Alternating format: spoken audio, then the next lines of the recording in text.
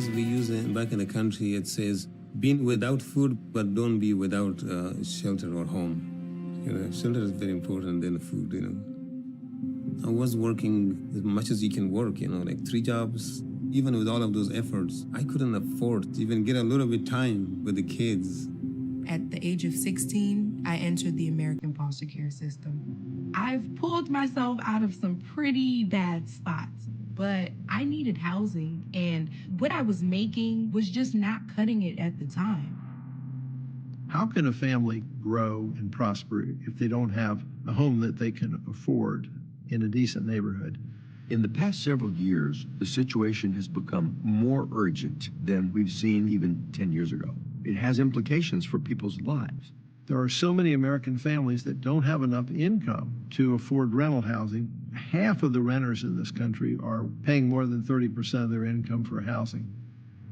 The low-income housing tax credit allows investors to invest money in housing and get credits, and the result is funds to build additional low-income housing.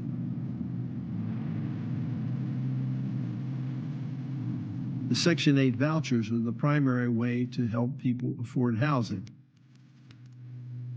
Vouchers are a way for a resident to get into an apartment that costs more than what they can afford with their 30% of budget allocated to housing. There definitely would have been a lot more detours, a lot more failures, a lot more uncertainty. Now I know that I can enjoy the life, being with the kids, and have a brighter future. First off, I think housing is a nonpartisan issue, but I certainly believe that the bipartisan approach to solving it is what needs to happen. Every social goal that we want for the people of the United States revolve around housing. A precondition for making progress is to have a decent place to say, tonight I'm going home to rest.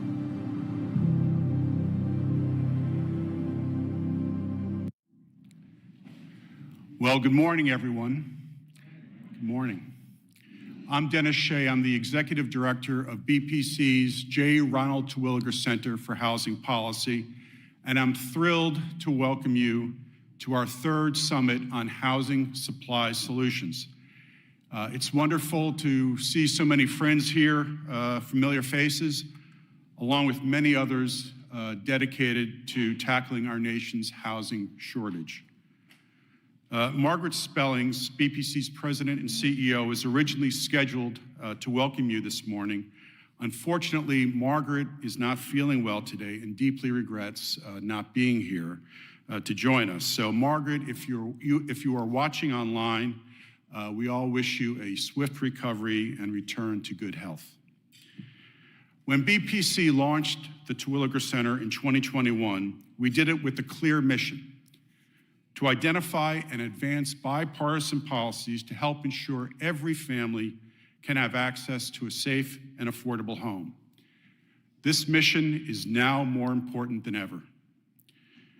As a nation, we have underbuilt housing by millions of homes since the Great Recession, creating a significant gap between supply and demand. Over the past 4 years, in case you haven't noticed, rents and home prices have skyrocketed as a result. The lack of affordable housing options has severely impacted Americans and communities across the country. Around half of renters now spend 1/3 of their income or more on housing. An increasing number of households are postponing the dream of homeownership, and some 650,000 individuals are homeless on any given night. If I may say so, and I'm a little bit biased, the Terwilliger Center housing team has risen to the challenge, providing crucial thought leadership and positioning BPC as an essential partner for policymakers on both sides of the aisle. We have worked to build support for common sense bipartisan federal initiatives, such as expanding the low-income housing tax credit and passing the Neighborhood Homes Investment Act. We have also highlighted successful zoning and land use reforms and proposed ideas to encourage further innovations, unlocking the potential of local reforms to boost housing supply. We have particularly relished serving as a convener for essential discussions on key areas of housing policy, as is clear from the many inspiring speakers who have joined us for today's summit. So I am personally proud of the Terwilliger Center, the role the Terwilliger Center has played in shining a much-needed spotlight on America's housing challenges and advancing the conversation. But our goal is not just to talk. It is to push forward meaningful solutions here in Washington, as well as in state capitals and city halls throughout the country. In keeping with our mission, we will focus today on areas of housing policy that present opportunities for broad bipartisan support.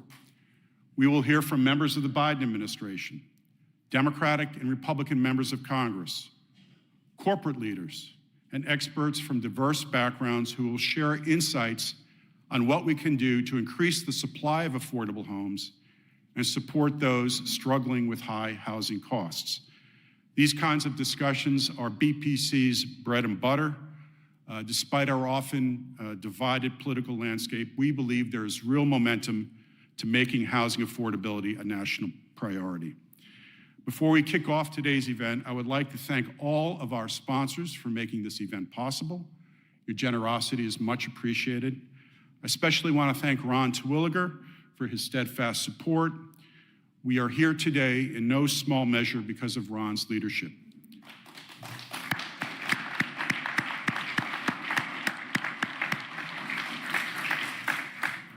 Finally, I want to thank all of you for joining us, both in person and online. This is a great crowd. I am confident that working together, we can make a difference. With that in mind, I'm truly excited to introduce and welcome the distinguished participants of our initial Fireside chat. Daniel Hornick is Deputy Director of the White House National Economic Council, where he focuses on housing policy. Ron Terwilliger is Chairman Emeritus of Trammell Crow Residential Company and the founder of BPC's Terwilliger Center for Housing Policy, among many other titles. Julia Gordon is the Assistant Secretary for Housing and Federal Housing Commissioner at the U.S. Department of Housing and Urban Development. And moderating the discussion will be none other than Henry Cisneros, former HUD Secretary and Mayor of San Antonio, and now BPC Board Chair.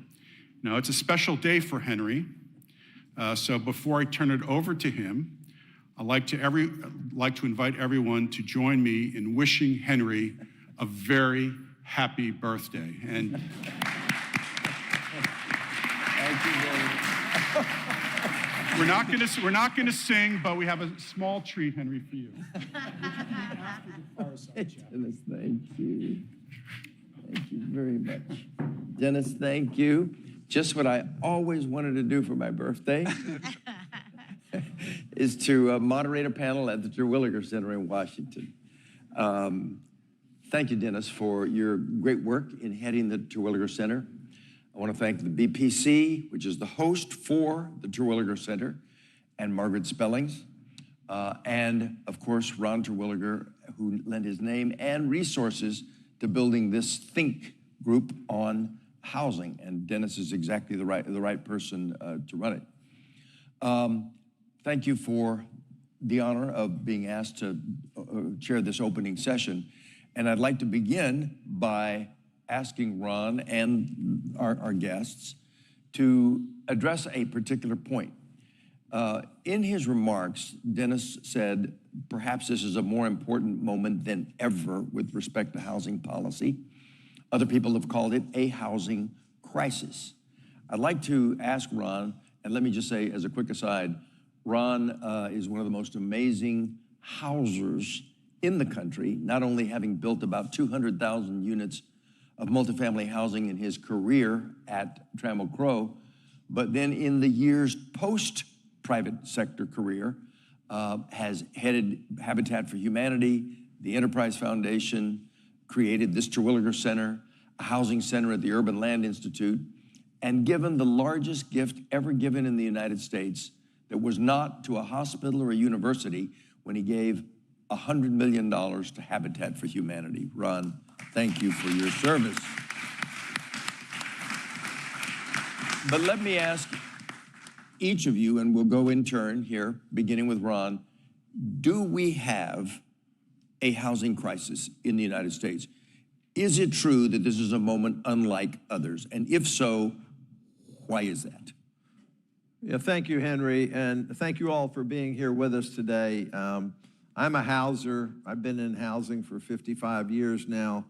I've been in affordable housing probably for about 25. I've been on Habitat's board that long. I used to call housing a silent crisis. Interestingly, Dennis and I worked together before we got back together here. I had a foundation at one point in time talking to people in Congress. We must have talked to 60 senators and congressmen about housing. And what I was amazed to find out was that very few of them knew there was a housing crisis in this country. It was almost like we had to explain there was a crisis and then why it mattered and what to do about it. So I think the crisis is much more on the surface now, Henry. It's hard, as difficult it is for so many Americans to afford housing, for it not to be obvious to politicians.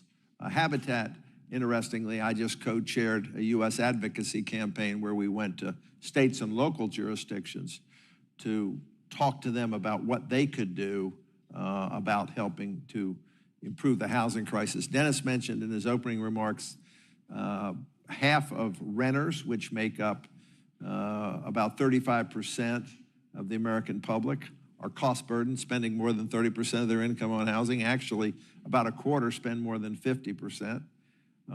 But as you noticed, as you advised us, we're 4 or 5 million housing units short in this country. And people like me, I'm still in the development business, would love to build it, but without subsidy, the American public cannot afford it.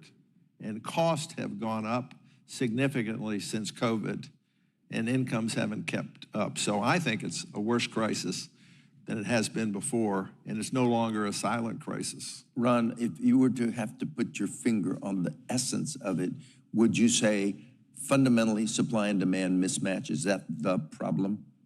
Yeah, we have more demand than we can meet with the supply at the price we can afford to deliver the product. Okay. We'll get back into that more in a moment when we talk about programs and such that can offset the problem and whether or not we've got the right mix of policies today. But let me go to Dan, who is the Deputy Director of the National Economic Council. And you may remember when the Economic Council was created to coordinate amongst all of the departments that have anything to do with the economy out of the White House. So Treasury and OMB and the critical departments like labor and housing and others all involved. Dan's background is that before assuming this position, he was Special Assistant to the President for Economic Policy at the time that there was need for coordination that resulted in the American Rescue Plan, the Inflation Reduction Act, and the administration's housing supply action. So you're exactly the right person if you want to hear from the White House on this question. Are we in a different time with respect to housing? And what would you say is, the pinpoint core of it? I think we are in a different moment with respect to housing, but it's also important not to lose sight of the fact that this crisis, which it is, grew over a substantial period of time. So, in particular, I think about after the financial crisis, the pullback we saw in new housing coming online, and we basically had a decade plus of underbuilding that helped give us the supply-demand mismatch that we have now that has led to some of the significant home price increases and rental increases we've seen.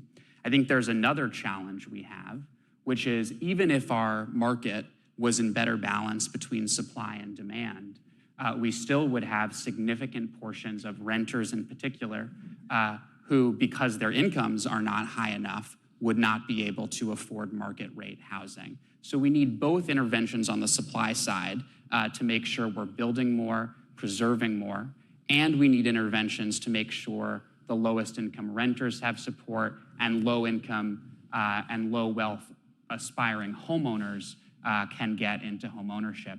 I just very briefly say, I think the other thing, we've gotten at this a little bit, but the other thing that makes this moment different is political, and it's that this is no longer a coastal city issue. This is truly an issue all over the country, and even though I started with a little bit of pessimism about where we are and how long this crisis has been growing, I think the thing that gives me optimism is that this issue is now front and center, and policymakers, including us on the stage, including those in Congress, critically including those at the state and local level, have to do something about it.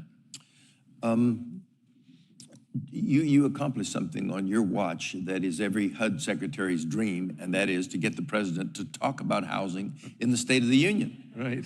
Actually, the president actually uttered an entire paragraph of substance about housing, and part of that was the administration's housing supply action. Give us a quick update on how that is unfolding.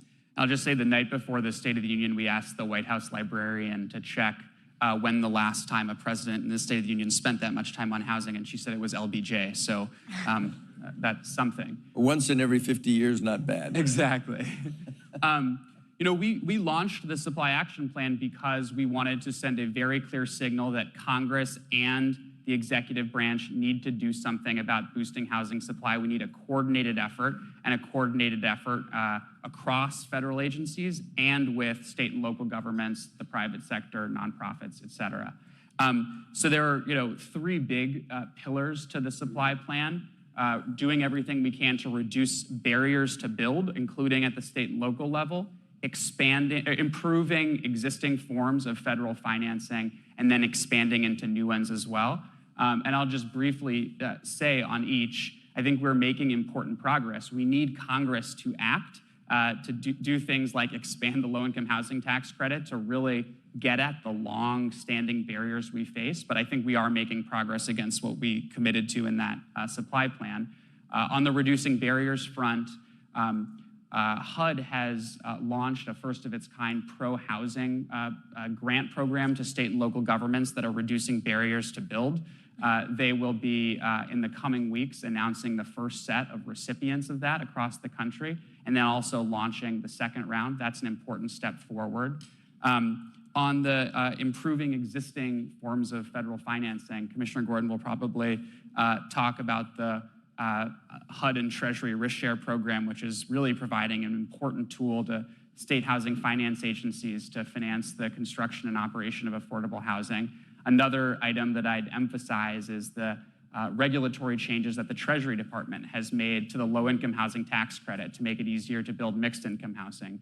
A set of changes that they made to rescue plan funding to really make it easier for state and local governments to fund substantial construction of affordable housing using those flexible dollars. And then on the kind of new kinds of federal financing that we're piloting, one that we've launched that I'd emphasize that we're continuing to work on is the Department of Transportation has opened up a set of transportation lending programs that can now be used for housing near transportation, for transit-oriented development near transportation. They are working through changes that can be made to that program to really make it work for housing, but I'm hopeful that in the weeks ahead, we'll continue to make programmatic changes there that really make it so that over the long term, that's a tool that can be used for housing that hasn't been in the past. Thank you. Julia heads the FHA, and as such has the title Assistant Secretary for Housing within the Department of Housing and Urban Development. To be the person it's the largest part of HUD is housing. Single-family homes, multifamily homes, mortgage insurance. Julia's background includes time at the Center for American Progress, the Federal Housing Finance Agency, and the Center for Responsible Lending. So she brings a really good background for this critical position. Your thoughts on this question? Do we have a housing crisis, and FHA's role in addressing it? Well, thank you for that question. I want to thank the BPC for having this, and especially I want to thank Mr. Terwilliger, who I've never met before, and I'm delighted to get to be on a panel with him this morning, and of course to be on a panel with Daniel. Daniel is one of the most important voices in the administration on these issues. And if you're not familiar with Daniel's name, I assure you that you will be in years to come, because he has made the White House a phenomenal partner to HUD. And I'm not sure every HUD always feels that way about the White House. Thank you. Of course, we are in a crisis, but what does the word crisis mean?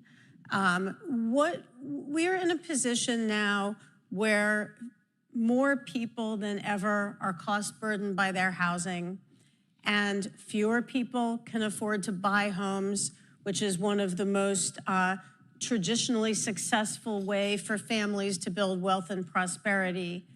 And we've seen a significant increase in the number of people who are unhoused. And something we're really seeing when we dig into that number is that people are unhoused, yes, for some of the traditional reasons, whether it has to do with mental illness or, other specific circumstances, but mostly we are seeing people unhoused because they cannot afford housing. And that is something well within our control. And to be honest, it's astonishing to me that for decades, this country has not spent a whole lot of time thinking about national housing policy. If you go to any mayor of any city anywhere in this country and you ask them what their top priority is, they're going to tell you affordable housing. And that's been true for many, many, many years. And it's taken a long time for that to really bubble up to this moment. But like Daniel, I'm extremely excited about this moment. It was thrilling to have the president talk about housing in the State of the Union. And then we had the opportunity to hear him give a major national speech on the topic in Las Vegas, a place that epitomizes many of the challenges around the country. Housing is the platform for household and individual success. If you have safe, decent, and affordable housing, every other dimension of outcome is improved. Your health outcomes will be improved, educational outcomes will be improved, economic mobility outcomes will be improved. On a community level, public safety will be improved. There's so many benefits to making sure that the people in this country are housed in that way that it is shocking we have not invested more as a government in it. And working at HUD, since the time you were at HUD, all that has happened is HUD's budget in real dollars has gone down dramatically. And to be honest, I can't understand that. Sometimes I talk about what we do at the Office of Housing, where we support through FHA about 7.5 million homeowners, and we have, in some way or other, support about 30,000 multifamily buildings with rental homes.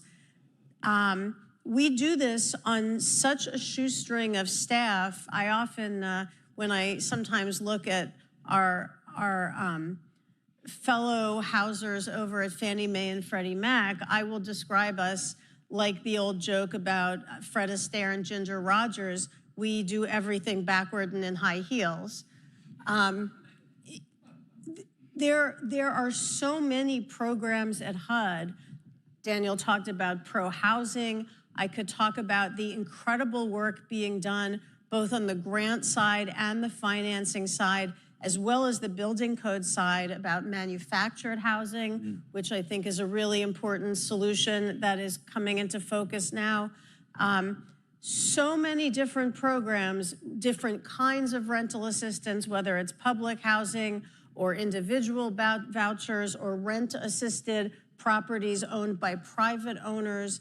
There is so much there that we could do, but we need the support to do it. And this administration has made enormous strides, both in improving the programs that we run and in improving the administration at HUD itself. We have a clean audit. We've had an incredible team there during this administration, out there getting the job done every day. And so there, I think, is cause for hope, but it just remains a mystery to me why an investment that has whose effect will be multiplied so many times in our economy, why that hasn't gotten more attention. Let me just try to disaggregate the crisis question and touch on particular aspects of the housing problem and ask each of you to just say a sentence about your thoughts. I'll start with homelessness. We have about 650,000 people on the streets any given night. It's not the highest it's ever been. It was once about 800,000, but it's stabilized at about 650,000. But you could argue some of those people are in worse shape than we've ever seen because of the epidemic of drugs, disease, mental health issues, and so forth on the streets. I've talked with former mayors like Anise Parker of Houston, who gets credit for coming close to eliminating certain kinds of homelessness, veterans homelessness in Houston. I've talked with Mayor Bass in Los Angeles, who has one of the most critical problems of the moment. And both agree that the key, in their view, aside from more units for the homeless, is a command structure at the local level that sort of gets all of the social services agencies and others moving in the same direction to address homelessness. Quick thoughts on policy responses to homelessness. Any of you? Well, of course, all of those things are necessary. But it is interesting how you frame the question, because there is a traditional framing that has to do with drugs or mental illness, et cetera. I would flip that framing and say what we don't have is the array of appropriate and affordable housing for lots of different groups of people.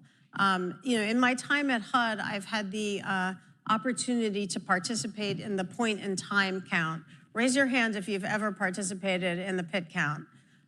Those of you who haven't, you may be surprised to know that in the once-a-year counting that we do through the Continuum of Care organizations, you can volunteer to do this and go out during the night and talk to your neighbors who are unhoused and find out why they're there. And you will find so many people who are living in their car or living someplace, maybe they are sometimes in a shelter and sometimes not in a shelter. But when you talk to them, you will find people who you're like, wow, I really don't understand why this person does not have housing.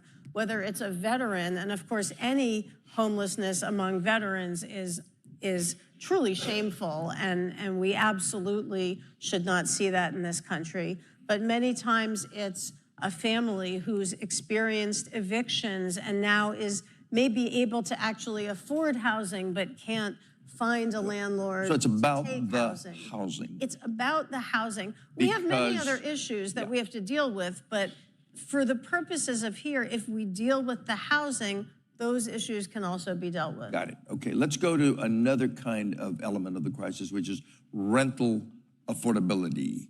Ron, you framed it as a supply issue. It clearly is, but are we set up policy-wise to address circumstances that exist today? Well, I've been a market rate developer for, over 40 years in apartments. And what has happened to us recently is construction costs really accelerated starting in about 2020, and incomes haven't kept up with it. And if you look at the cost of development, I built my first apartment project in 1980 in 12 months for $30,000 a unit. Now we spend more than $30,000 a unit on land, and the 12 months has gone to about 22 or 23 months. Regulation takes up about a third of the cost. Seems like every new regulation, and they're probably intended for health reasons and all, just extends the process. So we find that there are a lot of people who cannot afford market rate housing. And as many of you know, the best production program we have for affordable housing is the low-income housing tax credit, which came out in 1986. And it does a good job at 60% and under, and as I think Dennis mentioned, there's a little attempt to have it be more mixed income housing, which I'm a big advocate for mixed income housing. But, you know, it's still not enough money. Ron, let's talk about that, because you've touched on a key point. You and I served on a task force in which we called for more money for low-income housing tax credits. We called for doubling the amount of low-income housing tax credits. But I've looked at the program recently. First of all, it isn't a permanent answer because people can get out of the commitment to affordability over a span of time. We've lost 500,000 units over the last several years. That's problem number one. Problem number two is that it's good maybe at 60% of median and below, but not very good below that, like 30% of median. So we really don't have a program today for very poor people to get housing. And that is part of what spills over into homelessness, but it's also just a problem for the country. If there's a vast population that is right on the edge of just disaster for their families. Vouchers is part of the answer. We do have programs, we just don't adequately fund the program. Okay, vouchers is part of the answer, but vouchers are not usable by everyone because they're not accepted in the marketplace. And public housing is down in part by actions we took on our watch, the Hope 6 program, but the net effect was to reduce the amount of public housing.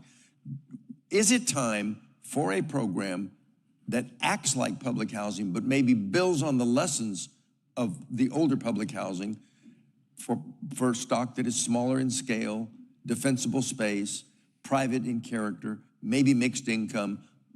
But did we go too far in completely stopping public housing when these other programs really don't get at the core of the population in need? Your thoughts? I'd say a few things. First, I mean, we should be substantially investing in preservation of public housing and in new public housing. That is a must. But I think, you know, if you take a step back and think about some of the way we do housing policy in this country, one of the, I think, starkest examples of places we just don't get it right is that we have waiting lists for vouchers in cities throughout the country that are years and decades long. There are millions of households who should qualify for rental assistance who don't get it. And then there are, on the other hand, we guarantee, for example, the mortgage interest deduction. There are no waiting lists for that, right? It's just a very hard thing to understand if we were going to start from scratch and design a system of who gets what subsidy for housing. So, you know, I totally agree. We need to be investing in building housing and in rental assistance for the lowest income households. And there are models around the country that we've seen pop up, including mixed income housing models where you have both extremely low income households and you know, households up to 80 or 100% of AMI living in proximity in the same building that have worked well. I think we need to figure out exactly what the supply side model is, but we need to experiment with alternatives and we need to fund rental assistance. Ron's spoken for a long time on concerns about the mortgage interest deduction and the amount of money we spent on that versus housing for the lowest population. That's right. I mean, when I had my foundation, we were talking to Congress. I said the last dimension was what should we do about it? We in this country for many years now, the standard deduction has doubled, so it's not quite as bad as it was. But we were spending a disproportionate amount of our subsidy on the mortgage interest deduction, which arguably are wealthier homeowners who itemize, and that didn't seem logical to me. And Henry, to your earlier point, I mean, when Dennis and I, and you're a part of this group, we thought the approach should be three-pronged. Add to the supply, preserve what you got. Your comment about the low-income housing tax credit, we're advocating that the rent restrictions be in perpetuity, not released after 30 years, because now we're starting to lose units to market rate. And I know as a developer, I never put any value on a 30-year terminal value going to market. That's not necessarily, in my opinion. And then on the voucher program, where you could really address this in a big way, I think it needs to be administered in a better way so that it's landlord friendly, because so many vouchers, we don't have enough, as the comment was made.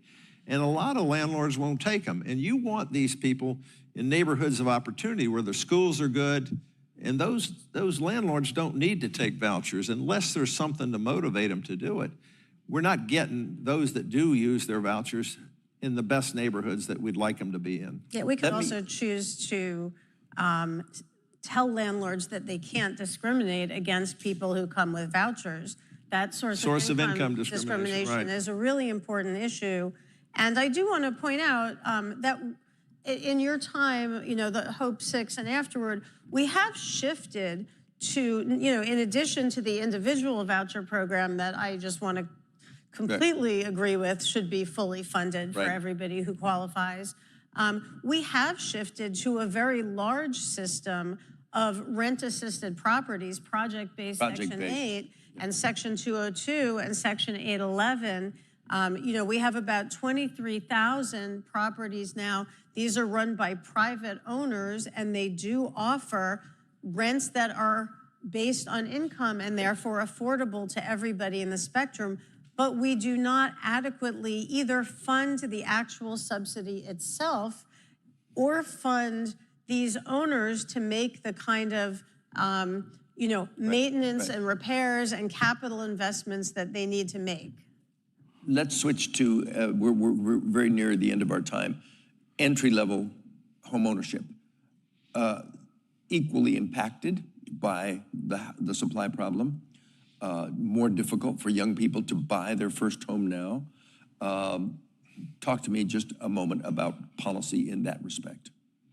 What are we doing to increase the opportunity for this critical mechanism for people to move to the middle class, which is to have equity in a home?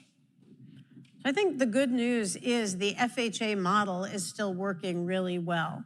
And something we did last year is something that nobody else has done in any other area, which is FHA dropped the price of its mortgage insurance premium so that we could continue to offer a viable opportunity for many, many first-time home buyers, many of whom are people of color or come from another underserved community. And they are continuing to buy homes. It is a terrible environment out there.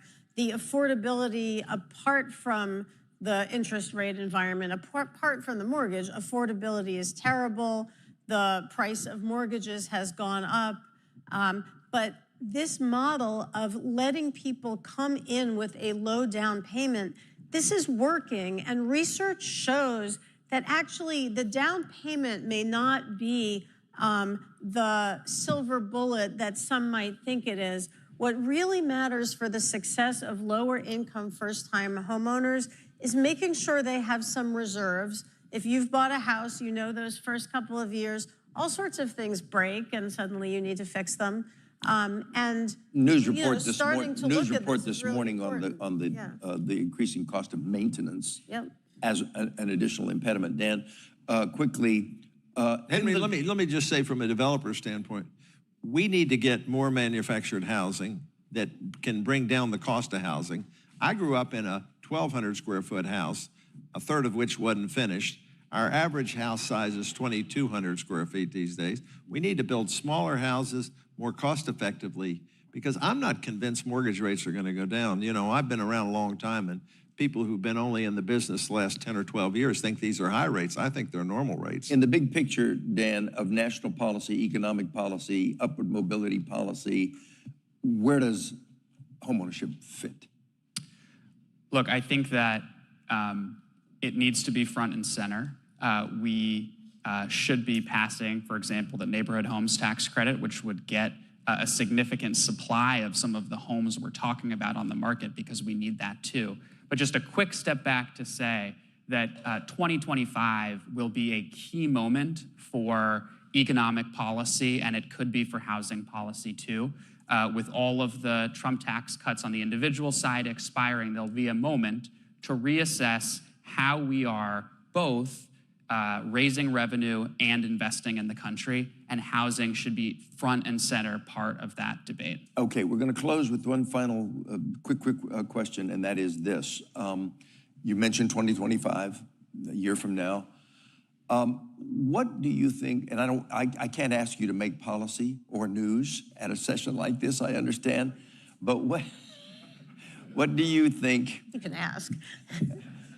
Do you think we're at a stage with respect to housing that it's reached the level of acute national action that infrastructure did in this administration, where it was very clear, all the forces had come together, we're way behind as a country, and we did some fantastic, huge scale things in infrastructure. Is it time for a a housing policy action moment in our country going forward? I'll just give you each 20 seconds to respond. You want to start? I think it is, and Congress could start before we got to next year, passing the bipartisan tax package that would be an important down payment. 200,000 additional rental units would come online through an expansion of the low-income housing tax credit, and then we should go beyond that. Okay. Yeah, I don't understand why Congress hasn't taken the housing situation more seriously. I thought maybe the homeless situation would wake everybody up, but it doesn't seem like when it comes to allocating dollars, federal dollars, there's enough champions to get housing where it deserves to be for people like us who believe it's so fundamental for family growth. Okay. You know, in my work at the Office of Housing over the past few years, we've been able to find so many things to do that are wins for homeowners, wins for renters, wins for the housing industry, and wins for the government and the Mutual Mortgage Insurance Fund. So there are so many more wins that Congress could find, including Neighborhood Homes Investment Act and the LIHTC improvements. Yes, it is time. This panel was slated to be a keynote, a sort of an overarching pre-look at the rest of the day. I think these folks have done us a good job. Thank you very much.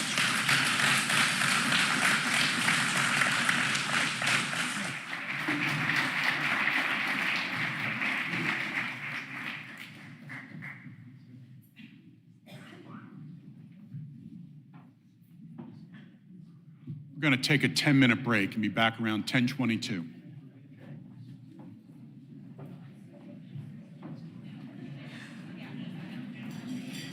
So much. Thank you. Thank you. Thanks for your work.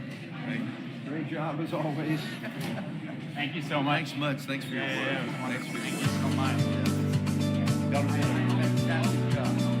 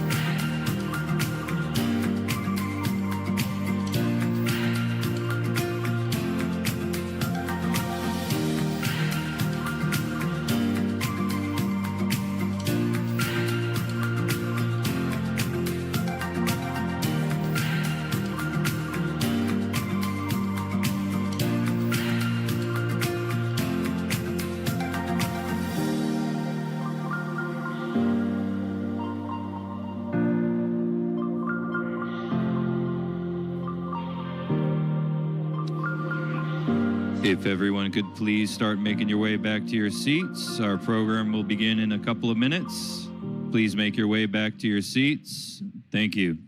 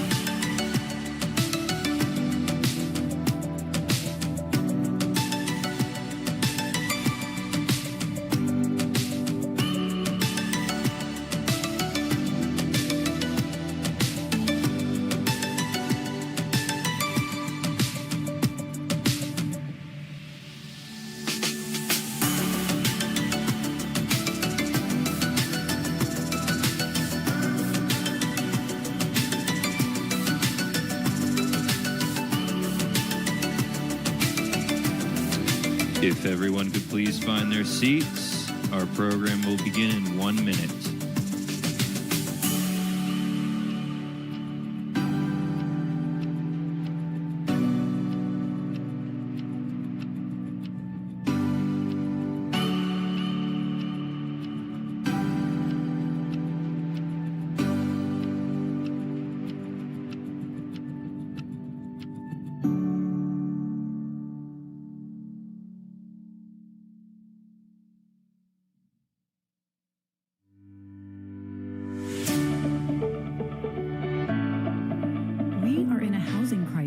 Across America, families can't afford rising rents and soaring home prices. The problem is, we have underbuilt over the past 2 decades. New home building hasn't kept up with demand, resulting in a severe shortage that hurts low-income renters and first-time home buyers most. Housing is foundational. Everyone deserves an affordable, safe home at all stages of life. To make this possible, we need to build more homes and dramatically increase supply. It's time to make affordable housing a national priority. Everyone, good morning, everyone. My name's Steve Stivers. I'm president and CEO of the Ohio Chamber of Commerce and a member of the Terwilliger Center's Advisory Committee. It's my pleasure to moderate this next panel, which will bring both private sector partners into the housing supply and affordability conversation.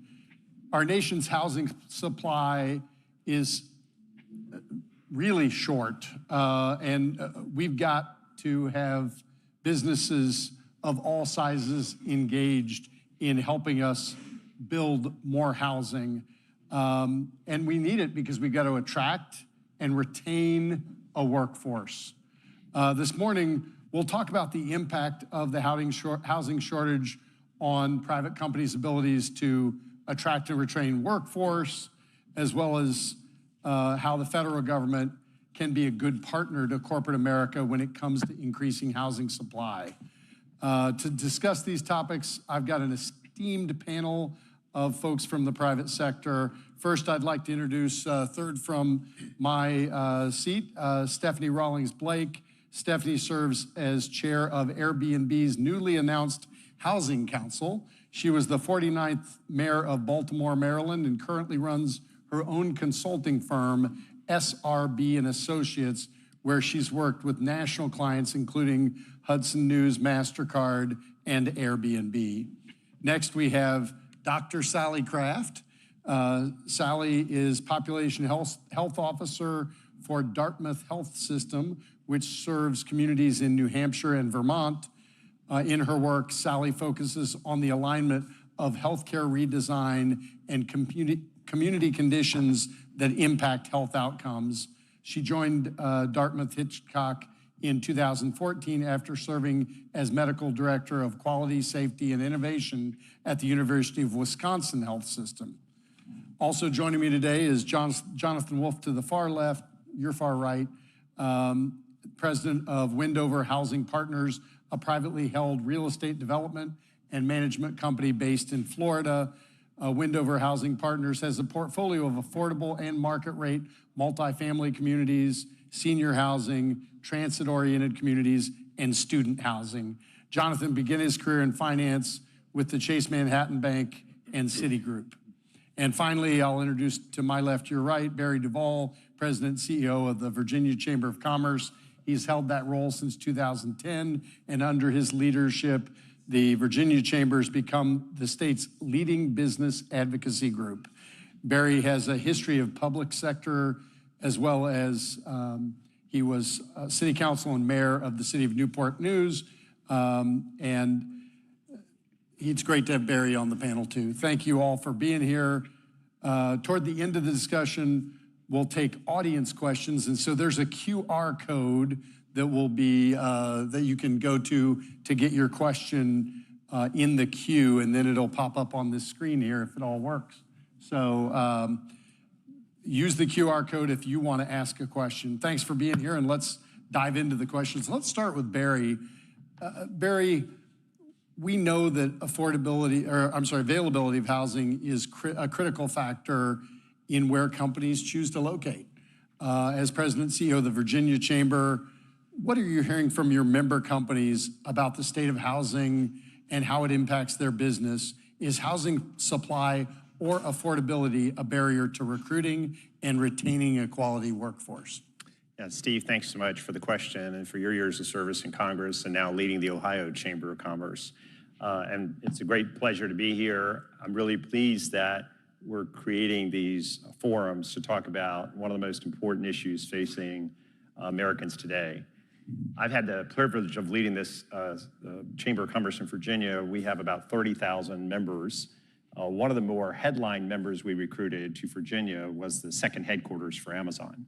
And the partnership around housing was as important to recruiting Amazon's second headquarters to Virginia as was the workforce package that we put together. Not that it equaled the dollar amount of other states that were recruiting the headquarters, but it met the need of the corporation. You know, in Virginia, we have this saying, and I'm sure others of you do, in corporate America, that homes are where jobs go to spend the night. If we don't have the homes, we don't have the jobs. I was the privileged to serve as a mayor of Newport News, where we had 70,000 homes in Newport News, but 7,000 were public assisted. And I had experience as Secretary of Commerce of supporting Virginia's recruitment effort. Back in 1998 and 2002, it was assumed the housing was going to be there. But today, in working with corporate relocations and corporate expansion, housing is one of the key factors because homes are really where people go to recover and to rest, and they have to have a quality home in order to be a healthy citizen. So I'm privileged to be here. We can talk more about partnerships, but corporations do have a role, and corporations across America are stepping up to help solve the housing challenges. Thanks, Barry. Jonathan, I'd love to hear from you. So Wendover Housing Partners, your company was chosen by Universal Orlando as a development partner for affordable housing project that's really unique in the country. I want to have you tell us a little more about that and tell us about, what you're doing in Orlando with Universal, how it came to fruition, how Universal was involved. That's a unique partnership, and who that community will serve, and how big a deal it is. Tell us a little more about why that works, and take one step back and say, why did Universal even care? Why did they get involved in doing this to help with housing? Let me start with, why did Universal come with this initiative? I mean, certainly the issue of recruiting and retaining employees. They have close to 90,000 employees in Orlando alone. They're opening up a new theme park. They're in an area that has 100,000 service workers within 5 miles, and yet there's not one affordable housing apartment within that area. So it really is a housing desert. I think as they've come along and seeing this, there were some absolutely political and infrastructure reasons that they were trying to meet.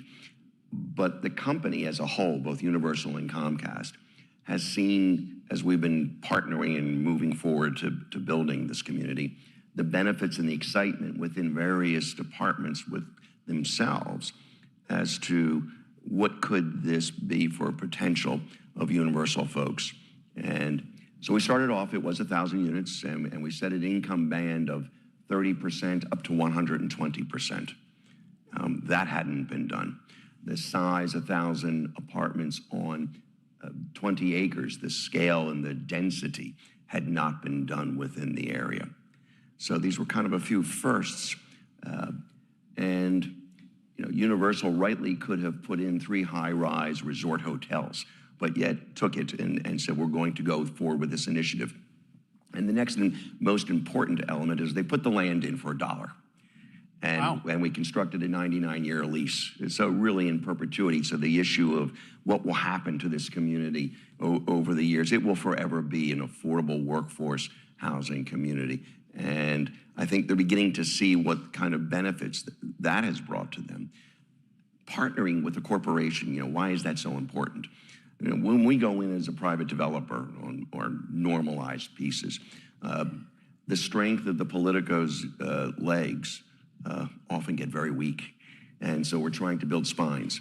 Much easier to build a spine when you've got a multi-billion-dollar corporation standing next to you at the podium and telling them and exploring with them what are the benefits to this. We all sit around, we talk about the issue of affordable housing. We call it admiring the problem, because as we move along, we all agree something should be done. What is that something? And then we announce we're going to do something, and everybody runs under the table. But having a corporation doing 2 very important things. One, providing a large financial commitment to it. In this case, we have 16 layers of financing on this one assignment. And then second, being there for the political side and demonstrating that this is so important to the community at large. They didn't just take your $1 and run away. They didn't take the $1 and go back to the amusement park. They said, we're gonna be alongside you, and they have been alongside at every juncture of the planning and process. And we started construction this past November, and they have been just an amazing corporate partner, which is so essential. Well, the other thing that I asked you as we were getting mic'd up was, you know, did they put any restrictions on this? How many of these 1,000 apartments do their employees get to use? And you said? Well, we're trying to keep fair housing laws intact. Yes. But then none is the answer. They're not. I told them I did not need a small condo for myself. There's no restrict. They're not trying to just house their employees. They're trying to house Orlando, which is great. But they recognize, and here was an important element. They said, if an individual goes to a hotel and is greeted by an employee that's not a Universal employee, they're tired, they're frustrated, they're worried about where they're going to be living, the treatment that guest is going to receive, and by the time they come to the park, they're also a little bit frazzled. But if they come to someone who's housing secured and all the other resources, because we brought in an educational piece along with the Bezos Foundation to bring a preschool, free Montessori school, a health component, the university to bring education. That individual who's working at the hotel, hasn't commuted for 2 hours, is able to maintain and sustain a healthy life in all of its various pieces: healthcare, housing, rooftop, education, transportation. That person, by the time they get to the park, is going to be a happy person as well. So we're trying to bring the warmth that they're giving to our visitors to actual individuals that are working. That's great. Sally, you're unique on this panel. So Dartmouth Health is in a rural community. Everybody else we're talking to, you know, is in bigger cities or suburban areas, but Dartmouth Health serves rural communities in New Hampshire and Vermont. That's unique. Obviously, sometimes it's hard to get folks to move to a rural area, but housing is a giant issue in rural areas. Has Dartmouth Health seen any challenges to attracting folks to your area as a result of housing availability and affordability? And, what have you done to try to deal with limited housing supply in your area? Have you taken steps to build or finance any housing for employees and for the community? Yeah, thank you very much, and really appreciate the opportunity to come, because I am, I don't know if I'm unique, but I am presenting a perspective of looking through the world in terms of health. And we really recognize that housing and health are inextricably linked. To your point, education, housing, health, transportation, access to childcare, which is the other crisis that we're dealing with. Dartmouth Health is a health system across Vermont and New Hampshire, 7 hospitals, multiple clinics, about 14,400 employees. And we have about 1,900 open FTE spaces right now. Huge percent. And a lot of that is because of the lack of housing. The Upper Valley, which is where the academic flagship hospital is, Dartmouth Medical Center, the only academic health system in the state of New Hampshire, is located right at the border of New Hampshire and Vermont. And we call that surrounding area the Upper Valley. And we have no housing. I'm not talking about lack of affordable housing. We have no housing. We have difficulty recruiting physicians.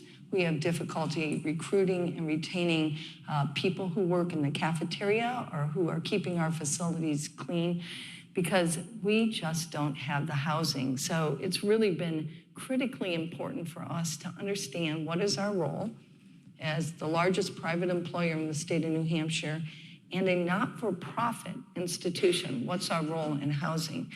Our mission is to improve the health and well-being of the people, of our employees, our patients, and our communities. And you can't do that if you don't have housing.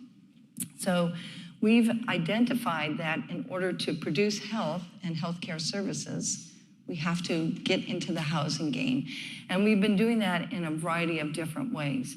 One of them is that we have made investments with the New Hampshire Community Loan Fund, which is a organization that's been around for about 40 years and is really focused on preserving and increasing affordable housing, particularly in the area of manufactured homes. They not only help with that initial financing, but they also help with financial literacy and help convert the land into residential-owned parcels or cooperatives.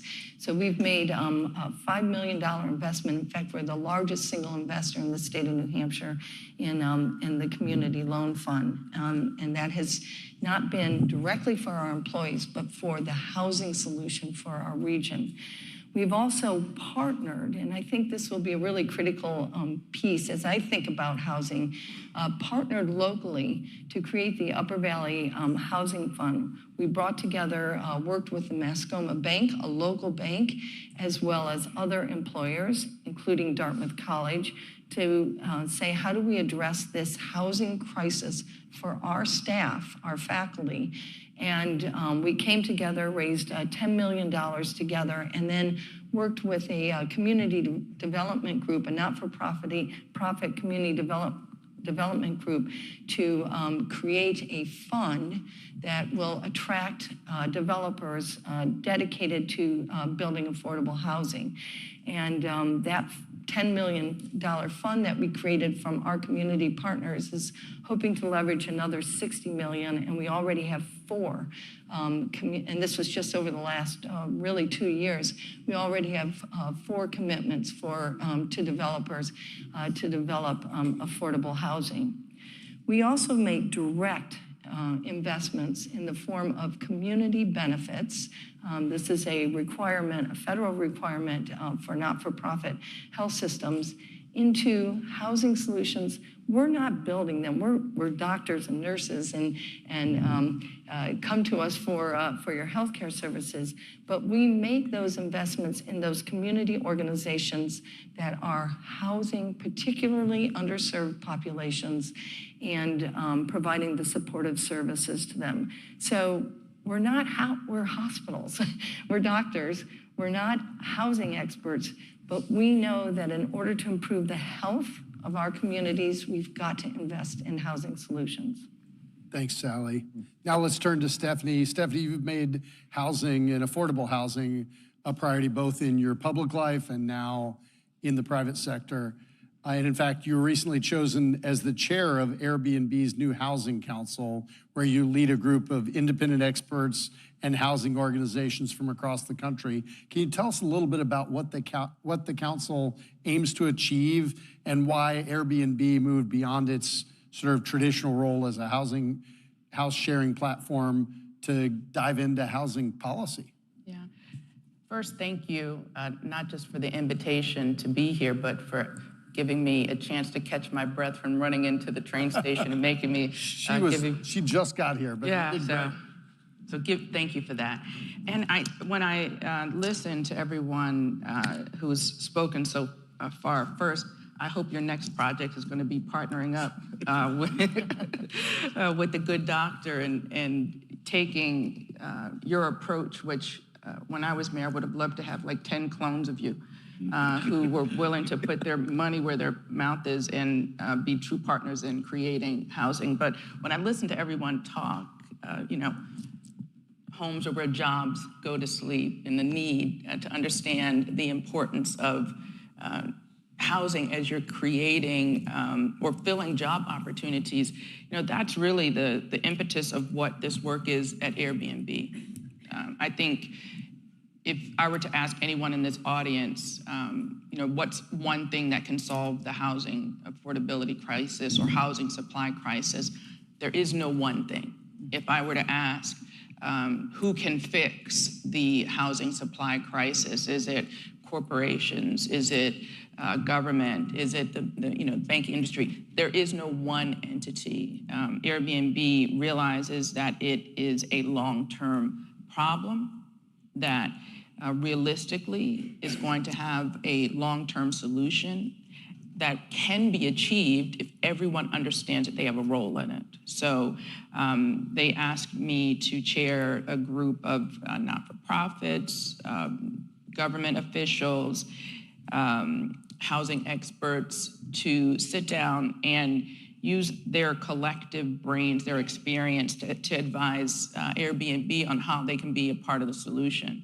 And I believe in the power of that work, really because I saw, how we talked about housing and jobs. I saw how the tourism industry, as bolstered by Airbnb, created jobs in Baltimore. Baltimore, Meds and Eds were our number one employer, and tourism was number two. And seeing how Airbnb was able to support that, that drew me there, and their willingness to be a part of the solution around housing supply really has strengthened my interest in working with them. And they're, as the kids would say, true to this, not new to this. They have given millions to different initiatives to help housing supply. It was Prop 23, I think, in Colorado that is making it easier and more affordable to create housing, affordable housing in Colorado. And there was another initiative in California to make bond bills easier for affordable housing. Airbnb has quietly been putting millions of dollars in these grassroots organizations to help support this work. And now with the council is being a little bit more public, but the impetus is still the same. Supporting grassroots organizations that are doing the work and looking for ways to collaborate with, again, politicians, academics, people that, experts, to try to create solutions. And we're welcoming additional partners in this effort. Thanks, Stephanie. Let's stay with you for a second. You said no one group is really going to solve this, and I think that's absolutely true. When you were mayor, you really had some key institutions in healthcare and higher education. You got them involved in housing.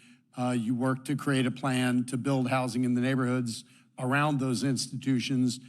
And when you think beyond healthcare and education institutions, could local governments play a role in assisting the broader business community to become more aware and responsive of housing needs and how we could move forward? And if so, what might that look like? So I don't think government needs to make companies aware of the housing shortages. Just as the doctor said, people who have job vacancies know why. Right.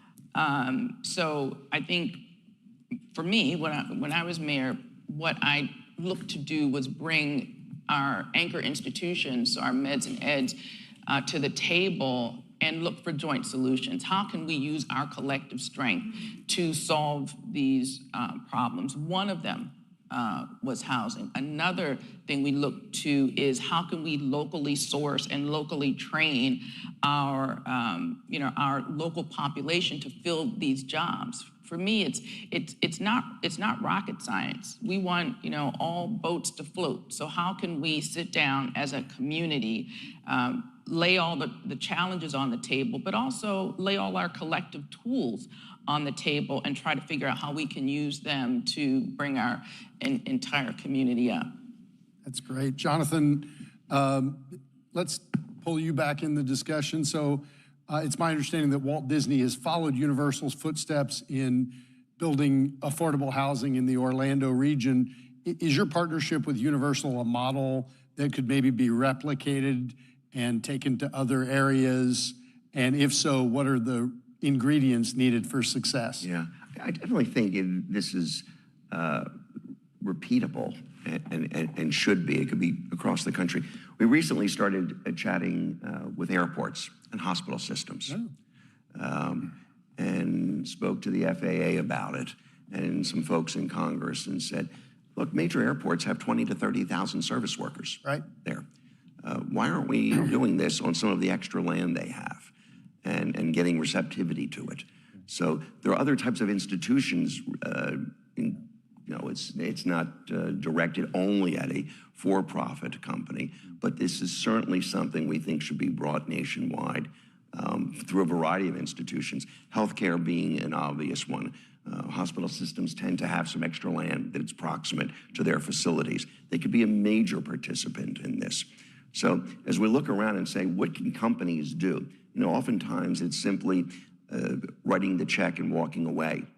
And they need to stick around because their participation, while not on the day-to-day, holds a different level of cadence to the conversation. Even as simple as things like permitting.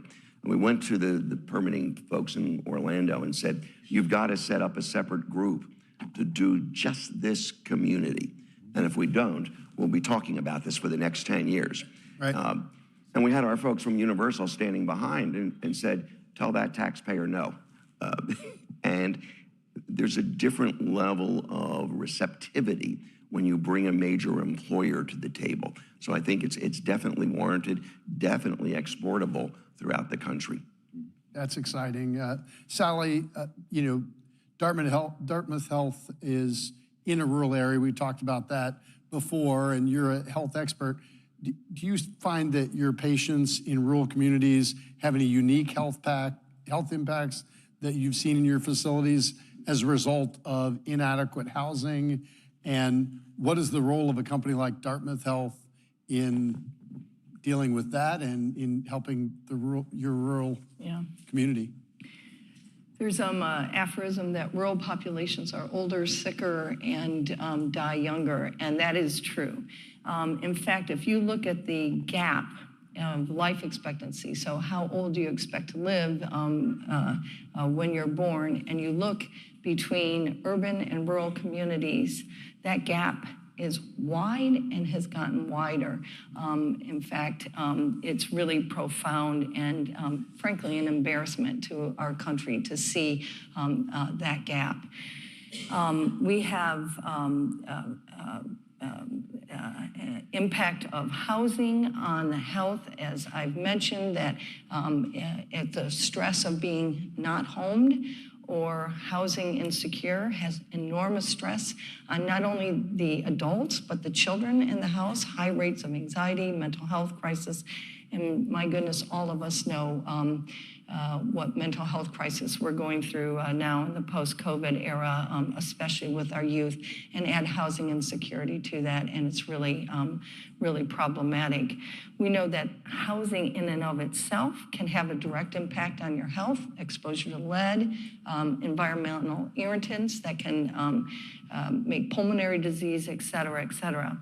Affordability has a direct impact on your health. If you're paying high rates for rent, you have less to pay for healthy foods or even buying your prescription medications. And then we know that the entire neighborhood has a huge impact on health. In fact, we say in the work that I do, your zip code matters more to your health than your genetic code. And I think this highlights the fact that housing is not a problem in and of itself, and it's not just a problem for us as employers. But if we want our populations healthy, productive, and present at work, we have to have housing as a foundation of that. Community population health is inextricably linked to our economic prosperity, and housing is a big part of that.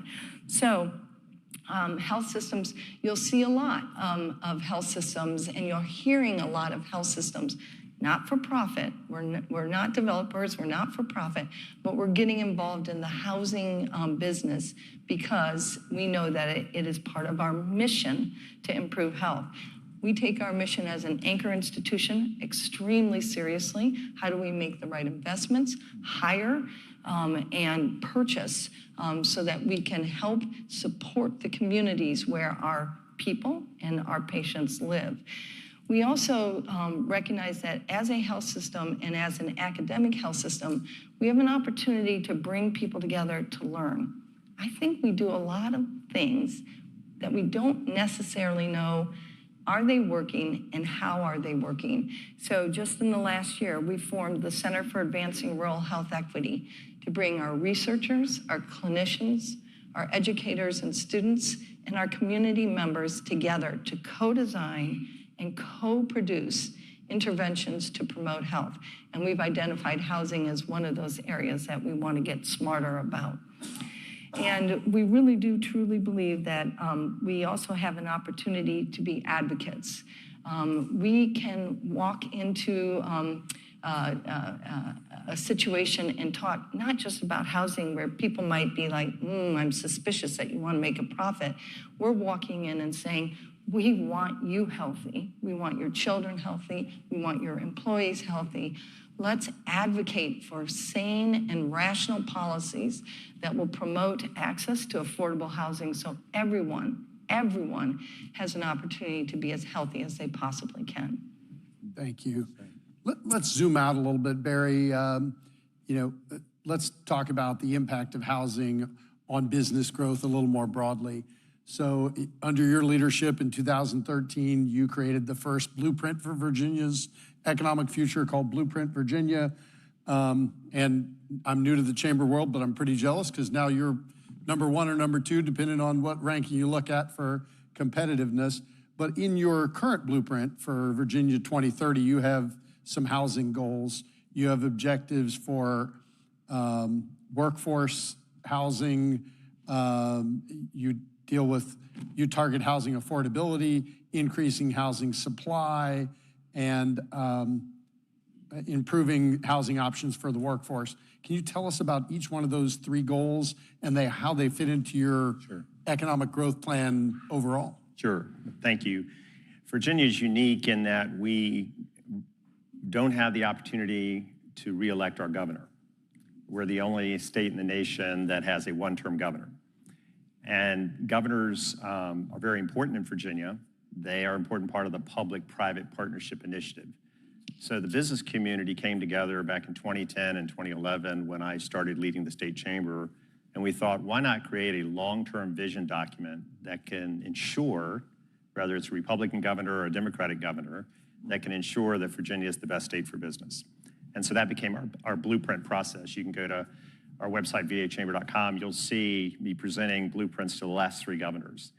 And the last 2 we've presented to the last 2 governors have had a housing component because we've seen the emerging need for housing. We want to be the best state for business. In order to do that, we know we need to be the best state for talent. We can't be the best state for talent unless we solve a couple of problems. There's a shortage of housing, there's a shortage of childcare. And we have to solve the childcare problem in this country before we solve the workforce problem. And we have to solve the housing problem. Because workforce is so critical, I think corporations have found themselves wanting to lean into it, both for the quality of their employees, but also for their communities. Corporations have taken a broader perspective in Virginia, and I think in Ohio and other states, of making sure their communities are healthy, and they're leaning in on a number of partnerships. But the theme that we stress in our blueprint that you've heard today already spoken by these panelists is that it's going to take true partnerships, federal, state, local, nonprofit, and private sectors. So on Monday, I'm meeting with a huge health institution and a large builder to help create some housing that will help a rural area in Virginia. So kudos to what you're doing. And what's going on in Florida is beginning to happen all over the country, where corporations are leaning in with institutions and helping to solve this particular housing initiatives. Specifically, Steve, within the blueprint, we have gotten the General Assembly and the governor to put significant funding into low-income housing and to low-income loans. Our Virginia Housing Initiative has over $80 million available for low-income loans. We've gotten over $2 billion committed from private corporations in Virginia for low-income loans. So we're trying to address the financing and affordability part of it. We're trying to also work with localities on zoning and permitting. We love regulation to make people safe, but sometimes it doesn't make it economically sound. And we have to address the ability to adjust regulation to ensure that it is not only safe, but it's economically sound.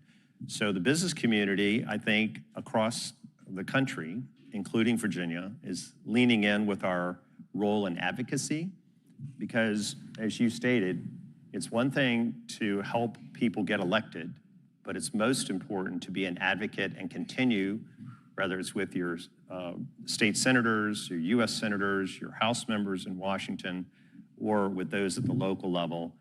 Hearing from the business community about how important an issue is so critical because all of their citizens, all of their employees are citizens and voters for those elected officials. And as a recovering elected official, I can tell you it's important. You are too.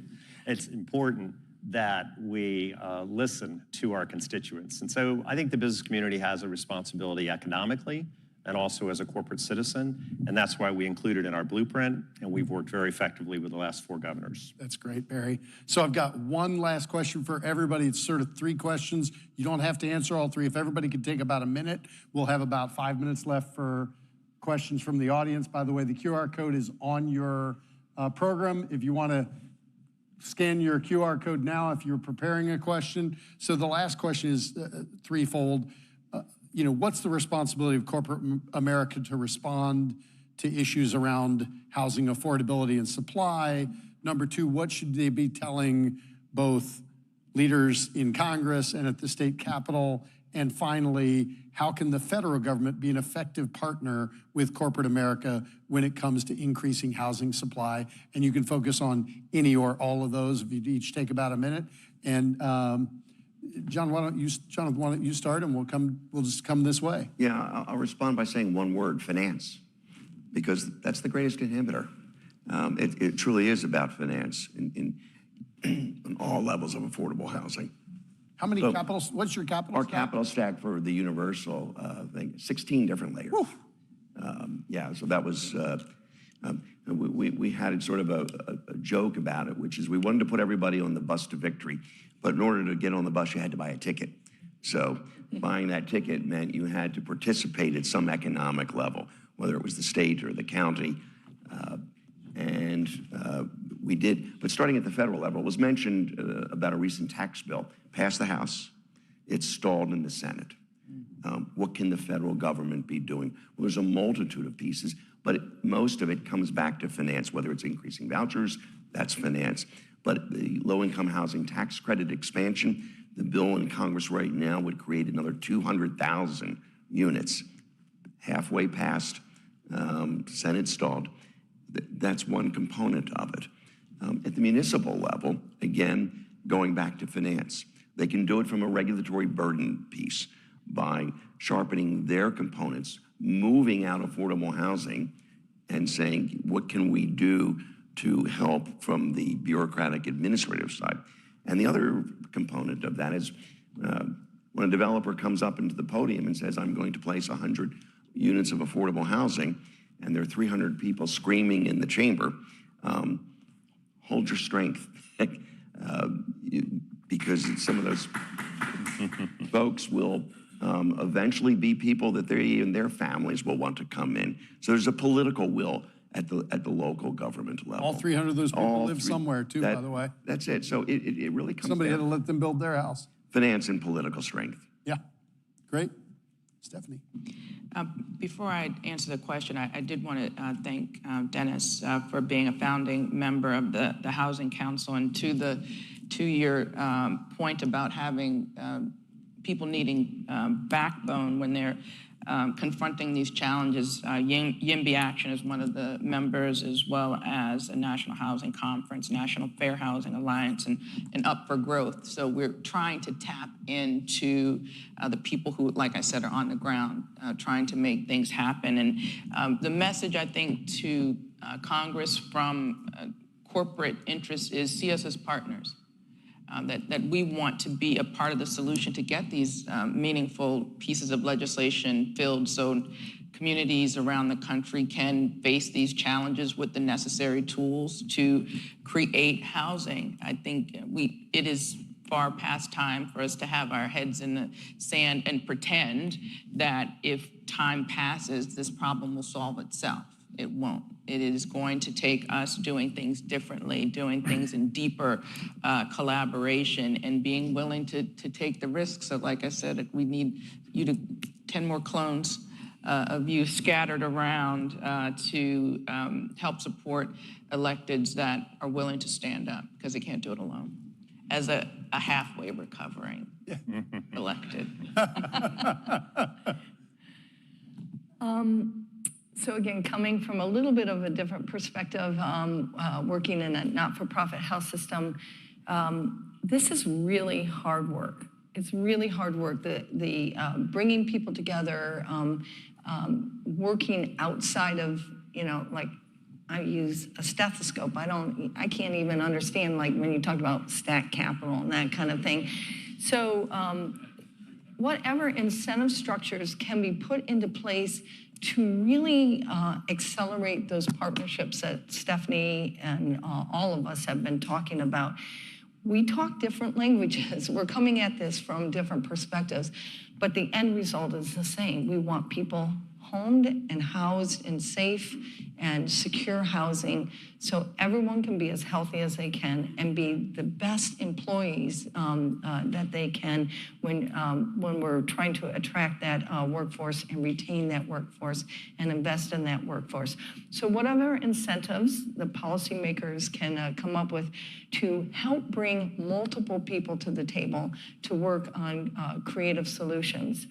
I'll also say, as an academic center, I think we need to understand better how to do this. And I'm very excited about our Center for Advancing Rural Health Equity. We need to invest funding into research so that we understand how to make everyone healthy. Not reserve health just for the few, but make everyone healthy. We talk about the widening gap between rural and urban life expectancy, but look at our overall life expectancy in the United States over the last 10 years. And we spend nearly 20% of our GDP on health. We've got to understand how to do this better. So I think funding for these multi-sector groups to come together to understand what to do, I think is important. Great, thanks. And I'll just, if I could just add one last thing, our community benefits that not-for-profits that we need to invest, we can't claim the differential between a market return on investment and the low interest rates that we're making. I think that gap is a gap that we should be able to call that. That's a community benefit. It's an opportunity cost. So that would be another policy point. Great. So we do have one question from the audience. Barry just said he was willing to let them answer that question. So we'll get to a question from the audience. How can institutions such as, was that for a specific person? No, it's for everybody. Oh, for everybody. Thank you. How can institutions such as yours spread the word about your initiatives, encourage others to do the same kind of things you're doing? How do we spread these best practices? That's a question by Daniel Cunningham. Thanks, Daniel. Do you want to start, Barry? That'd be fine. Thank you for the question. I think from an association perspective, many of you belong to associations, but those who belong to associations, I would encourage your association not to endorse candidates, but endorse ideas. Dennis, I'm glad that this is being hosted by the Bipartisan Policy Center. I think housing and workforce and healthcare, to the extent the business community can lean in on solutions and advocate for those solutions, they can be more effective at bipartisan answers, and that's at the local, state, and federal level. I know I moved the state chamber in Virginia towards developing a blueprint because I wanted our business community to endorse ideas and be able to work with both sides of the aisle. In Virginia, we happen to be a purple state, I think. It works well in Virginia, but I think it would work well in Congress as well, because these are issues that are at the human level. So for us as a state chamber, we don't endorse candidates, we endorse ideas, we advocate for those ideas, and we build a coalition of the willing. So I would say whatever sphere of influence you have sitting in this room, think about how you can build a coalition of the willing and put together an advocacy initiative to help address the challenges that you're facing.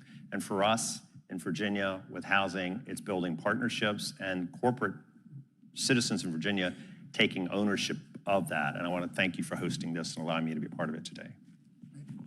Anybody else want to talk about how we spread the word on the kind of initiatives that we have? Stephanie. I would say I think a big part of spreading the word is how we collectively choose to communicate the fact that this is a long-term fight. I think a lot of times corporations are a little shy to tout, the sausage making maybe, or the process, the steps, because, you might announce something and the response will be, well, that's not going to fix the whole problem, right? We know it's not going to fix the whole problem, but if all of us who understand that housing supply is an issue choose to talk about the work, the steps along the way as the incremental steps that are going to get us to the solution instead of, sort of chopping the head off because it doesn't solve all of the problems. I think that's one way to be helpful. Great. We'll try to get to one more question really quick. I'll just ask you to each raise your hand. Have you ever faced pushback from NIMBYism? And then if so, does anybody want to talk about how they managed it? Just one word. When John was talking about local officials, I used to have 300 people in my council chambers voting on those affordable housing issues. And I would encourage the city council members in the back. I said, now remember, we're going to be towers, not towers of Jell-O, but we're going to be towers. And we're going to hold strong and we're going to get this vote through. And sometimes it would work. But I think you have to encourage elected officials to, what did Lincoln say? He said, don't count public opinion, weigh public opinion, right? So try to think in broader, longer terms than the people in front of you that are against such positive initiatives. That's great. We'll let that be the last word. Please join me in giving a big round of applause to this panel. Thank you, Steve. Great job by all the panelists.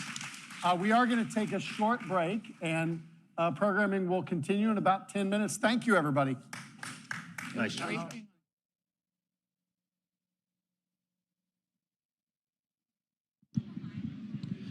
This break will actually only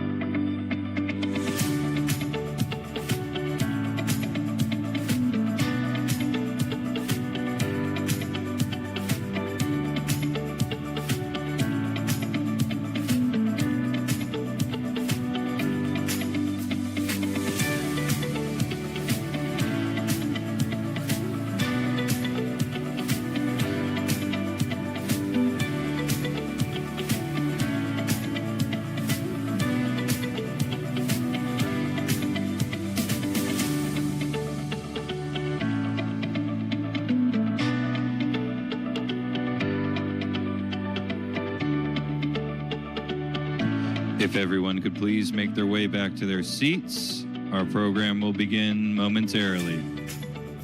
Please make your way back to your seats. Our program will begin shortly.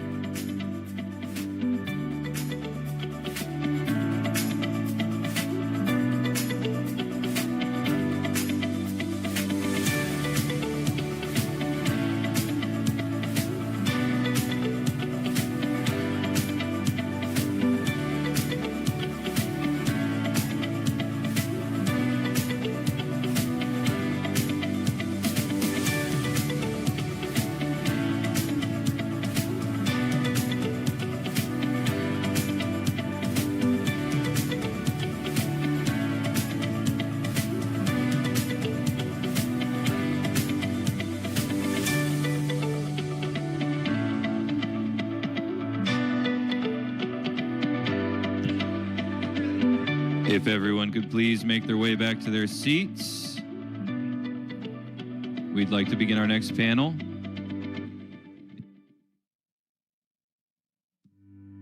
Local zoning and land use regulations dictate what can be built and where. While often intended to keep heavy industry away from homes, these regulations have, intentionally and unintentionally, kept people apart, concentrating neighborhoods by income and race. Today, they're also a key driver of America's housing affordability crisis.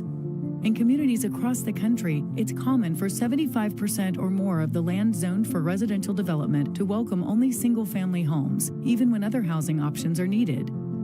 Even where multifamily apartments are allowed, height restrictions, parking requirements, lengthy permitting, and other regulations limit the number and type of homes that can be built and account for over 40% of multifamily construction costs. The result? Fewer new homes are built, reducing supply and driving up costs for buyers and renters. We created these regulations and we can change them. Visit the Terwilliger Center to learn more about how zoning impacts housing affordability.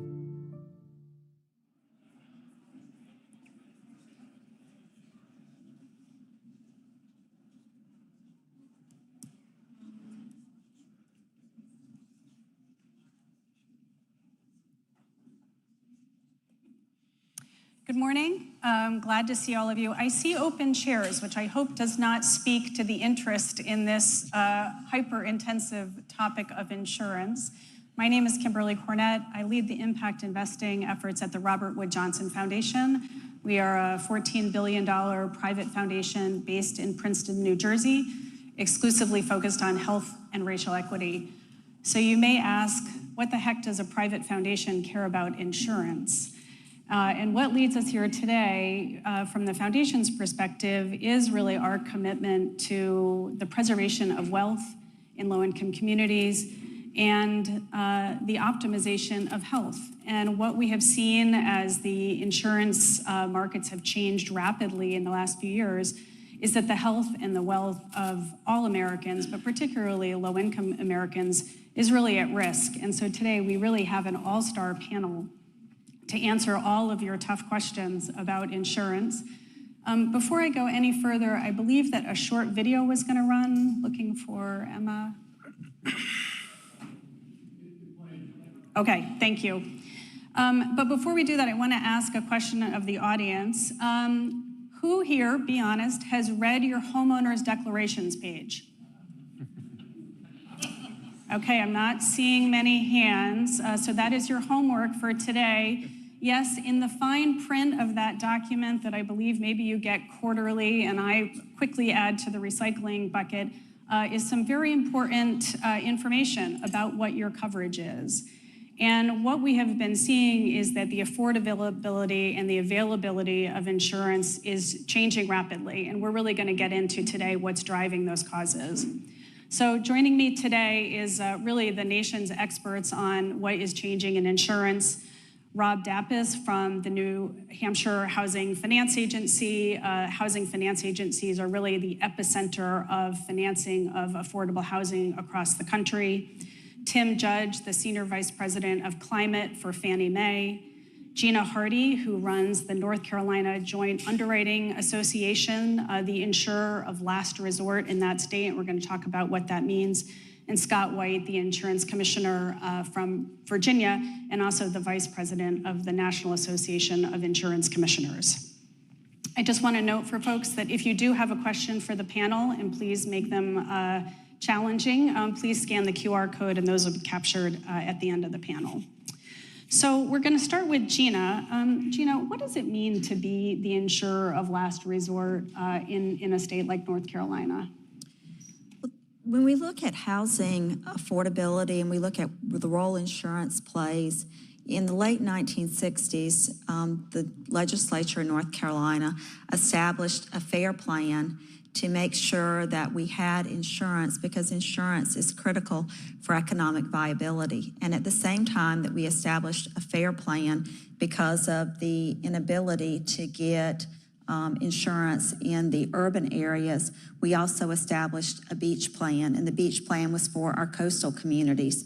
And there's many states, there's around 30 plus states that have either a beach plan or a FAIR plan or a beach and FAIR plan. I have the privilege this year of being chair of the board of directors of the Voluntary Association for all of the markets of last resort in the United States. And certainly it's an honor to get to work with each of those markets of last resorts. And the state determines what role those markets will play in the overall operations of their states. For us, we insure about 466,000 policyholders, and we write about $188 billion worth of property. In our beach plan, most of it is wind only, about 83%. So you'll have a standard carrier that will write the property, but because the wind in the Outer Banks or barrier islands is so risk intense, they decide to allow us as a nonprofit to take on that role so that we can have a viable, solid market. And our market share is not at our highest rate. In 2013, in the beach areas, we insured 80%. Right now, we insure 59%. And in the coastal areas for wind, we insured 51%. Now we insure about 46%. And so that is in our 18 coastal counties, and that's the role that we play, and different residual markets play different roles depending on the needs of a particular state. And some states do not have residual markets. So for example, right now, Colorado is just putting up their first residual market because they now have determined they have a need. In the 1960s was the first time that North Carolina decided that they had a need. So Gina, and I get to ask all the pedestrian questions because I am still a newcomer to insurance. So if I'm a consumer, what makes me go to the FAIR plan? Why can't I obtain private insurance? There's a lot going on right now in the insurance industry. I think one thing, there's things that cannot be controlled. So we've got, high severe convective storms this year. Many of you have seen the information on hailstorms, tornadoes.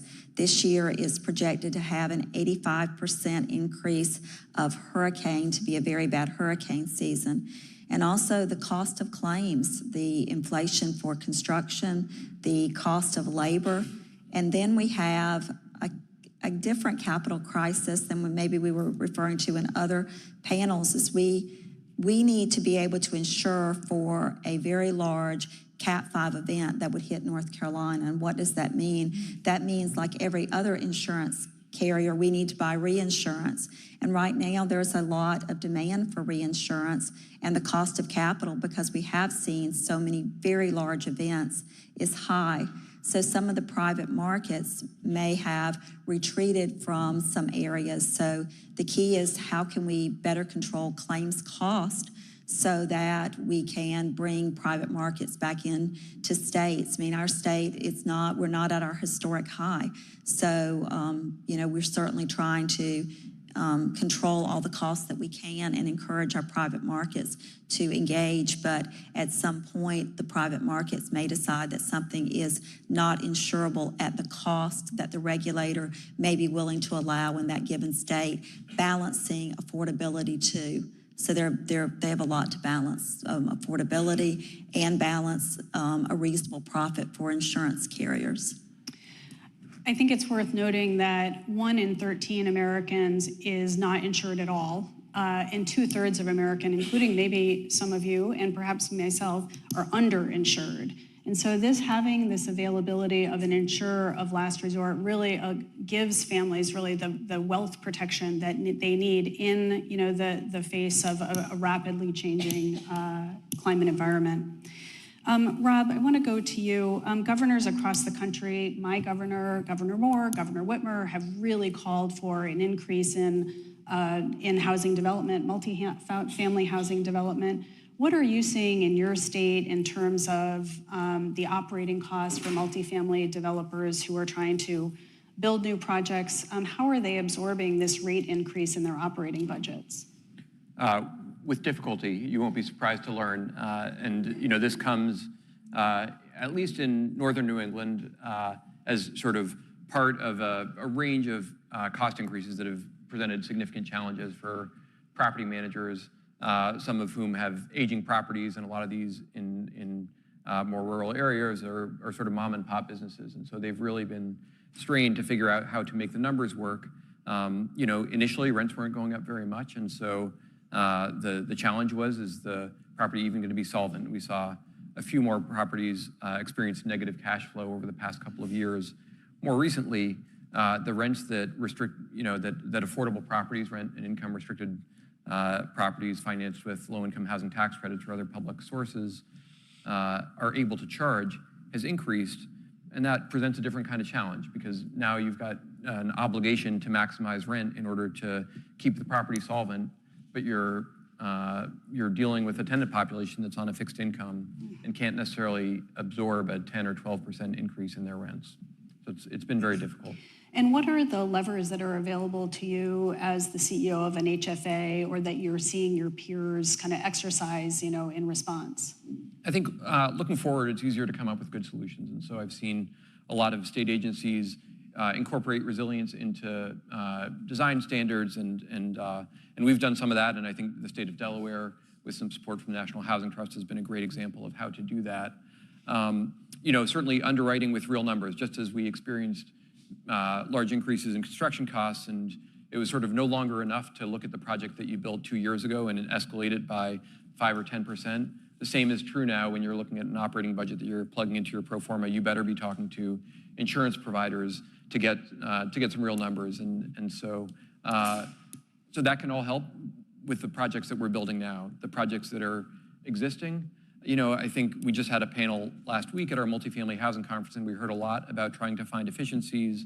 We heard a lot of enthusiasm and optimism about artificial intelligence in helping to lower costs. It certainly has not kind of come to bear yet. I appreciate that optimism, but I think it's going to be some time before those kinds of changes deliver real results. And I think we have to think about, the sort of upsides and downsides of what will probably be difficult changes to adopt for some of our smaller property management partners.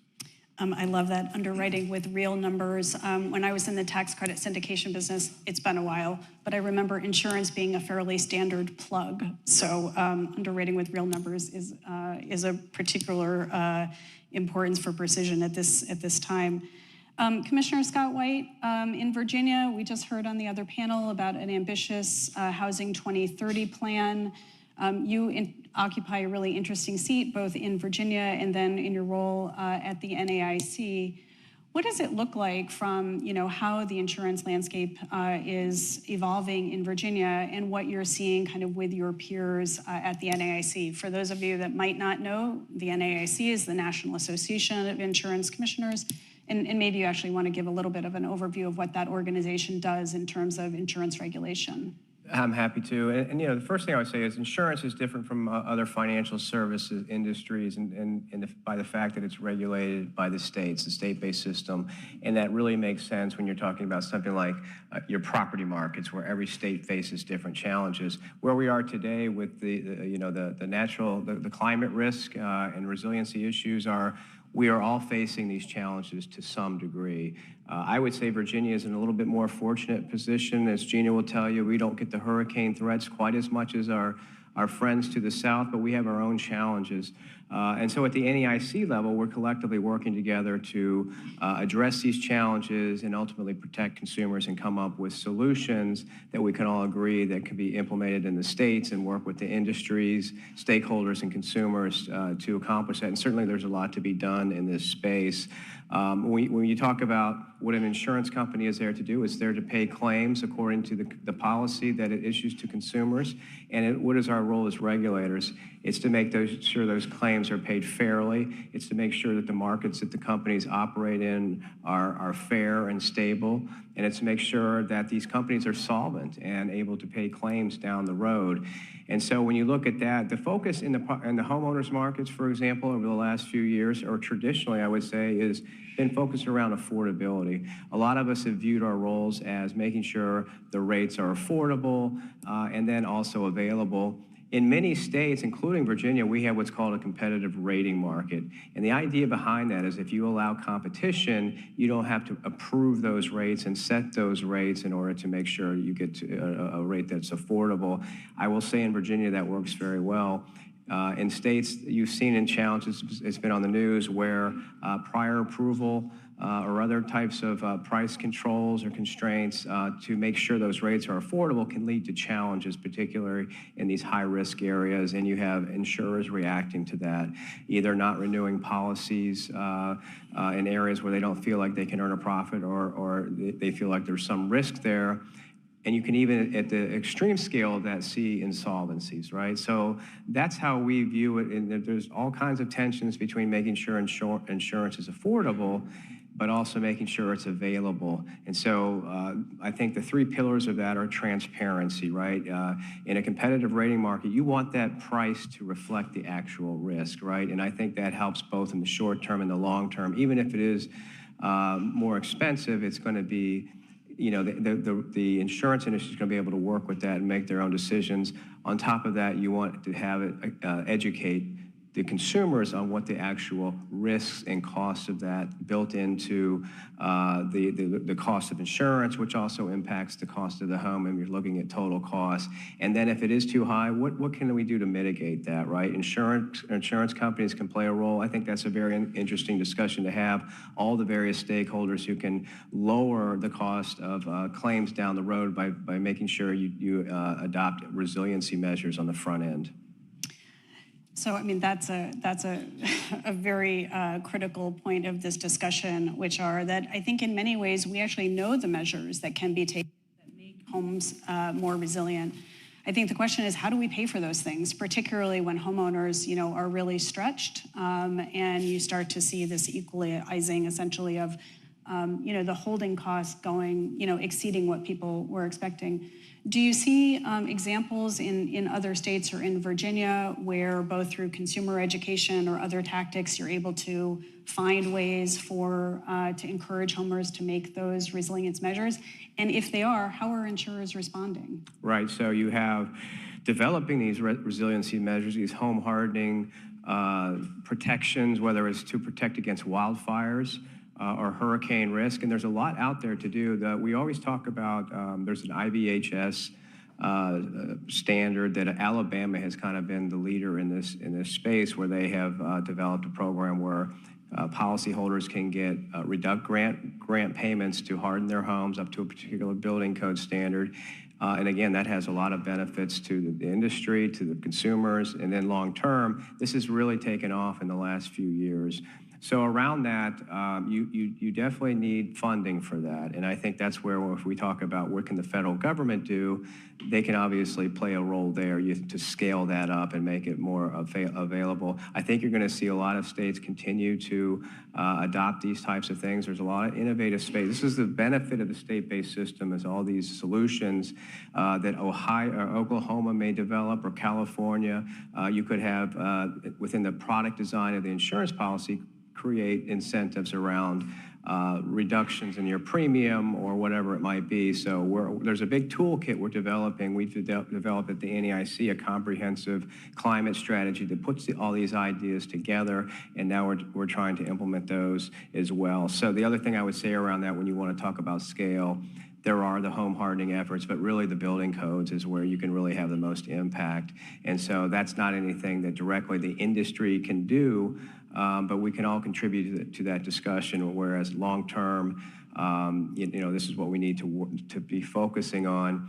And again, going back to, you know, if you don't have the pricing of that insurance to reflect the risk, you're going to incentivize behavior that long-term is going to create problems, right? And we can see that with the flood program. The NFIP has made changes to address that, the subsidization of the rates, where the true cost of the risk is not really reflected into the cost of the flood insurance. And so they're trying to address that through what's called risk rating 2.0. And I think that's a very good example of looking at long-term, how do we really, is what we've been doing in the past sufficient to address the challenges moving forward? Thank you. I think many of you have seen just the increase in headlines around insurance and the changing market. But I think it's a real issue, and I wish I could have come up with this myself, Tim. But your boss, Priscilla Aldermovar, quoted Beyonce recently, who said in her song, Ya Ya, "Wildfire burnt his house down. Insurance ain't gonna pay Fannie Mae." So it's real when Beyonce is talking about it. So Tim, Fannie Mae guarantees 1 in 4 home loans. You spend a lot of nights, I would imagine, thinking about this issue. So what is Fannie Mae doing to mitigate your own exposure to climate risk via insurance? I won't speak to Beyonce. I'll leave it to other people. So I think the first part that we've always done is we stood up a climate team 4 years ago with the first objective of really understanding what our risk looks like now and in the future. I will tell you, awareness gaps are still significant from both a consumer and a community level. So our losses to date have been manageable. We have a geographically diversified book. We have insurance on the loans. We have a good forbearance program. So that's given us the focus on what do we change in terms of awareness and what do we change in terms of resiliency. So our focus has been understanding awareness gaps for consumers. They are still tremendously wide, and they're twofold.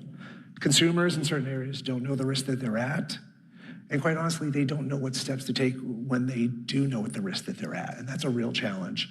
And those gaps are greater on low and moderate income communities. They're greater in most minority communities. So the awareness gap is something that we focus on a lot. So we go into communities and we talk about some of these risks to see if we can educate consumers. I will say at the community level too, people who are setting a policy for what the community should look like from a climate perspective, there's large awareness gaps there.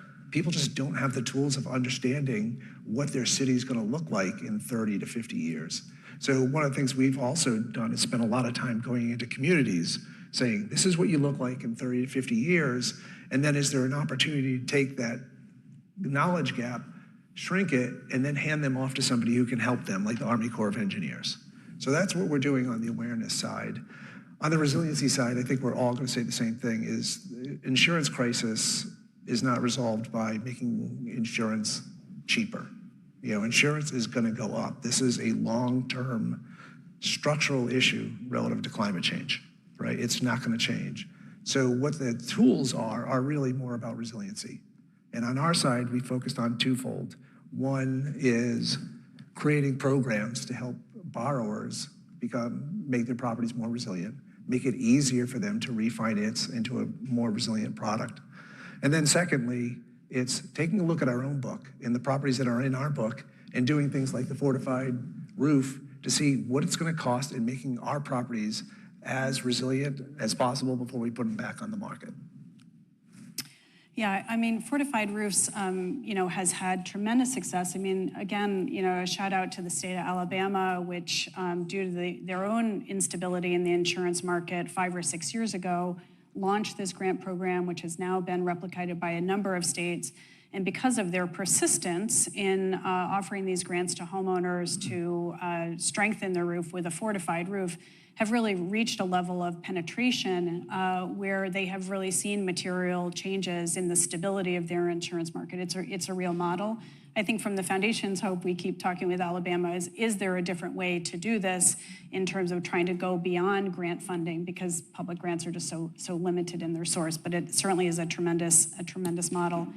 Tim, just one other question for you. I mean, what is kind of the macro risk to the mortgage market, in terms of a scenario which, home prices go down, holding costs go up? You talked about, people's inability to look out 30 or 50 years, but what do you see from your vantage point? Yeah, right now, I think this, we've talked a lot about supply and affordable supply. The signals on affordable supply overwhelm the signals right now on climate. That's not a great thing, right? Because we have two challenges. I think from the long term, we're starting to see consumers care a lot more about the availability and affordability of insurance.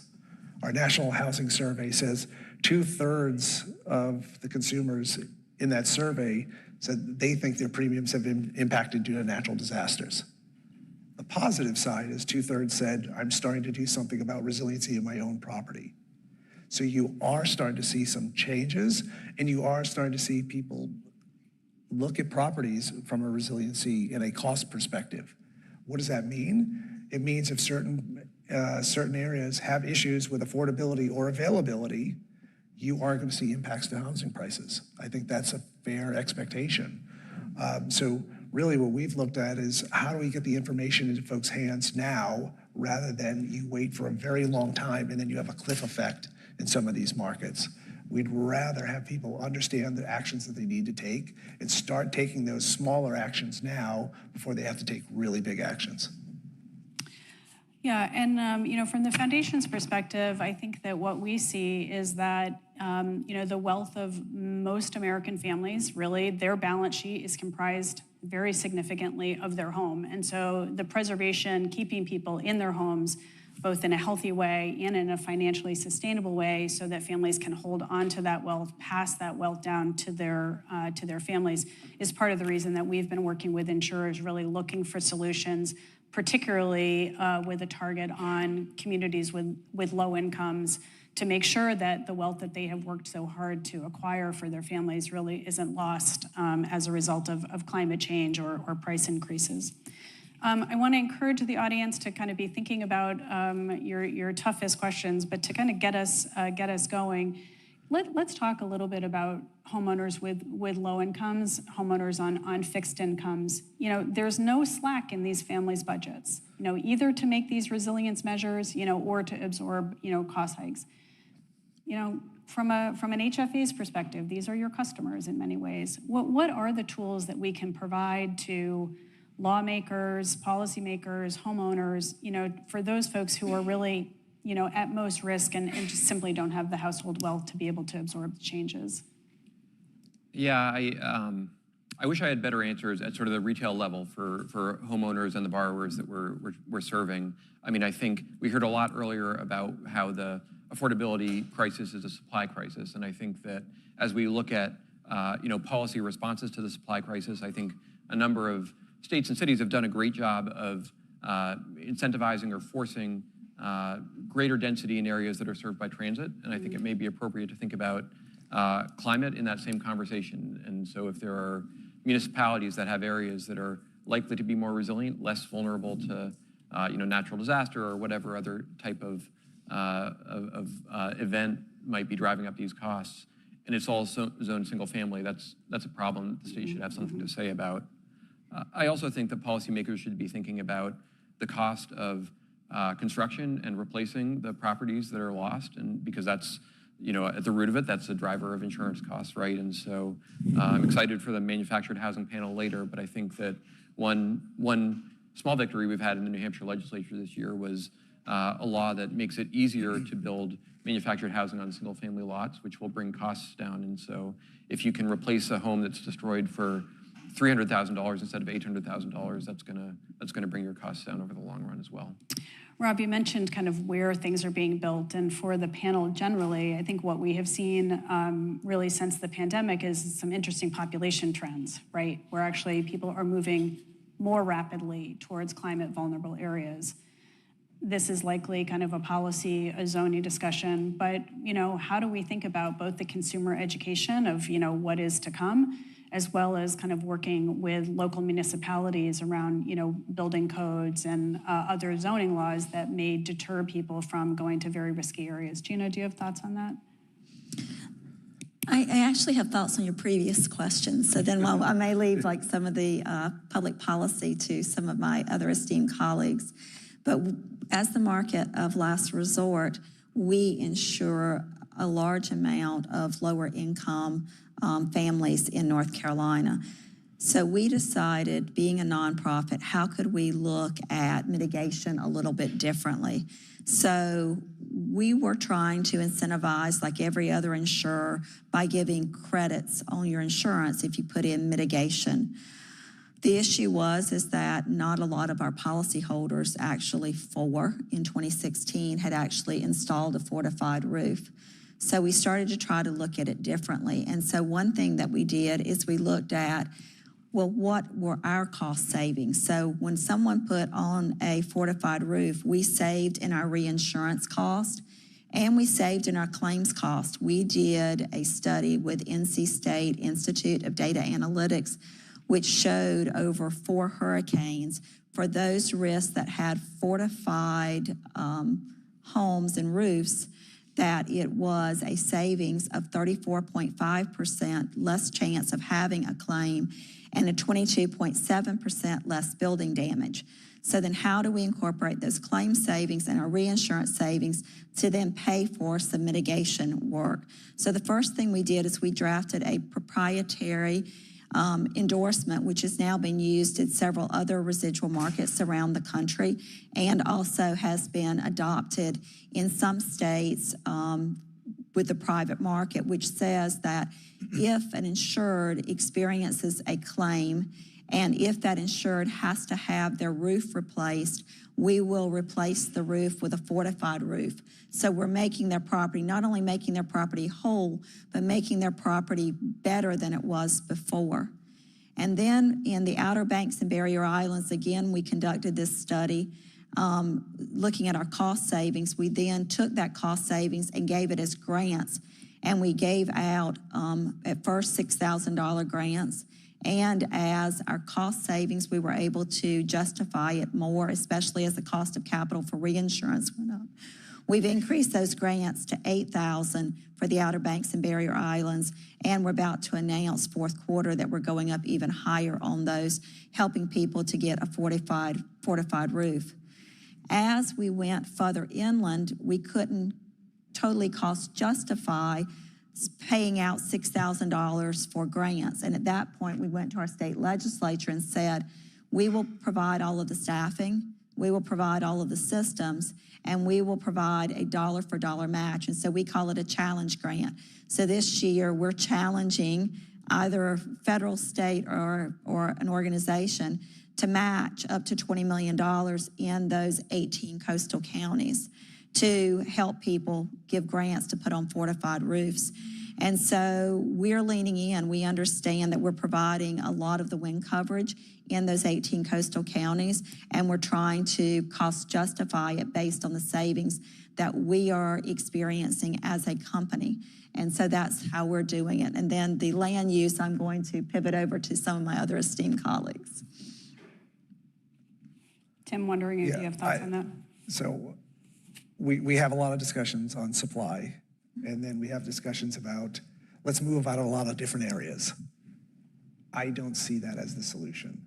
Honestly, I see the solution as really leaning in on resiliency. In many of these areas, these properties can be made resilient in order to make that a sustainable house. Are there going to be places where that is not economic and where managed retreat makes sense? Yes, I think I think we all have to embrace the idea that there are some places in the United States that housing is not there for the long term. But that's a small portion of the areas that we're talking about. And so really what we need to figure out is how do we lean into that in more what I would call inclusionary investing versus exclusionary investing.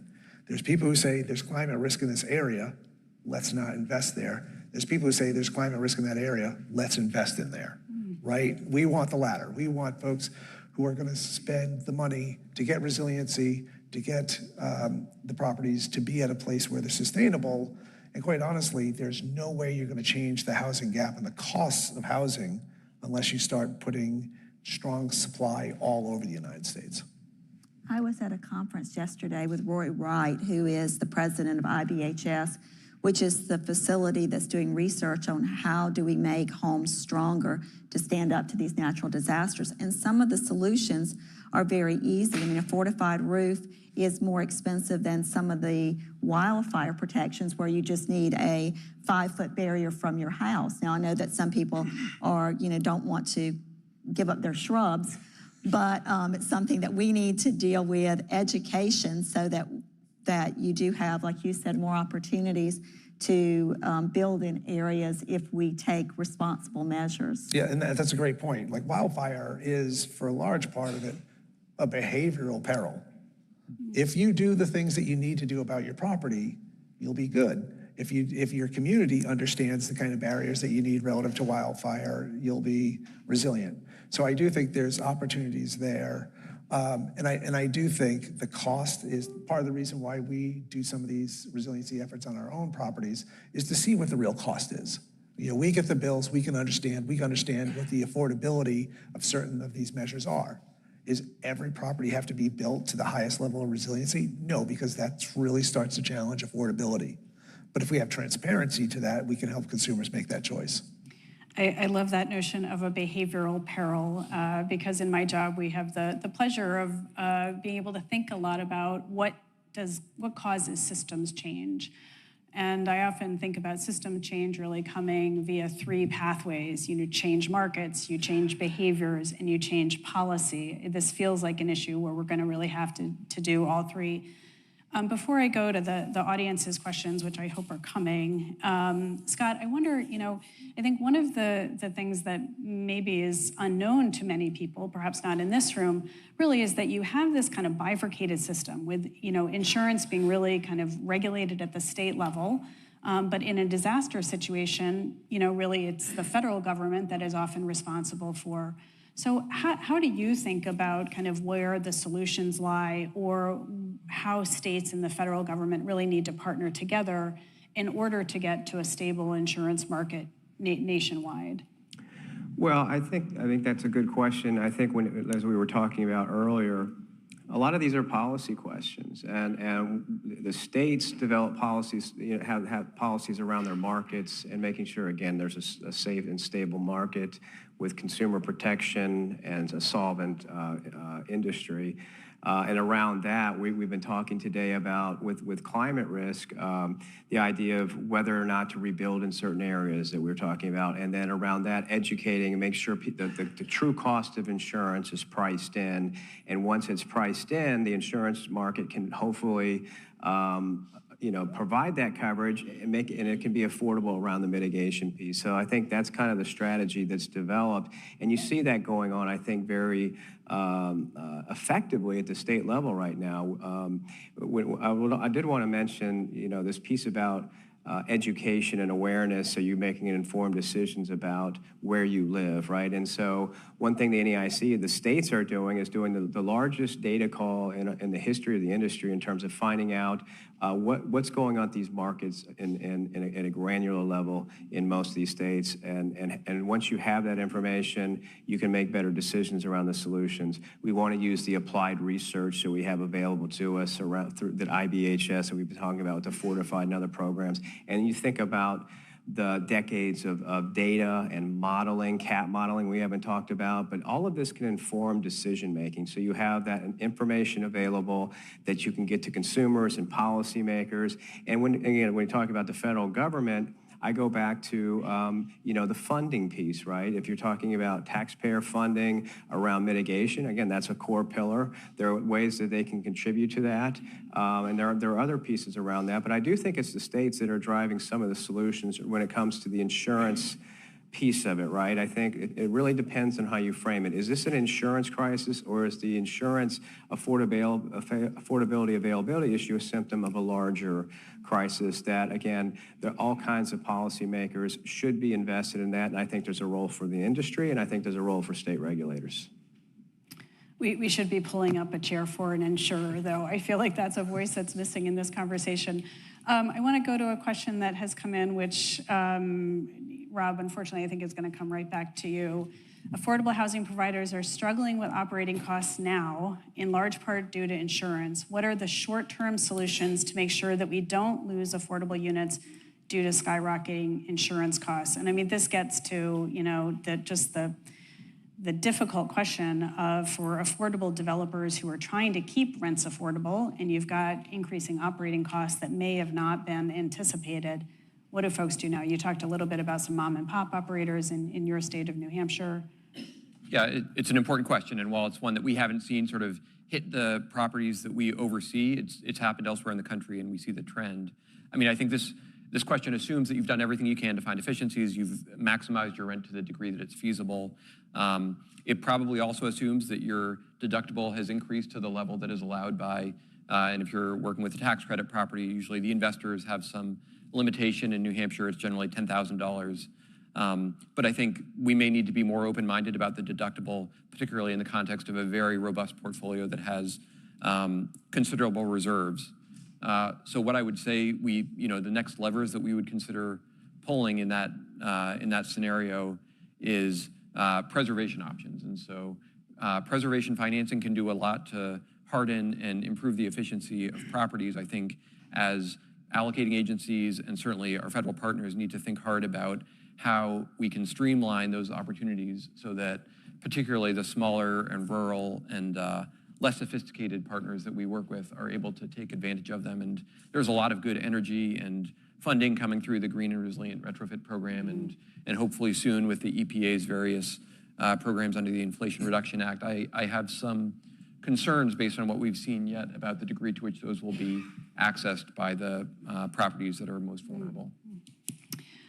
Gina, I'm going to pass this one to you. How can we incentivize insurance companies to stay in areas at risk of natural disaster and keep costs affordable? Climate change will only continue to worsen weather events, and we need a solution. What are you saying? I mean, North Carolina has some very climate vulnerable areas. We do, and I think that we're focused on climate, but we also have to focus in on the other areas that cause increase in cost for insurance companies. So making sure that as a state that we control social inflation, encouraging a positive legal environment. I was very fortunate to have a very supportive insurance commissioner, supportive governor, and supportive General Assembly, and a good legal environment. So when we had Hurricane Florence, we had 100,000 claims. We were able to restore lives very quickly. We settled 90% of our claims within 60 days, and ultimately we had 54 lawsuits. You've seen much higher lawsuit numbers in other states, and so what can you do to control that social inflation, and also making sure that we have balanced forms in terms of having coverage forms that balance the needs. So one issue I know that one state was tackling was the concept of assignment of benefits. We tackled that problem in 2016, and most recently, one other state just recently tackled it. But what that allows contractors to do, an insured can assign their rights to a contractor, and you don't have an insurer at the table during the settlement. We allow an assignment of benefits, but the insurer has to be aware of it. So that's what I would consider a balanced form. But just those two issues alone, can certainly, drive claims cost up. So we've got to be able to provide the entire environment. And certainly everything that we can do. The one thing I like about the way that our state is doing the resiliency is that they are putting their resiliency dollars, matching them with ours, in hopes that we will get some of these risks that are in our market of last resort that will then transmit back over to the private market. So as we have more resilient properties in the residual market, maybe those will go back to the private market. And then encouraging more private markets to come into the state.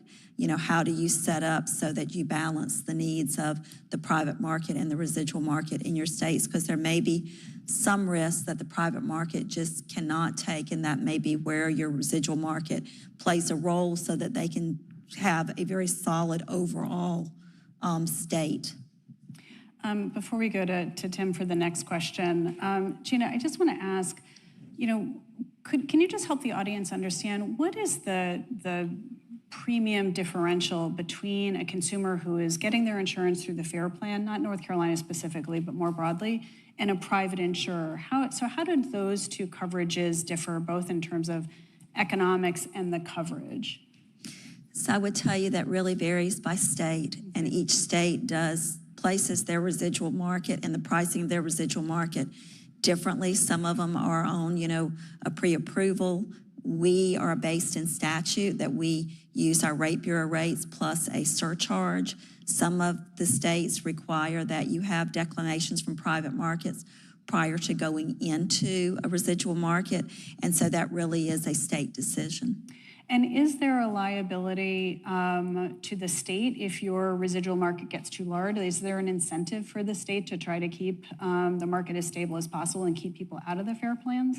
I think every funding, again, is really different from state to state and how the funding is set up. Even the two companies I run, the funding is done at different levels, but we buy reinsurance just like the private market buys reinsurance, and we're certainly facing increasing costs as we look to finance our exposures. Hence the complexity. If you know insurance in one state, you know insurance in one state. So, Tim, this one's for you, and then we'll close it out and thank our panel. Affordable housing providers are seeing their insurance policies canceled in some areas. What protections can be put in place?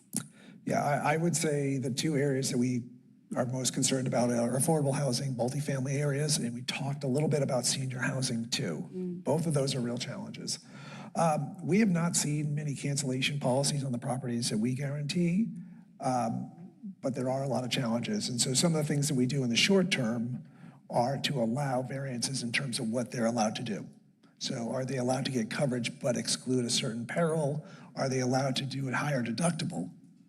Understand all those things don't change the risk profile. You've just shifted some of the risk more to that property, right? And in the short term, maybe where we are in this market, that makes sense. In the long term, it doesn't really make sense. Insurers are better situated to hold that risk than an individual affordable property. But we also work with a lot of our lenders and a lot of our borrowers to understand what are the levers that they can pull. For many years, people used to get their insurance policy and it was just a stamp and, yep, next year, let's keep doing it. And it wasn't even reviewed, to your point. Many of us don't review it. Now that's changing, and they have to get a lot more educated about what about your property is most beneficial, what are most concerning to an insurance company. So part of our thing is educate and allow people to have as much information about what levers they can pull in order to ensure availability of insurance. Well, I want to thank our tremendous panelists who each bring a unique perspective to this important issue, and to the BPC and the Terwilliger Center for really shining a light on this systemic issue in housing. Thank you all. Thanks for our good questions. And I believe that there is a delicious lunch waiting for all of you. So enjoy each other's company.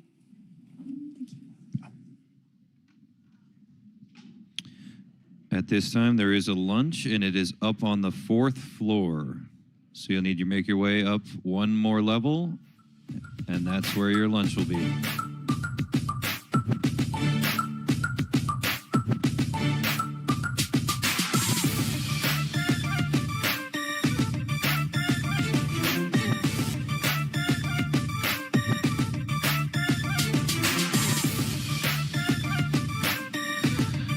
Lunch will be about 40 minutes. We'll have our next panel at 12:45.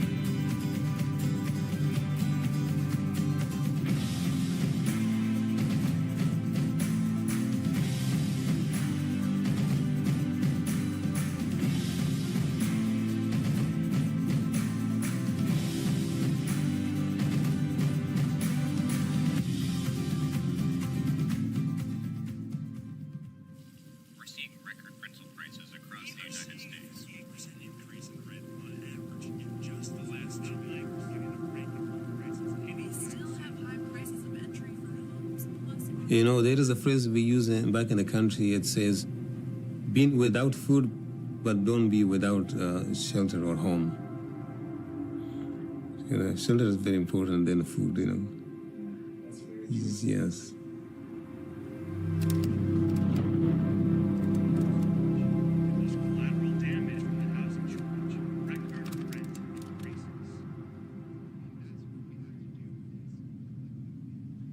My name is Fazal Rabi. So yeah, I born in Afghanistan.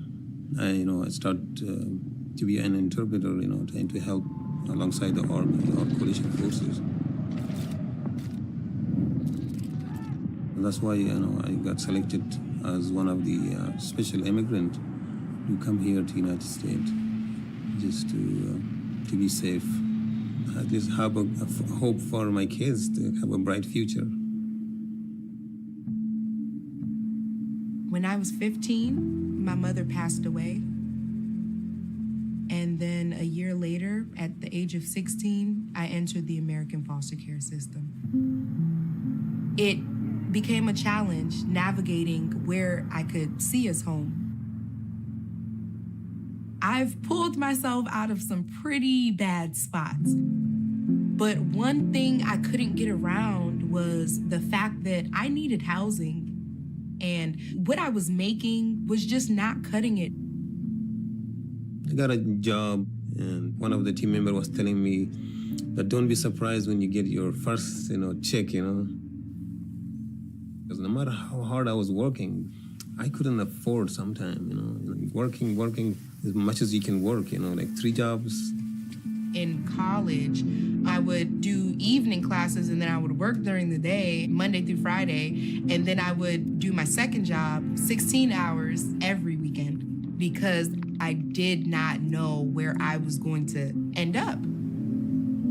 There was one time I didn't see my son for a week with the same house, Especially that was the first 2 years. Imagine, you do whatever for your kids and you don't get to see your kids and your kids can't see my dad. It was really hard. You think about basic human needs, food, clothing, and shelter, right? We're talking about shelter. How can a family grow and prosper if they don't have a home that they can afford in a decent neighborhood? It's foundational for family growth. In the past several years, the situation has become more urgent than we've seen even 10 years ago. There are so many American families that don't have enough income to afford rental housing, much less transition to home ownership. Half of the renters in this country are what we call cost burden. They are paying more than 30% of their income for housing. It has implications for people's lives, has implications for where they work, whether they can afford to be in a market because they can't afford the rents there.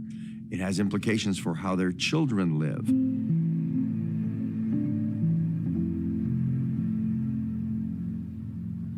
So we need to do more on the supply side. We need to find a way to build more affordable rental housing. The low-income housing tax credit allows investors who are seeking some break on their income tax bill to invest money in housing and get credits that then will write down their tax bill. And the result is funds to build additional low-income housing.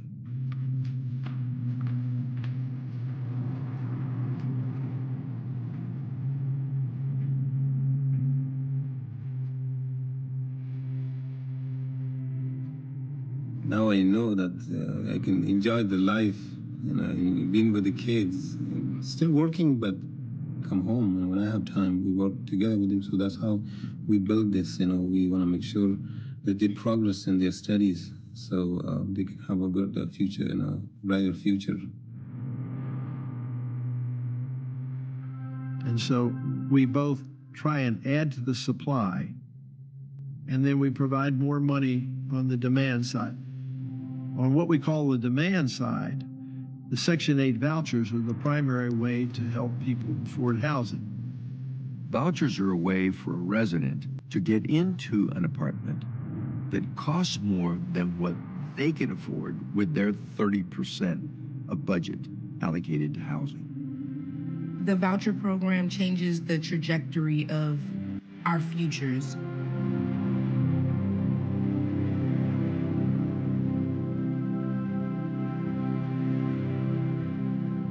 There definitely would have been a lot more detours, a lot more failures, a lot more uncertainty.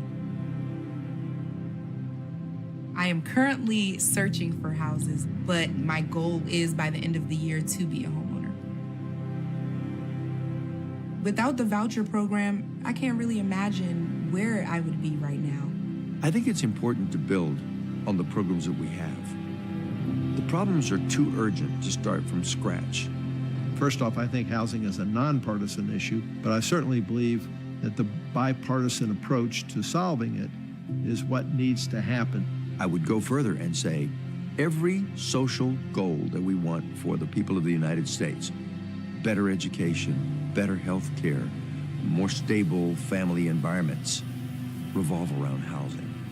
Because I'm just like, if you hear my story, you know, it would change their life. It gives people roots, gives people a foundation to start from. A precondition for making progress on almost every social goal that we have in the country is to have a decent place to say, tonight I'm going home to rest.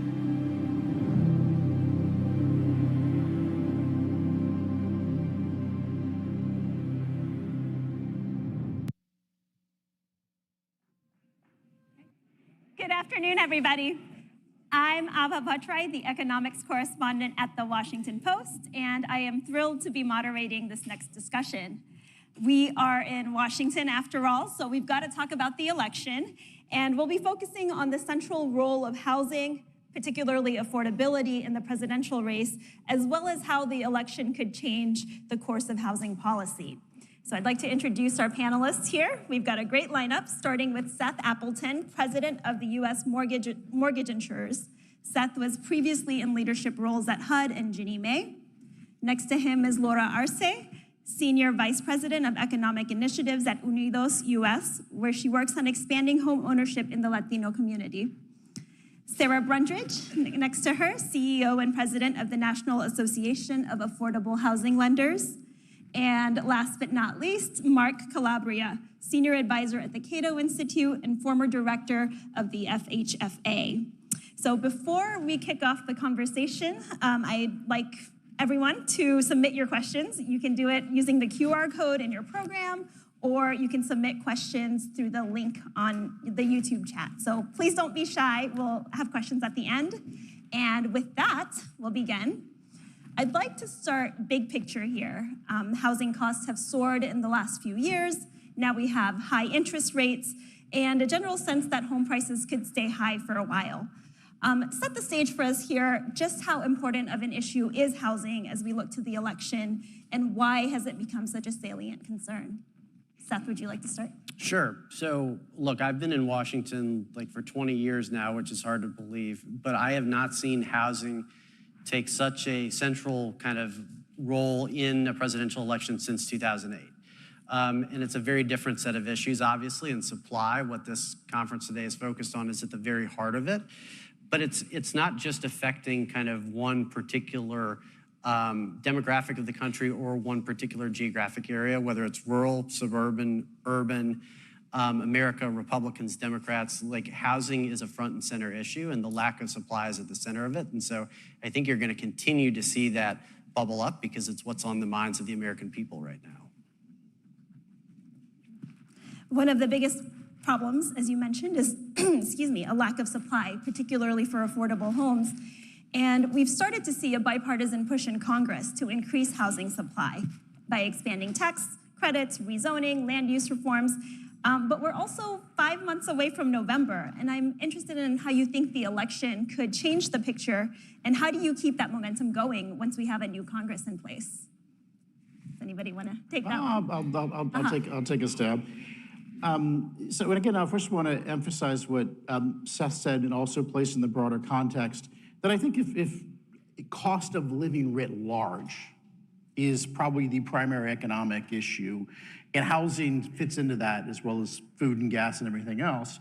And so certainly if Trump gets elected, there's going to be a sense of cost of living concerns were behind that, played a role.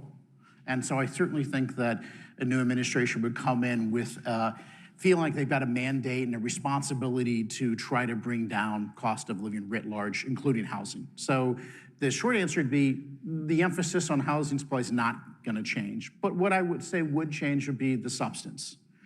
And not to be ungenerous, but I feel like every time I read a release from the administration that says, we care about housing supply, and I read it, 90% of it is about increasing demand. And so I think you would see a switch away from that. Certainly the widening of the credit box in the last several years has increased demand and added to a housing inflation. So you'd see a reversal of that. I think you would see a shift of focus. So for instance, Senator Lee has a bill. There's been a lot of conversation about the federal government owns a tremendous amount of land. If we release just 1,000th of that, you could build almost 3 million units. I think it's fair to say the current administration is absolutely opposed to any use of public land for housing. So that's a pretty distinct difference. So again, to summarize, the emphasis and concern is not going to change. It'll still be there. What will change is the means of accomplishing it. If I could add to that, I do. Last week we convened a roundtable in Las Vegas around housing issues, and we know Nevada is a battleground state. It's a state that demographics are really shifting, and it's one of the ground zeros for the housing crisis in this country.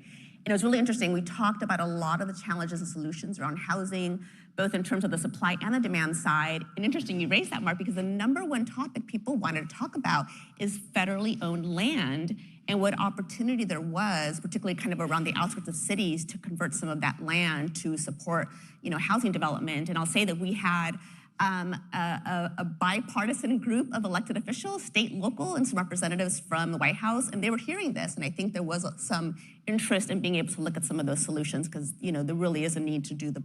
And I'll note on that regard, decades ago then, Senator Harry Reid created a mechanism to convert federal land around Clark County into housing.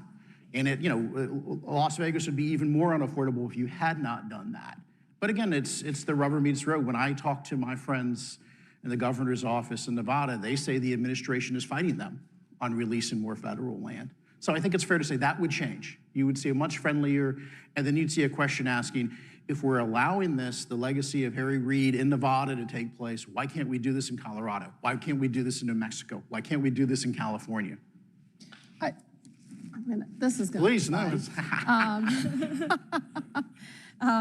Having come fresh out of the administration and working on the Housing Supply Action Plan, I think it's really notable. This president has talked about housing more than any president since LBJ. The State of the Union was truly historic.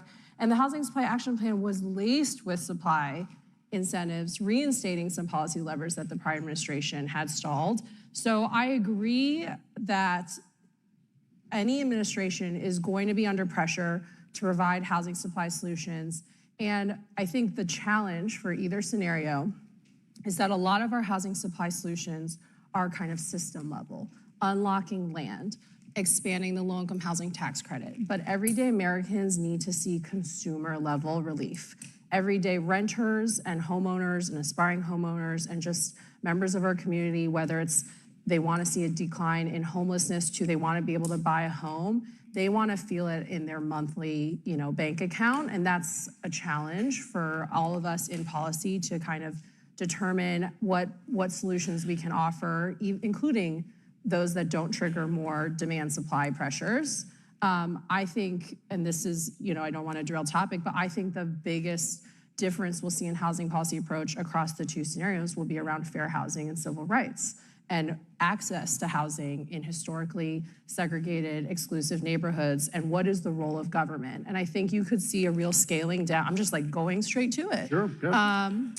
You could see a real attempt to scale back and scale down federal agencies that are necessary to administer the federal housing funds, including those bread and butter, rental assistance, public housing, CDBG, home, that localities need. So I think there's a lot on the line. I think Sarah has helpfully kind of laid out what I think the real contrast is. And I'll start with, during my tenure at FHFA, we saw historic increases in minority homeownership. That has flatlined since I left. Policy does matter. And I think the fundamental difference is, do you believe that on one hand, you create an overall economic environment of job growth, income growth, where homeownership and economic mobility can flourish, or do you have this trickle-down grant? I'm gonna give a subsidy here to this and subsidy here and hope that it somehow gets to the tenant. Like again, the most bipartisan thing probably talked about is a tax credit, but let's be honest, when it's taken you $1 million to build an affordable housing unit in much of California, that's a shame, that's a tragedy, that is an offense, because that money is not going to tenants. And so I would simply say the fundamental difference is really, do you expect a Washington subsidy trickle-down effect, or are you gonna create a greater environment that creates affordability like we did when I ran FHFA? I mean, I think we need to support an environment that fosters, reduced regulation, land use reform, building. But I think we also need targeted investments in support for those who traditionally have been left behind, because we can have the best environment, but what has happened historically in this country is when all the economic conditions are, put in the right place, there's still those who are left behind, whether it's communities of color, whether it's first-time buyers, first-generation buyers, low and moderate income families. And so I think we need to do both. And again, and I think we did. Seth, you recently testified before the House Financial Services Committee, where you talked about the need to coordinate housing finance policies so that we have private capital, but it isn't crowded out by government-backed policies. How could the results of the election affect the dynamics there? What can we expect? Look, I think there'll be a lot of interesting views on this, but I do think it's critical that if private capital is ready, willing, and able to take on credit risk in the system, that's good for everybody and good for the market, borrowers, consumers, lenders, the GSEs, what have you. I'm with the mortgage insurers today, and they've helped de-risk the GSEs since the crisis, have paid $60 billion worth of claims that otherwise would have been borne by American taxpayers.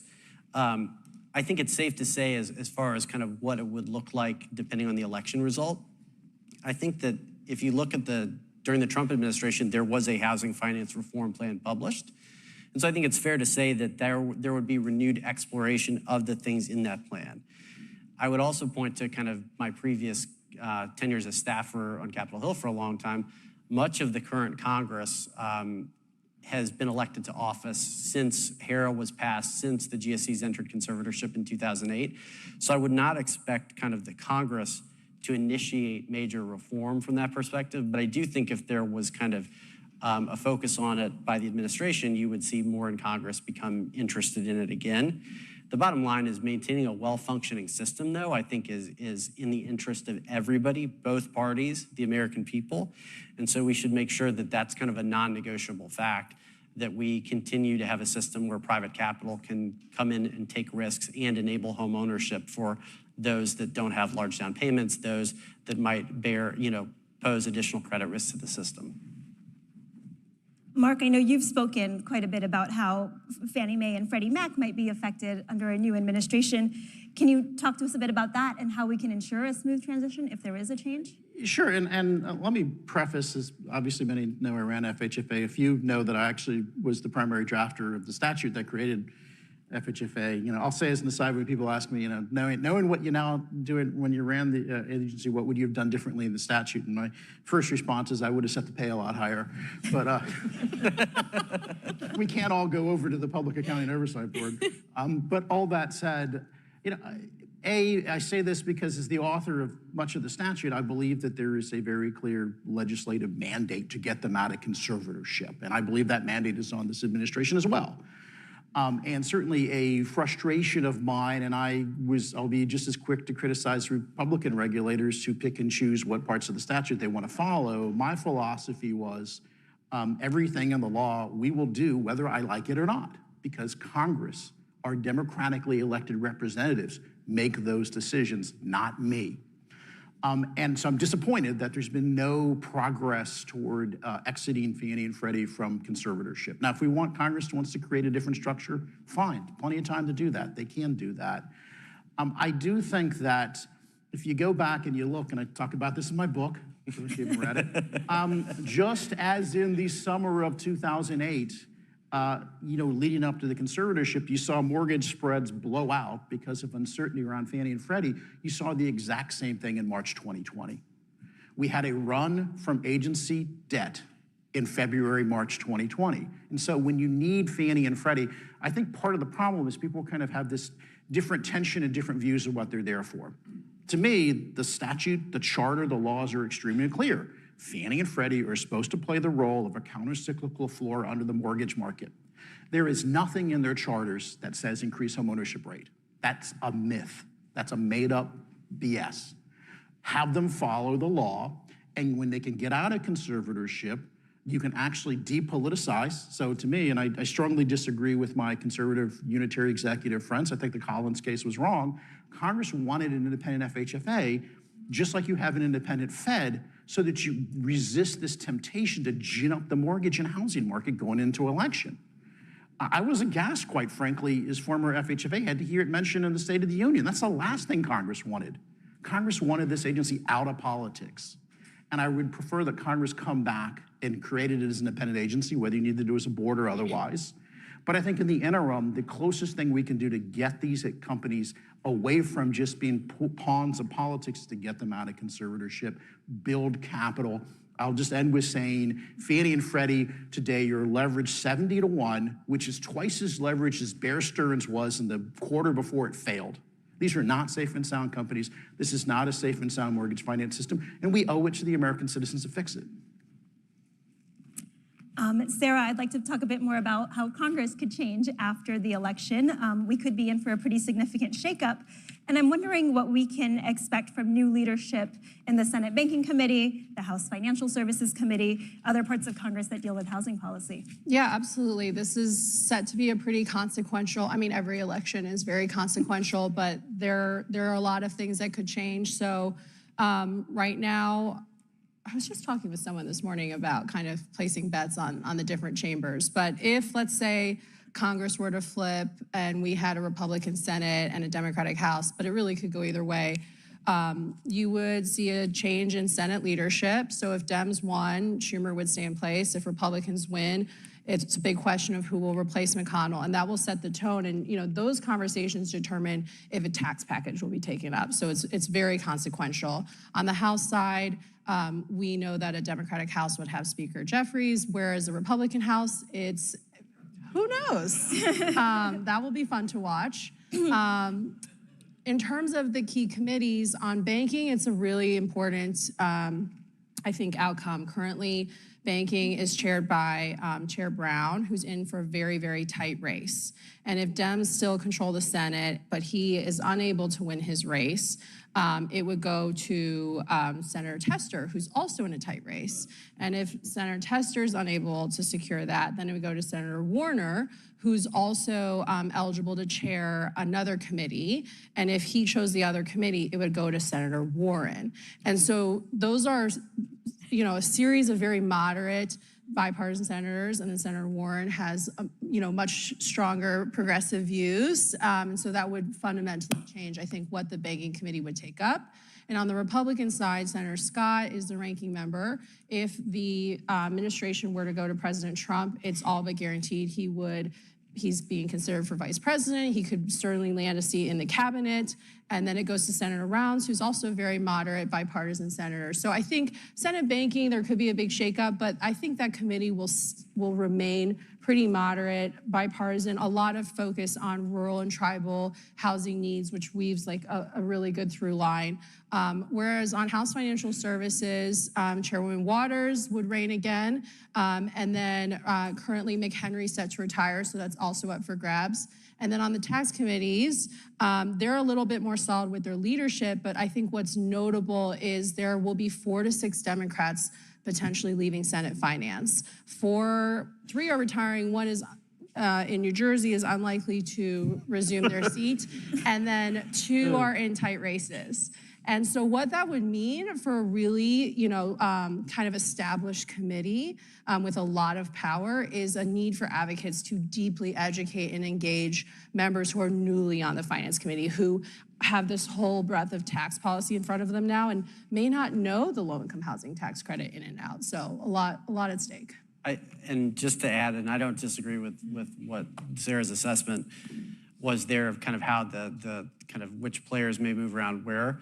But the other thing to keep in mind is, the Senate with the 60-vote threshold on kind of most legislative items, and the House as a majoritarian institution, but one that's very narrowly divided today, may have difficulty legislating depending on kind of what those breakdowns are. But when you have at least one of those chambers controlled by a party opposite to the executive branch, it provides like a forum to conduct oversight. And I think that that's something that kind of doesn't require, cobbling together a coalition of 218 votes kind of on a regular basis on the House floor to accomplish, but it can influence policy in a pretty dramatic way. And I think that's an important development to kind of keep your eye on as the election unfolds.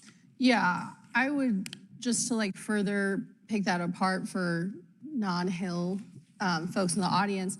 I think generally it's viewed that a Democratic-led Senate and a Republican-led House are more likely to get some legislation through than the opposite. And I think that's what we're seeing right now.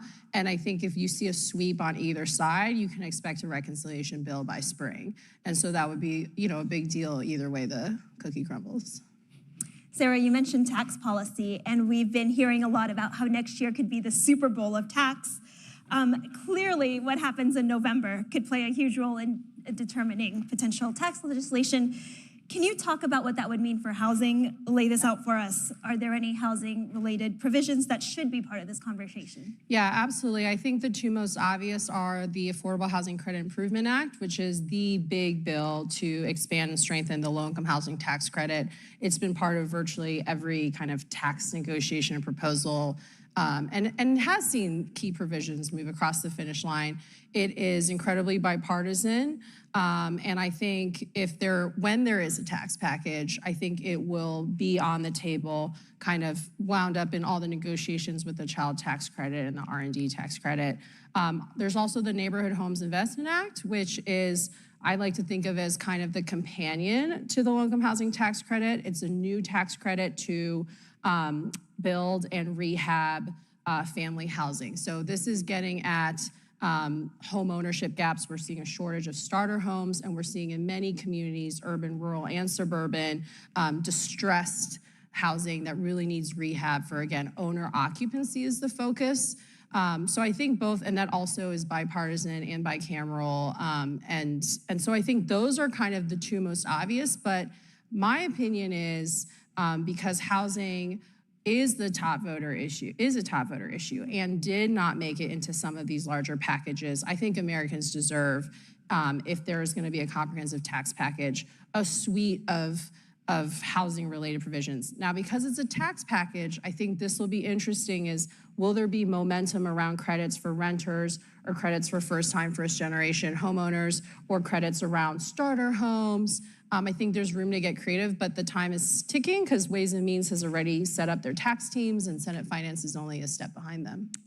I'd say one other kind of bill to add to that mix that's bipartisan and bicameral would restore the now expired mortgage insurance premium deduction that is targeted to moderate and low-income homeowners, and it applies to those kind of who achieve homeownership through private mortgage insurance, but also FHA, VA, and USDA. That was around since 2007.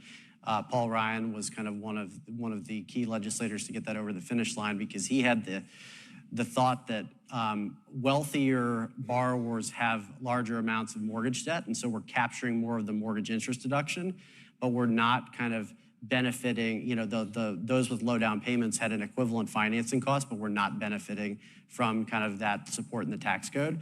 And so that's historically been in the extenders package. We haven't had one of those in a while. And so we would look for that legislation, which is supported by Representatives Buchanan and Panetta in the House and Senators Tillis and Hassan in the Senate to kind of be part of any discussion on housing tax policy. Laura, I want to switch now to voters. You guys have done, polling that shows that 3 out of 4 Latino voters say their concerns about inflation are directly related to their high housing costs. Of course, for many families, that's their biggest expense. It has a big impact on their finances. How should candidates be thinking about this issue, and what would you like them to do? What would you like to see to make housing more affordable for communities of color? Yeah, so I think, if you're here this morning, like all Americans or most Americans are feeling the pinch right now in housing, whether they're renters or trying to enter homeownership with high housing costs and interest rates where they are. When you look at the Latino community specifically, in general, Latinos tend to have lower median incomes than white households in most markets, tend to have lower savings and wealth, and also tend to be more concentrated both in lower paying job sectors as well as residing in higher cost areas. So you kind of feel that pinch of all Americans, but within the Latino community, it's sort of like up another level. And certainly in our polling, we found when we asked Latinos, about, what are their top concerns, cost of living and specifically the cost of housing is a top concern for Latino voters right now. 76% of Latino voters say that housing costs have been a key stressor in their life sometime in the past year. And, Latinos are the second largest voting population of voting age Americans. And what they're thinking about top of mind is cost of living and housing expenses. And it's, so they're really focused on. So I think when thinking about, candidates and policymakers, what to be focused on, I think we need to be looking at both the supply and the demand issues. I feel sometimes, like right now, there's a big focus on supply. I mean, certainly today, that's the focus of our conversation, but we can't forget the demand side as well. And so we need proposals that address an increase in the related issues of supply and affordability. And I think also Latino voters are looking for policymakers who are gonna put forward solutions that they're gonna feel like in the relative near term, not just these proposals that 10 years from now we'll kind of see the benefit from. So what can be done in the nearer term? I certainly would advise candidates to focus on, what's going on in battleground states, places like Arizona and Nevada. I think looking at Latino voters, specifically, in our polling, what we find is that Latino voters tend to reject the extremes of either end. They're looking for candidates who are willing to work together and willing to put forward solutions that are actionable in the relative near term. And I think specifically around affordability of housing in a lot of these key states is going to be really key for candidates to be successful with Latino voters. One of the things that I have to say kind of depresses me when I look at some of these polling is you'll see questions, do you think housing is unaffordable? And people will, of course, will say yes. And then you have a follow-up question, do you think building a lot more housing would make it more affordable? And people say no. And there is this disconnect. And I understand why, on one hand, politicians are gonna say things like down payment assistance. It polls really well. But it also just, to me, when I'm feeling slightly less generous, I simply say that, if you're gonna have a housing policy where two families are vigorously competing over a home, and what you're thinking is you're giving both of those families down payment assistance, they're bidding more. Or adding a third family only bids it up and still only one family is gonna get that home, and the solution has to be to add a second family. So I think we need to do a much better job educating the public that if you're not fixing the supply side of this, you're only running prices up. And I am really deeply concerned. I mean, we had an earlier panel on some climate issues. We've seen increases in homeowners insurance in a number of states. And one of the things that I think we are missing that really concerns me is we have seen this explosion in high DTI, debt to income lending. The fact that FHA, you can do 57 DTI today is utterly irresponsible in my view. And then you put on that, somebody's seen a doubling or a tripling in their homeowners insurance. You're putting this family in an unsustainable situation in my view. And I worry that many of the demand side proposals are putting these families at risk. We should not be drowning families in debt. And that's what my worry is. And we're not creating new housing with it. Again, the proof is in the pudding. We tightened the credit box during my time and homeownership went up. This administration has loosened the credit box and homeownership's flatlined. So I really do think we are not doing families favors by getting them some loans that are not sustainable. And if I could maybe just on the supply piece, because some of the pushback that you mentioned, Mark, and earlier one of the panels was a conversation around NIMBYism, and and again, in some of the work we've done, some of the polling we've done, and specifically some of the work we've done in California, especially in some Latino markets and communities, we need to be really, strategic and careful about our messaging and the words we use, and us versus them. And something we have found really successful in putting forward proposals, whether it's around increasing density, building smaller homes and all that, is making this is about family. And so in California, it's such a great example because you have families, in the Bay Area, the kids go off, they go to college, they do all the right things, they get a degree, they get their first job, they get married, they want to buy that first home, and guess what? They can't afford to live in the Bay Area, they're moving to the Central Valley. Or if they're in San Diego, they're moving to the Inland Empire. And that's causing fractions within families. And so we've been talking about messaging where, hey, don't you want your son or daughter, when they're done with school, when they start a family, to be able to stay in the community where they grow up? Because in most cases, that's what people want to do. They want to stay in your family. They want to have that support network. And so when we talk about building housing, increasing density, improving affordability, all of those things, it's about keeping families and communities together. And that messaging has really resonated in places like California and in Hispanic communities. Seth, there's been a lot of interest in how the election's outcome could affect financial and banking regulation, particularly related to capital requirements for banks. Tell us what that might look like. So look, I think that one of the kind of hottest topics in DC this year has been kind of the prudential banking regulators Basel III Endgame proposal. And if you're looking for an example of kind of bipartisan collaboration and kind of collaboration among industry organizations, housing advocates, civil rights groups, right? Look no further than the coalition that has kind of specifically focused on the shortcomings of the housing provisions in the proposal that was put out there. I think that a couple of things I would say is how the election could impact it. First, as we get further into the calendar, the legislative calendar, things become within the target window of the Congressional Review Act. At housing conferences, I always have to say it's the other CRA that's out there.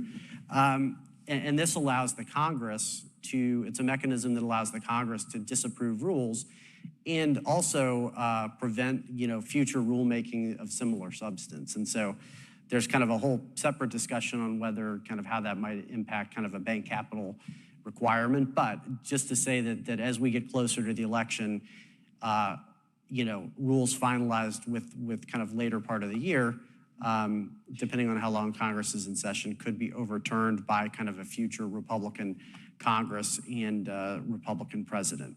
Now, I think kind of prior to 2017, the Congressional Review Act had successfully been deployed once. It was against the Department of Labor ergonomics rule, I believe. Mark was probably, I think you were on the Hill at that point, probably. I might have been involved in the 13 or so we did in 2017, but that was before me. But to the point, like it was, there was from 2001 until 2017, it kind of had not been successfully utilized, and then it was, more than a dozen times it was used in 2017. I would expect a similar effort this time. And then the other part of it too is you could also see, changes in personnel at the prudential banking regulators that could lead to kind of withdrawal and reproposal. It could, lead to kind of the rule just being withdrawn and not reproposed, right? There's a whole lot of different permutations here. But clearly, this is one thing where I think there's going to be continued sustained bipartisan collaboration to address the housing provisions, which we think, which a lot of us in the room, frankly, think would disproportionately impact, those without large down payments and those without a lot of kind of generational wealth trying to achieve home ownership from the commercial banking sector. One of the interesting things to me was, obviously the Obama administration came in the great financial crisis. We had Dodd-Frank. There was all this focus on financial reform. And I say this, I overlapped 6 months with the administration, participated in 2 FSOC meetings with Chair Yellen.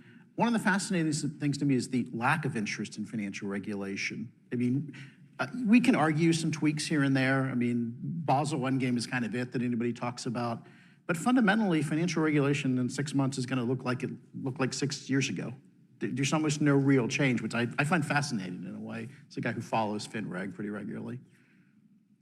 Fantastic. Well, I'd like to open it up to audience questions. So if you have a question that you have not submitted yet, you can do so via the QR code in your program, or you can use the link in the YouTube chat. All right, so our first question from the audience. The housing stock in America's cities is aging beyond feasible use, and the foreclosure crisis has left many vacant lots in its wake. It seems like there's not a strong focus on this as an opportunity, despite there being lots available for little or no cost. Do you guys have any thoughts on infill strategies and incentives here? Yeah, I'll start by within Unidos, we have a national network of about 300 affiliates. These are community-based, independent community development corporations and community-based organizations, and many of them build affordable housing. And I think there's a lot of really interesting work going on in specific markets and cities. There's one of our affiliates in the Chicago area that is part of a coalition with other nonprofits and has a partnership with the city to be able to buy these vacant lots, for little or no money, with the purpose of converting for affordable homeownership.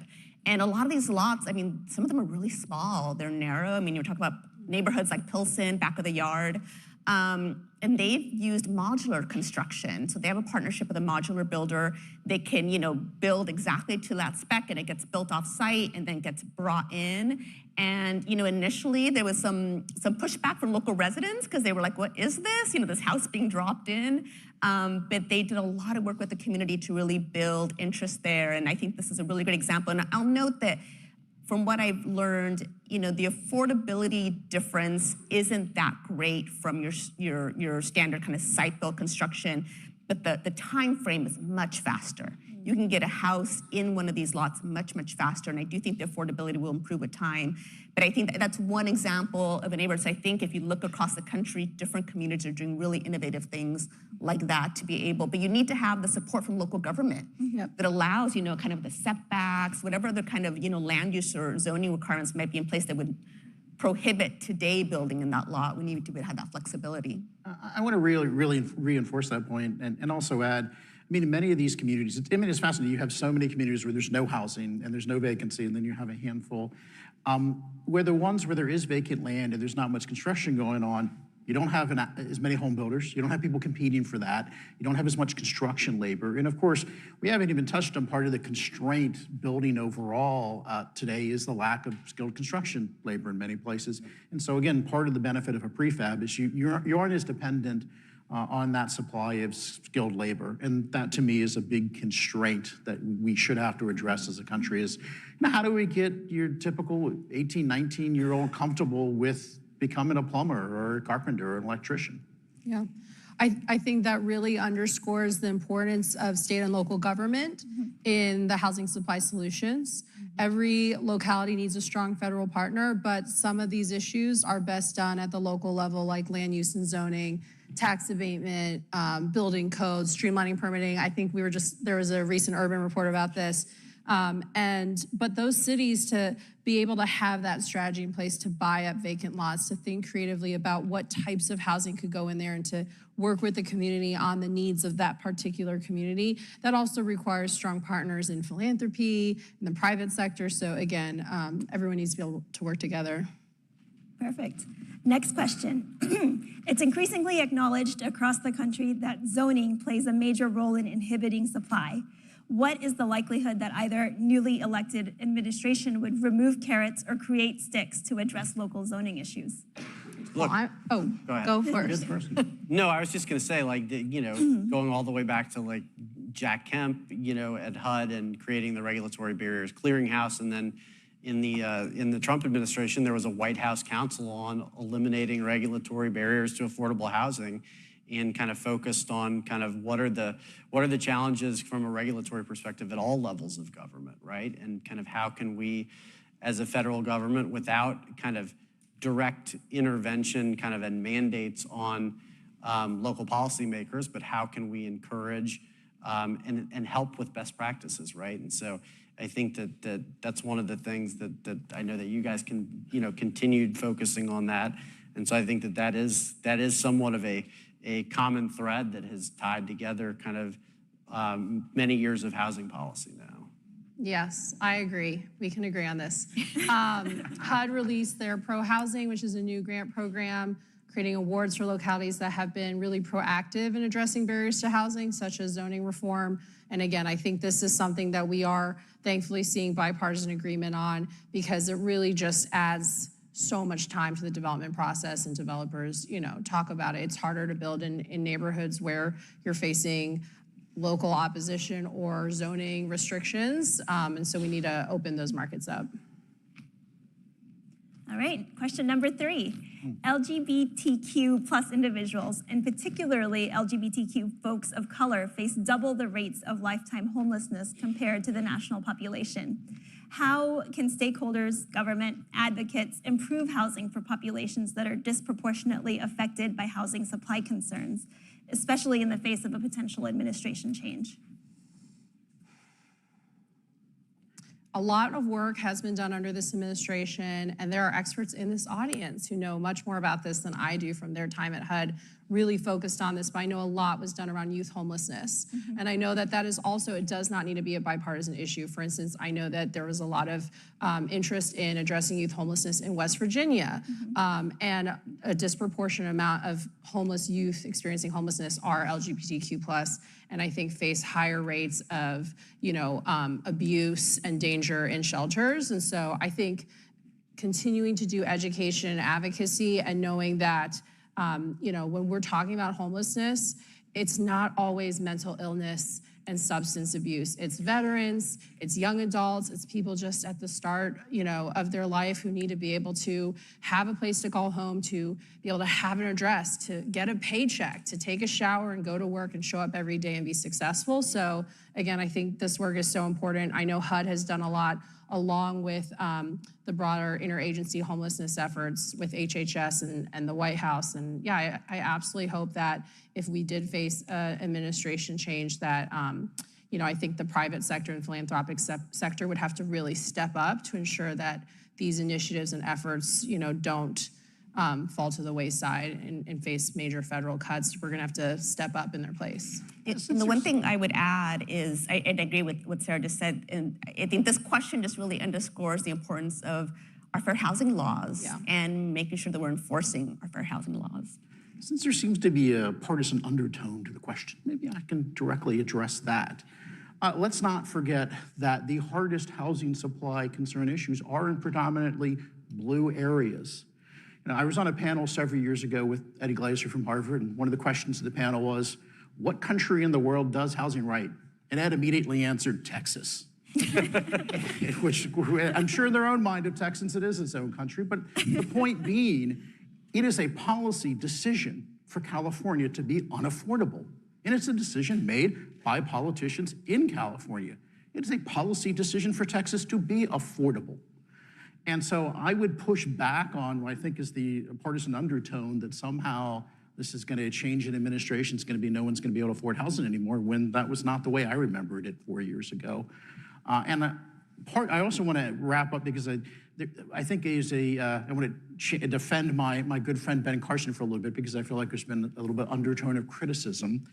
Part of the concern about ways that some of the laws were enforced were that they were arbitrary. We saw a tremendous amount of effort in the Obama administration to micromanage Westchester, New York, while completely ignoring Chicago, one of the most segregated cities in America. And so you have to have a system here where the laws are enforced in a neutral, nonpartisan manner. And many of us do not believe that's been the case. All right. Next question. On the tax legislation that you all agree is bipartisan, bicameral, what is the chance of getting things passed and signed by the president either before or after the election? Look, I as a longtime former House staffer, I can appreciate that the House came together and passed this with a significant bipartisan majority. I think that there's still a significant challenge in the Senate, and I haven't you all might have a different view, but I haven't seen kind of the facts on the ground change between kind of when that was passed and kind of today. And so, I think a lot of people are looking, frankly, to 2025 as kind of the main event when it comes to housing tax policy. Yeah, I give it a 0 and defend my good friend Mike Crapo. You can't come to the ranking member after a deal has been cut and say take it or leave it. There's no reason he should vote for something when he was not given a seat at the table. I think that both sides are equally disincentivized. Fair. I think, everyone will still see if something at the end of year could happen, but I agree the chances of it are incredibly unlikely, which is why you're seeing both tax committees starting to formulate how they're going to approach the 2025 tax Super Bowl. Fantastic. Well, let's see. One last question. We'll squeeze this in for Mark. Will Fannie or Freddie ever have enough capital to be privatized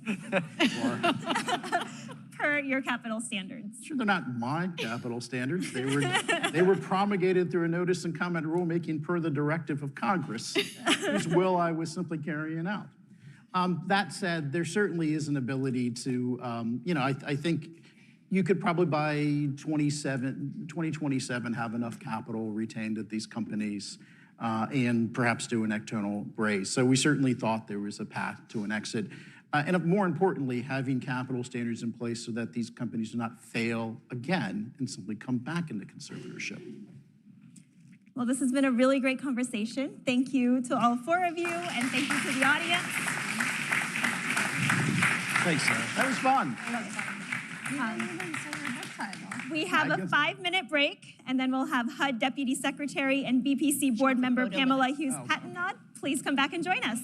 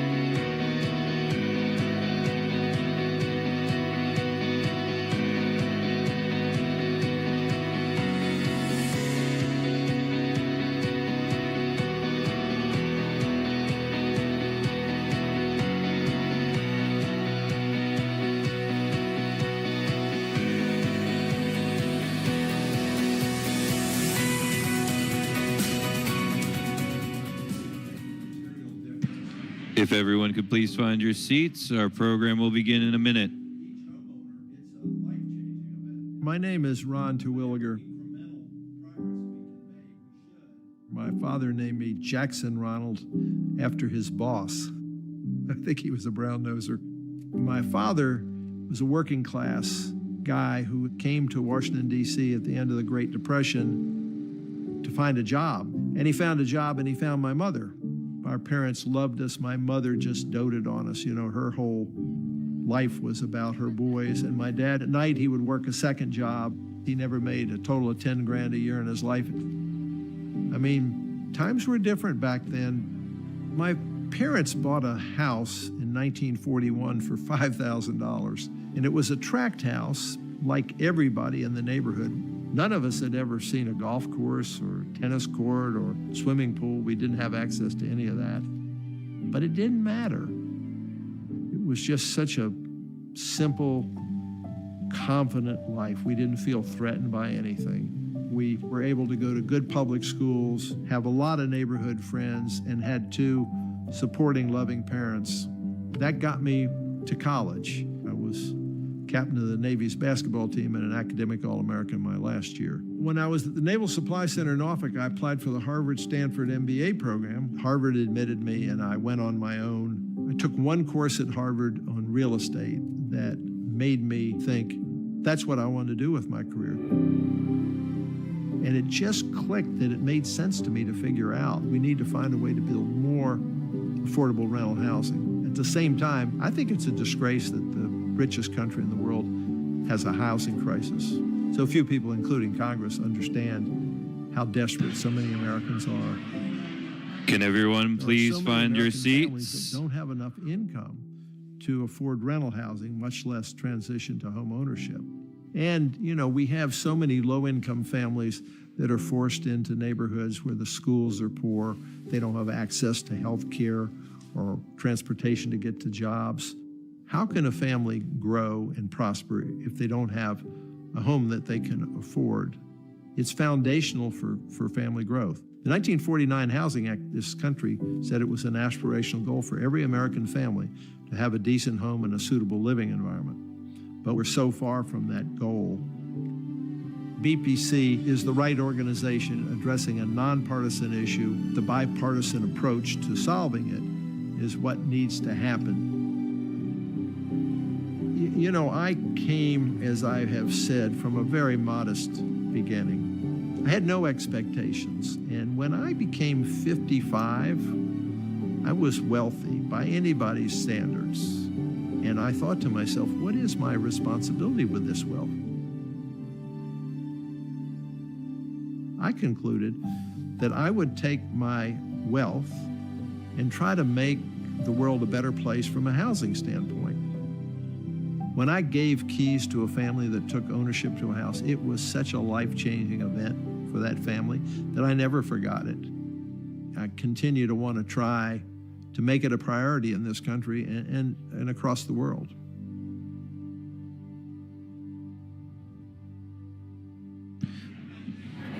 Can everyone please be seated?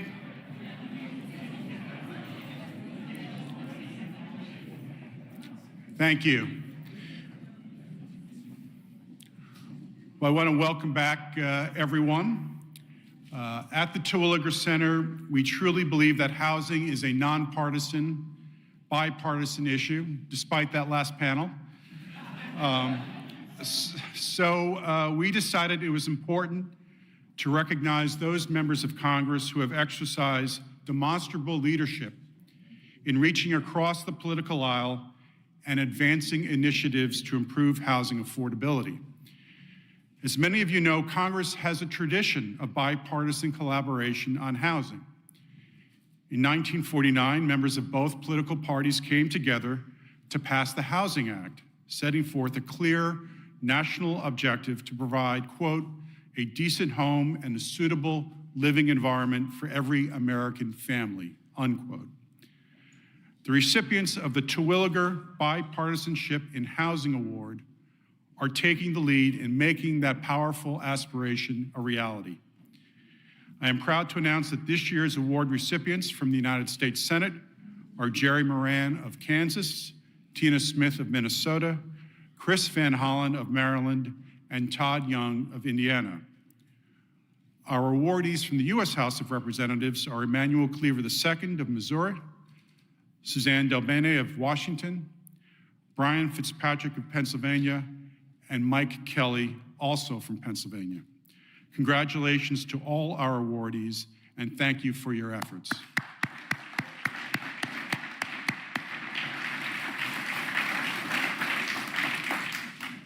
We have the distinct pleasure of presenting awards in person to two members of Congress, Representatives Emanuel Cleaver and Mike Kelly.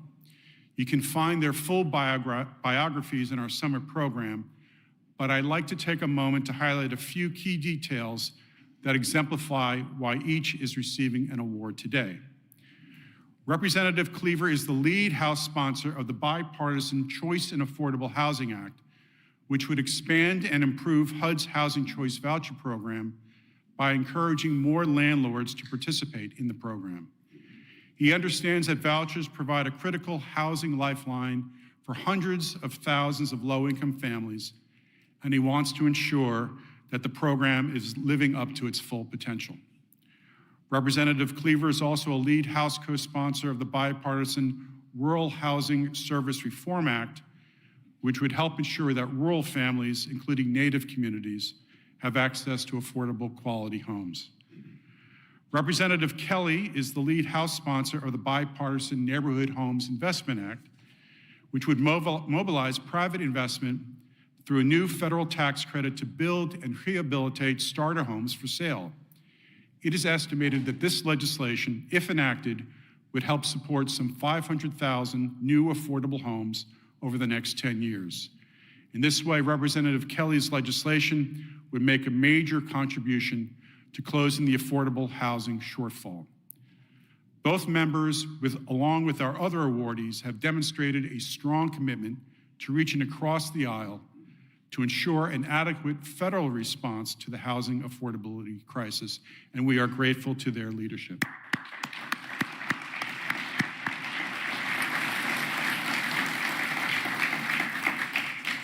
At this time, I would like to welcome Ron Terwilliger and Henry Cisneros onto the stage to present the award. And we're going to just do a photo op. And let's also like to invite Representatives Cleaver and Kelly and BPC board member Pam Patno to join me for the awards presentation. Gil, you want to stand? Why don't you come close?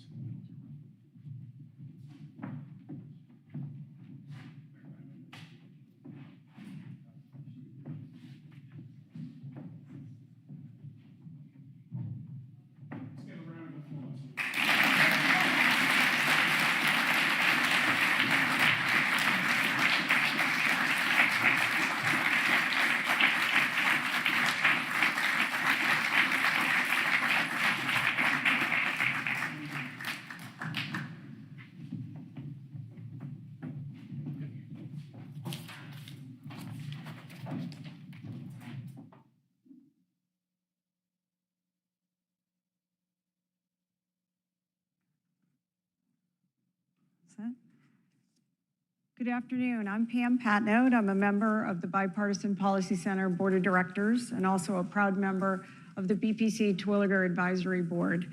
I'd like to recognize the chairman of the board of the Bipartisan Policy Center, Henry Cisneros, who you heard from earlier today. And my dear friend, Ron Terwilliger. We were just talking about how it's been 17 years since we first met. Ron recruited me. I was at HUD at the time when I received a call from Ron to join him at the Urban Land Institute, and that's where we created the first Terwilliger Center. So Ron, thank you for your continued commitment. His commitment to solving the affordable housing crisis has just grown stronger every day. So thank you for all you do every day. Thank you. And we were having a really good time in the green room, Congressman Cleaver and Congressman Kelly. So enjoyed getting to know you behind the scenes. And I'm delighted to have this conversation with two great champions of affordable housing. So Congressman Cleaver, would love to start with you. You've served 2 decades now in Congress representing your district. Could you talk a little bit about what is happening in Kansas City, Missouri, and your surrounding communities in terms of affordable housing? Well, I think first of all, thank you very much. This is quite an honor to deal with housing, and if you knew my background, you'd understand why it's so significant to me. But I think right now, what's true in Kansas City is pretty much true all across the country. Maybe some of the larger cities, as my youngest son used to say, it is worser. But we are right now in a crisis. I don't think there's anybody who seriously looks at housing who does not agree that this moment is a very, very difficult moment as it relates to home ownership. And that problem is not just an urban problem, although we pretty much automatically go there as we're thinking, and we leave out vital components of the need. I mean, nobody in here has heard of, probably very few people have heard of Multi-Bend, Missouri, or Sweet Springs, Missouri, or Cuba, Missouri. But, I mean, you've heard of Arrowhead, the stadium, but not Arrow Rock, the town in Missouri. And I think it's critically important that rural areas comprise over 90% of the land mass of the United States. And then what we do, we make some points of intentionality. We say the United States Department of Housing and Urban Development. And I celebrate urban America and what we're doing, especially when I was mayor and then have a mayor, Mayor Cisneros at HUD. But if you live in Sugar Creek, Missouri, that doesn't speak to you. You're going to have some serious problems, and most of those people living in these rural areas are really struggling. I have little towns in my congressional district where they've not built a house in 25 or 30 years, a new house, 25 or 30 years. And the problem is exacerbated by the fact that there's a great deal. I was born in Waxahachie, Texas, so just make sure you understand where I'm coming from. People in rural communities don't like to be seen as poor, and there's a level of pride that actually works against them in the long run. So there's some resentment about being connected. So I used to think people would be upset if they lived in a rural area to hear that there's the United States Department of Urban Development. But, that's not us. Take that somewhere else. And I've had some experiences just like that. And so where we are now is most people can't afford a home. You can't afford a home. And I noticed some young people in here, and I hate to give you this bad news. It's not me. I want you to have one. But the truth of the matter is the housing cost is rising even as we sit. And it's not getting any better because I think we all in the federal government, where we can make it better, are resistant to doing so, because in part there's a segment of the U.S. population that doesn't want to be connected with another section of the American population, and so both sections end up getting hurt. Housing prices are going up, and then post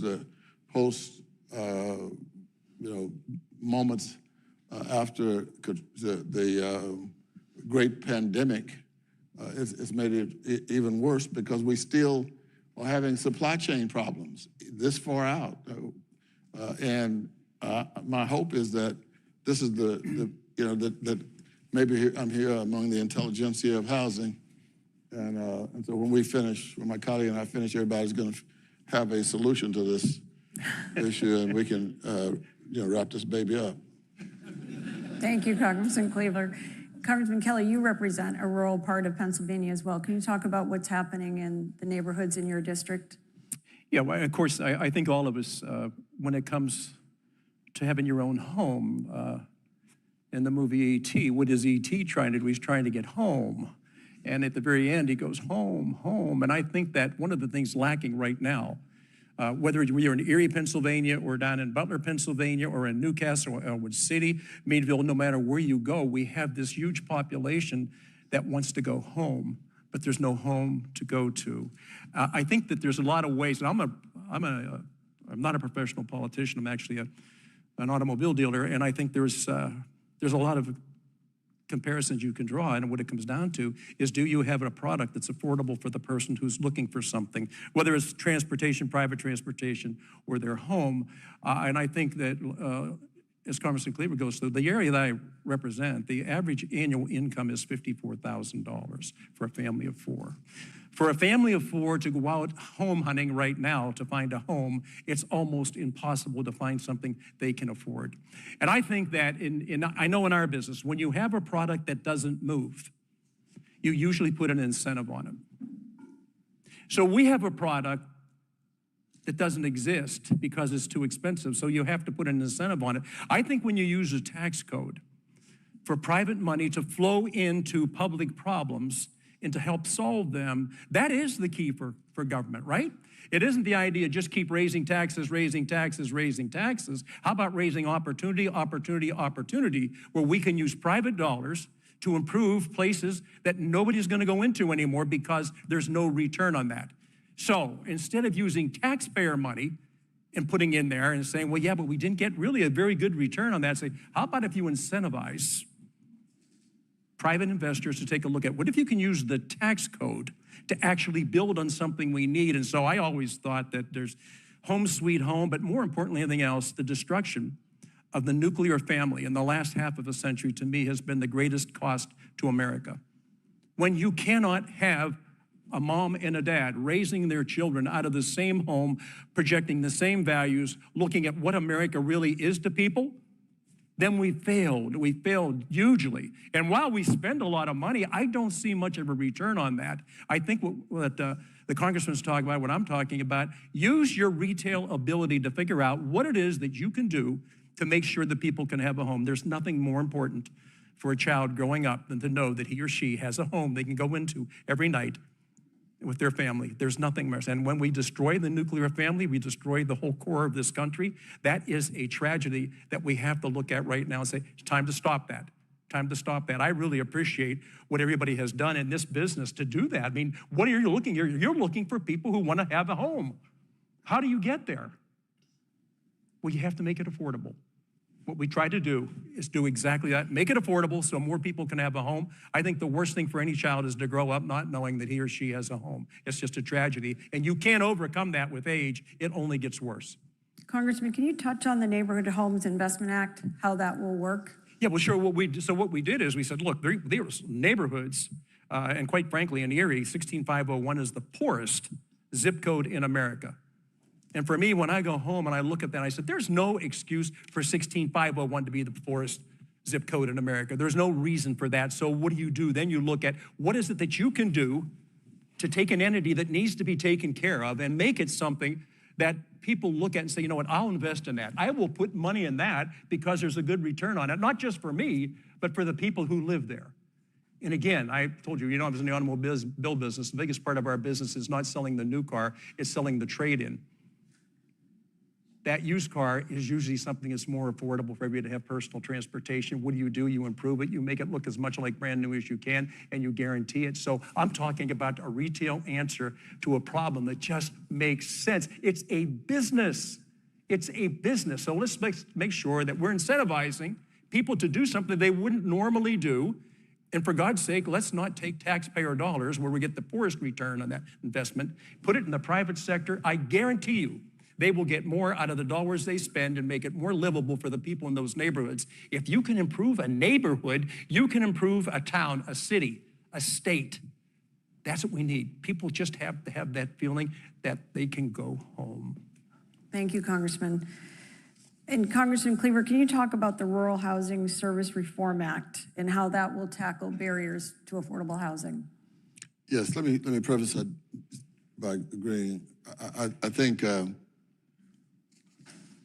we will solve many of the urban problems, including housing, if we solve the problems in rural America. Because I think it's important for people to understand there's a connectivity. Yeah. There's no separation. I think about 1/3 of all of the rental units in rural America are 55 years and older. And if you take the free lunch program, the school lunch program in Kansas City, Missouri, large city in the state, down in St. Louis, and then compare that with Lexington, Missouri, the per capita, the school lunch program is higher in the small rural communities in Missouri. I don't think that's unique to America. So my whole desire in dealing with housing is to let people, help people to understand that they need to work together because they have the same problems.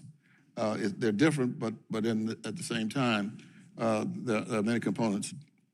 Blaine Luchtemauer, who is from Missouri, from the Ozarks area, and I are friends, and so we find it easy to work with. He is Republican. I am a Democrat. We find it easy to work together because both of us are interested in what's going on as it relates to housing.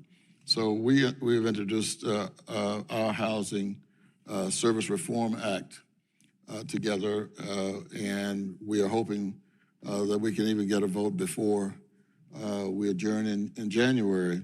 And so we would fix the long-standing problems of USDA Section 515, which some of you may have worked with. These are properties that were refinanced decades ago, and we make the correction by making it easier for nonprofit committees, nonprofits committed to housing, to acquire these properties and then ensure that rental assistance is available even after mortgages mature. And then we clearly need to update USDA's outdated process of measuring incomes, bringing in line with HUD's practice. You buy a house in almost anywhere in the rural area of Missouri, you're gonna have a balloon note. When the banks, the bankers will tell you, you got to do a balloon note. I mean, this is the United States of America. Why would we do that to our people in our home country? And so the legislation we have is not very complicated, but there's some additional parts. I've just hit on a couple of them. But it's important, and you need to support it. Don't ask me any questions, just support it. And Congressman, you're also very interested in addressing the issues with the housing voucher program, which serves more than 2.3 million families every year, helps them to afford homes in the private rental market.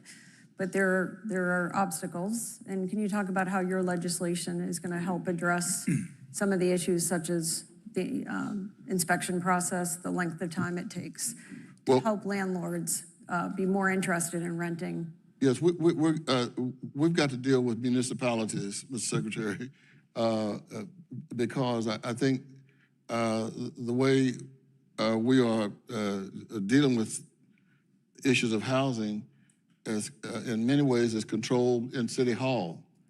And so our legislation helps to modernize the USDA's foreclosure process. We update processes of measuring income in rural areas. And the bipartisan bill that we are creating will enable us to modernize housing more so than we have ever done, particularly as it relates to the rural components of the country. And we make some long overdue investments in information technology. And if we're able to do that, it'll allow USDA to process loans more efficiently, which will ensure staff can spend more time reviewing applications and less time just fooling around with paperwork. Thank you, Congressman. Congressman Kelly, do you want to add to what Congressman Cleaver said about the housing voucher program and your experience with your constituents? Yeah, well, I think most of my life, in fact, I would not have run for Congress if in 2009 the government was taking away one of my franchises. They'd never been there, never spent 1 second there, never put 1 penny into it, but all of a sudden told me you're no longer going to be a Cadillac dealer. And at that time, I was so glad my parents had already passed, because that's not the world they grew up in. So when it comes to what we're talking about today, I think the main thing to remember is this is a business. And the fiduciary responsibilities of a lot of the lenders make it harder for them to do that. So how do you try to come up with something that takes some of that responsibility off them, some of that weight off them, to go ahead and do the right thing because it's necessary to do it? And I always looked at any time we spend a penny on anything, you look at what happens eventually with it. And we're talking about properties that most people would not want to buy anymore, wouldn't want to live in, and then we put heavy burdens on them and what they have to do it. Again, just using a business model, once you get this product finished, it becomes a revenue producer, not a revenue reducer. And so I've always gone just back to what I've done my whole life, make something available to those who need it. And there's different parts of the market. So when you look at the older neighborhoods that I represent, they need a reason to be proud again of where they sleep, where they lay their head down, where they raise their children, where they walk to go to school, what their playgrounds look like. So all of these things are the great American experience. You and I talked about our Irish heritage. I just know growing up, the only thing I knew was there's only one group of people, it's just the Irish. And I was amazed that once I got to school, I found out there were actually people who weren't Irish, but still coming back to who we are as America.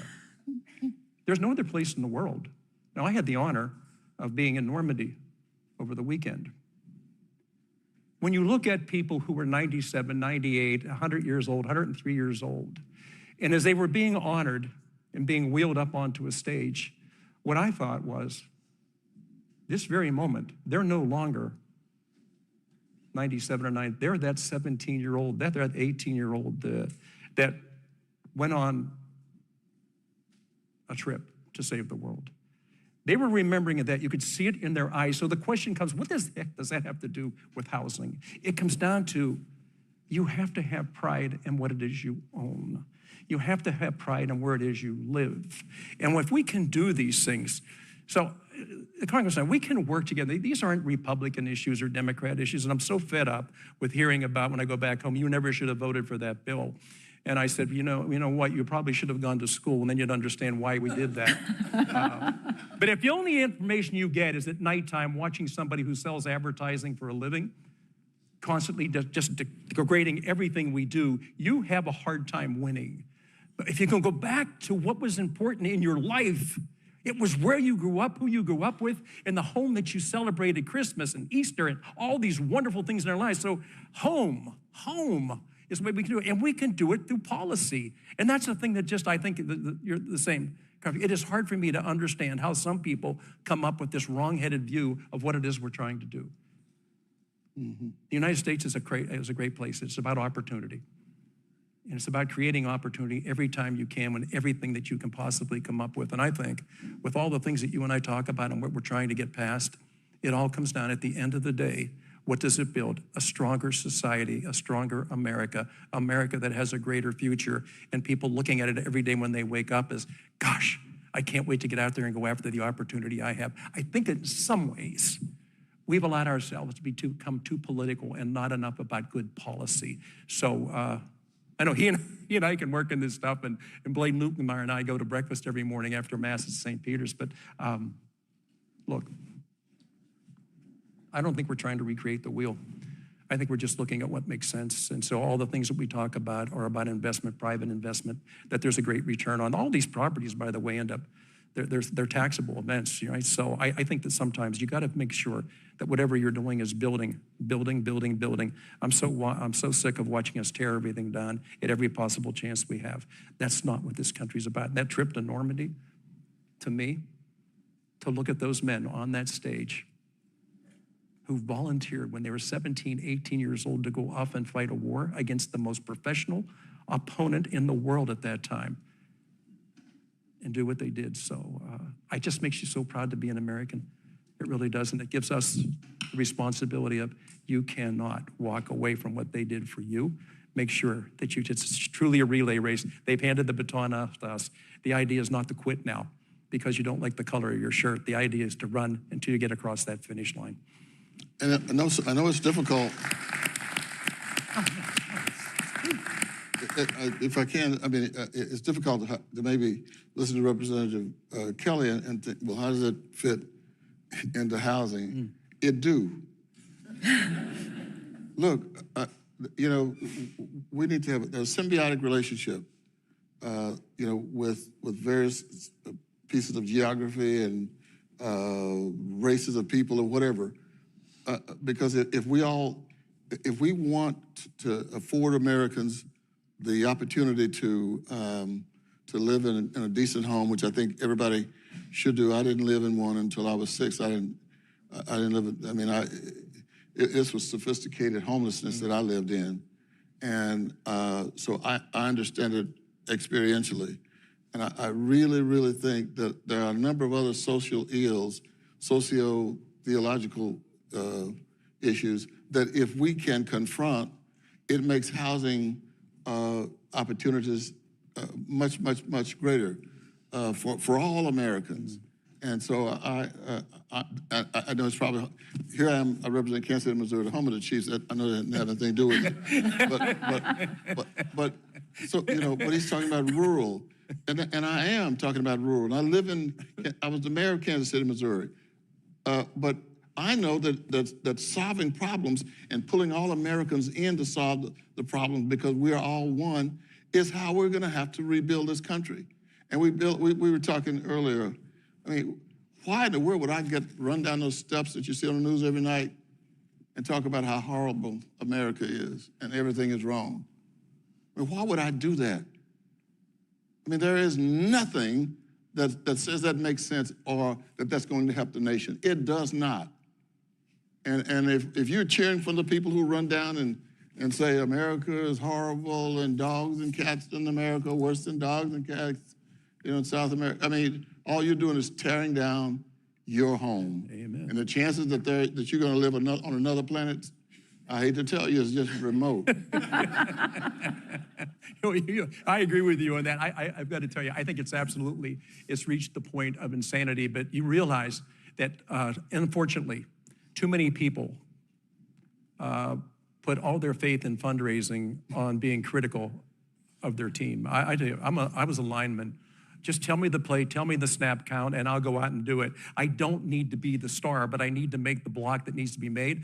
You have the same attitude. I got to tell you, there can't be two people more alike than you and I when it comes to what it is we're trying to get done. So I just would hope that at some point, we as a people wake up. Our problem in America, by the way, is not too many people leaving. Nobody is leaving, and people tell me all the time, what a horrible country this is, it's terrible. Then why the hell did 11 million people go through a jungle, go across a river, do everything? The northern border is the same way, they're pouring in. If it's such a bad country, why the hell are they trying to get here? I just think just take your blinders off, put plugs in your ears. Don't listen to these negative people because they're no good. I don't want to be around them. I don't want to talk about them. And I'm breaking my own pledge that I never talk about my own priority outside of the conference room. Today, I would just say there's more takers than there are makers, and that's a sad thing. Yeah, my immigration plan is to put people who complain on the border. And as the people come in, explain to them. And I've got the cars for them to get there. I'm sorry.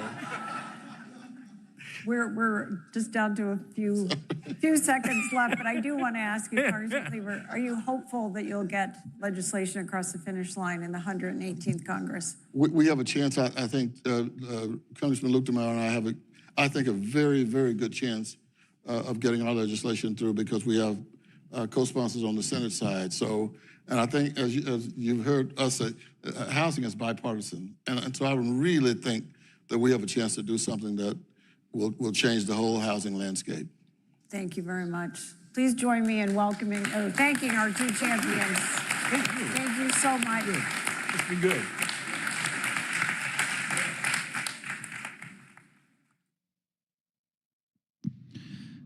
At this point, we'll be taking a 10-minute break before resuming with our next panel.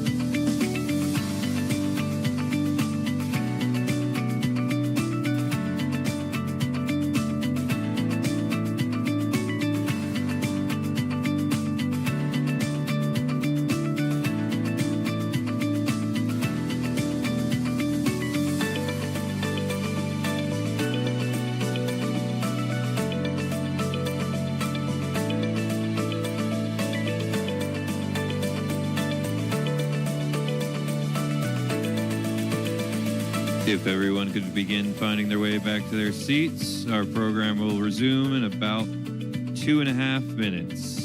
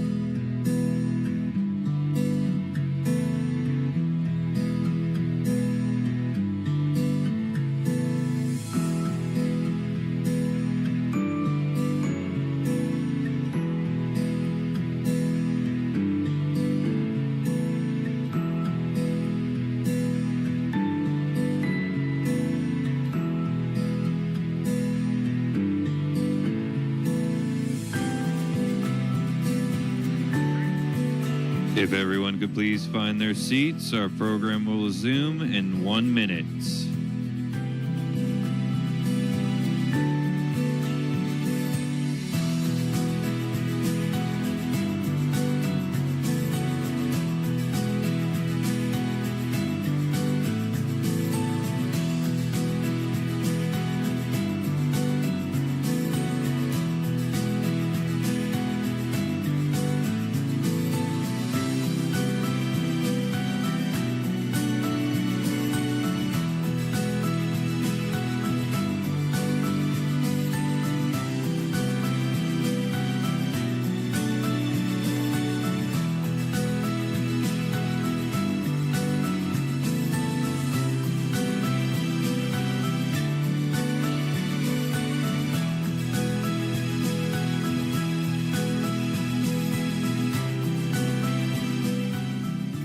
Across the country are taking action to increase housing supply and enhance affordability. In 2020, Minneapolis became the first major U.S. city to completely eliminate single-family zoning.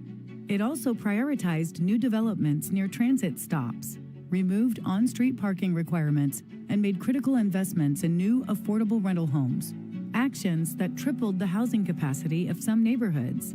And Minneapolis isn't the only place discarding outdated regulations and taking concrete steps to expand housing supply. In 2021, Utah passed a law protecting homeowners' rights to build accessory dwelling units, also known as in-law suites, on their property, a change that's expected to generate thousands of units of affordable housing. Visit the Terwilliger Center to learn more about how community leaders across the country, whether in City Hall or the State House, are tackling our housing crisis head-on.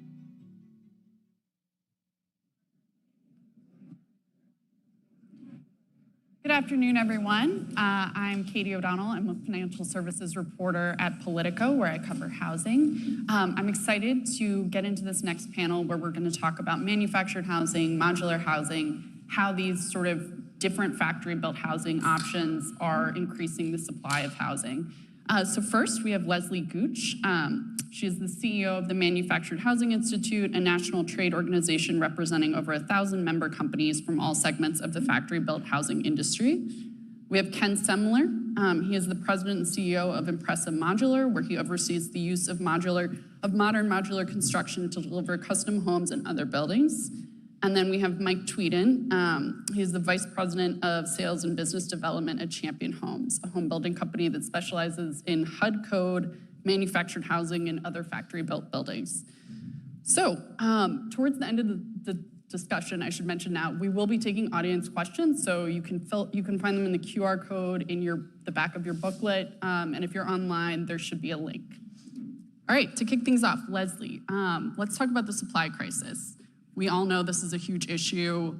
the dearth of construction in the wake of the Great Recession sort of has led to a situation where there are very few entry-level homes, prices have gone up, it's increasingly hard to become a first-time homeowner.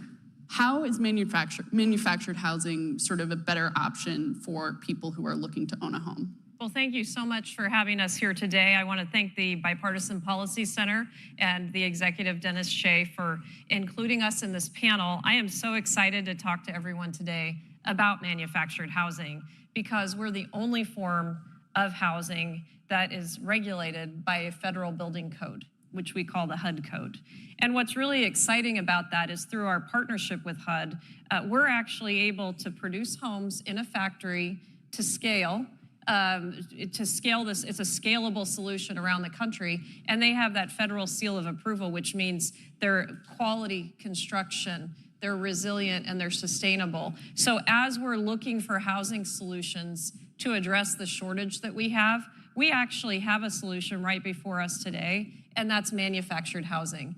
And the people who live in our homes today are so excited about them. They talk about the access to newer home features. When you look at what we tell people today as affordable housing, typically they're having to make compromises in terms of what their idea of home looks like.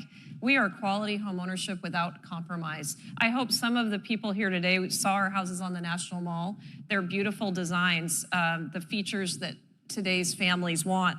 We've got the floor space, the square footage that people are looking for. But something else that people talk about when they talk about manufactured housing is their sense of independence and the safety and security that comes with homeownership. And I think that's really important. So we're just excited to be here as a part of the solution because with the crisis that we have today, when you look at the price per square foot of our house being about $85 a square foot compared to site built, which is over $170 a square foot, you see that this is a scalable solution built to quality federal standards. We have the federal seal of approval, and we can still offer that American dream of homeownership to more people.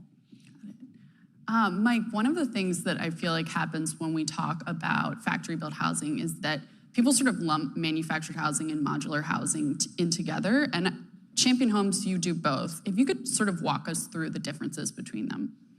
Sure, modular is built to the International Regulatory or Residential Code, IRC, and it's very similar to a site built. So you have regular inspections from the city and the zoning, and Ken can probably hit on a little more. Whereas manufactured, Dr. Gooch hit on, is it's built to an international code. We have inspectors in the building at all times. They inspect every single house, and at times can go in any house they want in any stage of production. They go as far as controlling some of the materials we can use, moisture content of lumber, spacing of outlets. I mean, you name it, it is very regulated and it's consistent across the nation. So IRC is local code, HUD code is national, as Dr. Gooch referenced. Got it. And Champion Homes was part of the HUD Innovation Showcase last week, right? Correct. What was sort of your takeaway from that event? It's always fun to watch the faces of people as they come in and walk through the house. And as we were talking earlier, I referenced that I'd say we're all guilty of it. Eyesores and things of beauty catch your attention. The common goes by all day long. So a lot of people, when they think of manufactured home, they remember some house that was pre-HUD code that hadn't been cared for. It's no different than somebody that hasn't cared for their car, their own yard, their anything. And so as people walked in, they were amazed by the quality, the amenities, the features, the size of the home. So it's fun to watch that, to people's attitude change towards a factory-built product. Got it. Ken, one of the biggest challenges with manufactured housing, as with site-built housing, is restrictive zoning. And we've seen some changes. Jackson, Mississippi recently opened up their zoning for modular and manufactured homes. But I'm wondering sort of what your experience has been with zoning and whether you think, is there anything that you know, if you could wave a wand, you would have tomorrow? Oh boy. I think the West Coast has actually been more progressive. So like California recently, 2019, started allowing ADUs that met either the modular or manufactured home code. And 2003, they started looking at, can they actually now condo those ADUs? So it's one approach to getting to affordable housing. But when the previous panel talked a lot about rural housing, what we end up seeing, and I fight it all the time, at a real working day level, is code confusion. Is the food chain of the industry, the home inspectors, the appraisers don't understand the differences. And what I typically see is when people don't understand it, they stop. And so a lot of the CC&Rs in a lot of the rural communities, they just blanketly say no M word. And if we could get mobile modular manufactured, I think taken out of it is, could we go so far and say housing is a right? And could we get a lot of that restrictions removed from the CC&Rs? I mean, I think that would be a blanket approach. Outside of that, there are communities that actually just west of here, Hagerstown, Maryland, just changed the residential code, so they're allowing manufactured housing into R1 residential areas. So that's a big way to get affordable housing in. But we also just have to make sure the home inspectors understand kind of what Mike was saying is the way the inspectors come into the factory versus what you inspect in the field. Because with the boots on the ground, that's our number one problem, is nobody knows or understands the code in the whole food chain. Gotcha. Mike, I'm interested in your perspective on this issue too. Champion Homes has built homes all around the country. And so is there anywhere that sort of sticks out to you as either a particular problem or a beacon? To Ken's point, ADUs in California was a big change to allow HUD code ADUs throughout the state. So that was the first move. And we have little pockets. We have a project going on in Chicago. We have a project going on, a couple of them in Michigan. And we're starting to see some of that. We have one going on in Kentucky. And so the industry is starting to find pockets of cooperation, if I could use that term.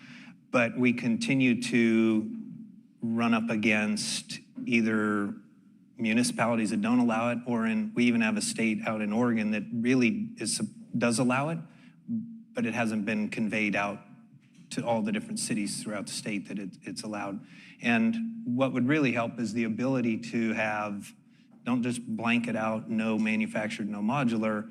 It's just like everything else. Tell us what the playing field is and let us build to that, so that that the factory built house that we're building fits right on into the community, so no one would know as they went by.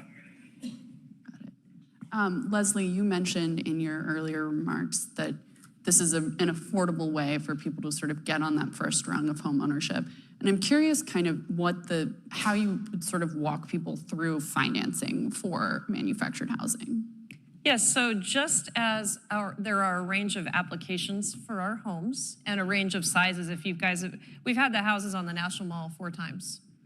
And every time we show the range of what we can produce in the factory. From our large cross-mod home that has the pitched roof, we had one with a garage a few years ago, all the way to our duplexes this last time, to our HUD code accessory dwelling units. Just as we produce that range in the factory, there are also plenty of options for people to finance their homes. So someone may already own the piece of land, and what makes us different is that you can actually just take a loan for the home itself to place on that land, and that's called a personal property loan. You could actually choose to go into a land lease community where you're leasing the land and you own the house. You could go to a subdivision and take a loan. It's a real property loan on both. And so we like to provide the options that consumers are looking for in the place that they are wanting to live, in the place that they're wanting to call home, which we're very excited about. So we have lenders that do personal property lending. We have lenders that do both. And we have, my big thing in Washington right now, our priority is to make sure that when we're talking about federal programs that support homeownership, that they do support homeownership through manufactured housing. One of the challenges we have with Fannie Mae, Freddie Mac, FHA, is that the personal property side of lending isn't necessarily supported there. FHA has made some really important steps this year to stand up their personal property lending program, the FHA Title I program, and we're hoping that with the changes, they partnered with Ginnie Mae to make some changes, that we will see an evolution to that support. 70% of the loans that are made today are personal property, and that's really because it's easier for a consumer to make those choices about lending when you're selecting the house you want and where it's going to go. It's just a smarter option to do personal property, and our federal programs need to support that as an option. Ken, let's talk about natural disasters and how it seems like every year there's a new record for how much damage is done. I think one thing that people, your average man on the street might not realize is that manufactured housing can be really resilient. And so I'd love to get your perspective on that and kind of the ways that it can be resilient given the sort of increasing nature of these events. Yeah, I mean, I think one of the a landmark study for our industry was actually back in 1992 when Hurricane Andrew hit the southern tip of Florida. There was a subdivision and it destroyed every home in the subdivision except for one. It was a modularly constructed home. FEMA came in and wanted to know, why did that single home stand up when every other house splintered? And they found out because the inherent structure built into a modular unit, it's volumetric modular, we're building it 6 sides, it actually stays together better. So today, like we get to more current Superstorm Sandy, we see the modular homes standing in New Jersey when most of the site-built houses failed. So for example, a 2-story home, we're taking 4 volumetric 6-sided structures and lag screwing and bolting them, putting them together. But resiliency just isn't in the process of surviving the initial storm, it's how fast can you repair it. So we typically don't suffer as much damage during the storm, so it makes it much faster to get through. I'm not sure if you're familiar with the Insurance Institute of Home and Building Safety. They have a facility in South Carolina. They have a program called the Fortified Program. So you get a 10% reduction in your home insurance premium if you follow the Fortified Program. Modular very easily fits the Fortified Program. So it's actually, there's an insurance industry that's supporting exactly what we're doing. Mike, let's talk about everyone in Washington's favorite new thing, which is AI, artificial intelligence. How have technological developments sort of changed or affected the kind of home building process here? For us, we use it a lot on I'd say the front end of the process, trying to determine consumer colors, designs, wants and needs in their houses, what they're search for, so we can design products to that end of it. And then we use some of it from a marketing perspective. And that's really all we're using right now, but we are taking automation into the facilities where we have trusses built for many factories out of one operation and cabinetry that's built out of that. So we're using the technology from that perspective, but we're continuing to grow from the AI side where we're trying to gain as much information as we can so we're designing the right product for the market. If you guys have anything to add on that too, I know everyone loves to talk about it. Yeah, well, and we're seeing it with other factories that are doing just that. I mean, and it's a concept because we use it for marketing and actually writing plan descriptions for our houses on our website now. So it's on the front end, but on the back end, we're starting to work with factories that are using AI robots. And it's kind of strange to think of a robot because like the automotive industry, you teach the robot to do exactly what it is. But in the AI world, the robot learns. So we deal with wood, which is an imperfect product. So AI is able to navigate imperfect items much better than the automotive industry, which is very exact. So another question that I have just for all of you, I think it's 7.5% of existing homes and 9% of newly built homes are manufactured or modular. And so I'm curious kind of what the biggest obstacles are to sort of advancing market share here and what you think could help. Leslie? That's something that we talk about often. We believe that in the future, it's not going to be why would you buy a house that's built with factory precision. It's why wouldn't you want a house that's built with factory precision. So what are our obstacles? I think you already touched on the main one, and that's zoning.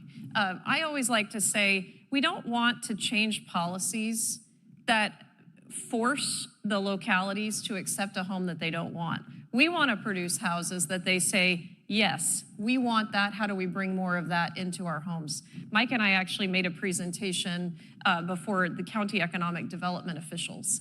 And it was standing room only, and everyone's asking, How do we bring more of that in to solve some of the challenges we have in affordable housing? And they started recognizing that it was some of the zoning barriers that they had that needed to be overcome to get there. That's really what we're looking for, and we do believe that that will help us break through that 9 to 10% of new single-family home starts. We also think that we need to develop in subdivisions, and we think that's gonna really help us, where people can actually go. Seeing is believing with our houses. Every time we display houses somewhere, people come in, they wanna live there. But, you know, in the traditional home building space, people go and, you know, I'm from California, you've got the open house flags, and you go and you can tour some models in the neighborhood where they are wanting to live. And as the industry starts doing that, I think that we will break out in terms of that number as well. And then we do have a very vibrant land lease community model that I talked about earlier. About 30% of our homes today go into land lease communities. So 30% of the homes produced. That's an extremely important form of hybrid homeownership, and the lifestyle that's offered to residents in brand new manufactured homes, it's amazing. And we finally have expansions of communities taking place. We have some greenfield developments of communities, and we think those solutions are really gonna help us move beyond that 9 to 10% of single-family home starts. Gotcha. Ken? One of the things that I think, you know, our factory-built cousin, I'm on the modular side primarily, but the factory-built cousin to manufactured homes actually dominate that market space. We're about 2% of that 10% in the industry. And a friend of mine actually just did an anecdotal study that if we actually wanted to get to 10% of the market, you would have to build 600 factories. That's like a $15 billion effort. You don't do a $15 billion effort without some kind of government support, but that's the kind of, the manufactured housing industry is owned by the 3 C's, the big 3.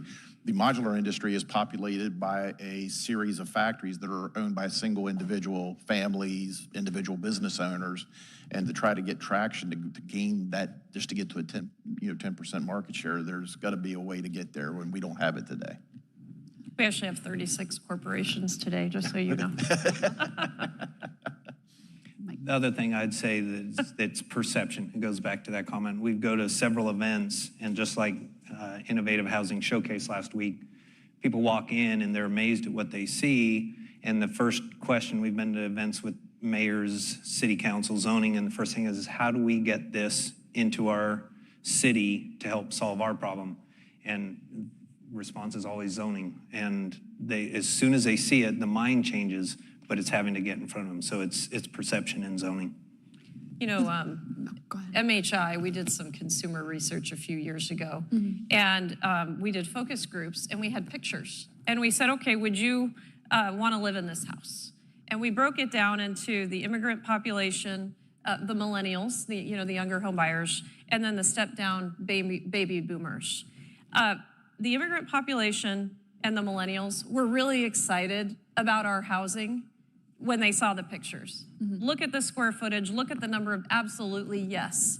Where we had more of a challenge, it was with that step-down baby boomer population. And that goes to the stigma of our houses. It's always the baby boomer. It's always the baby boomer. Yeah. But it's like from the past, right? It's grandma's trailer, it's that mentality. Then we started showing them the new elevations. And they got to a point, yes, we would be willing to accept that.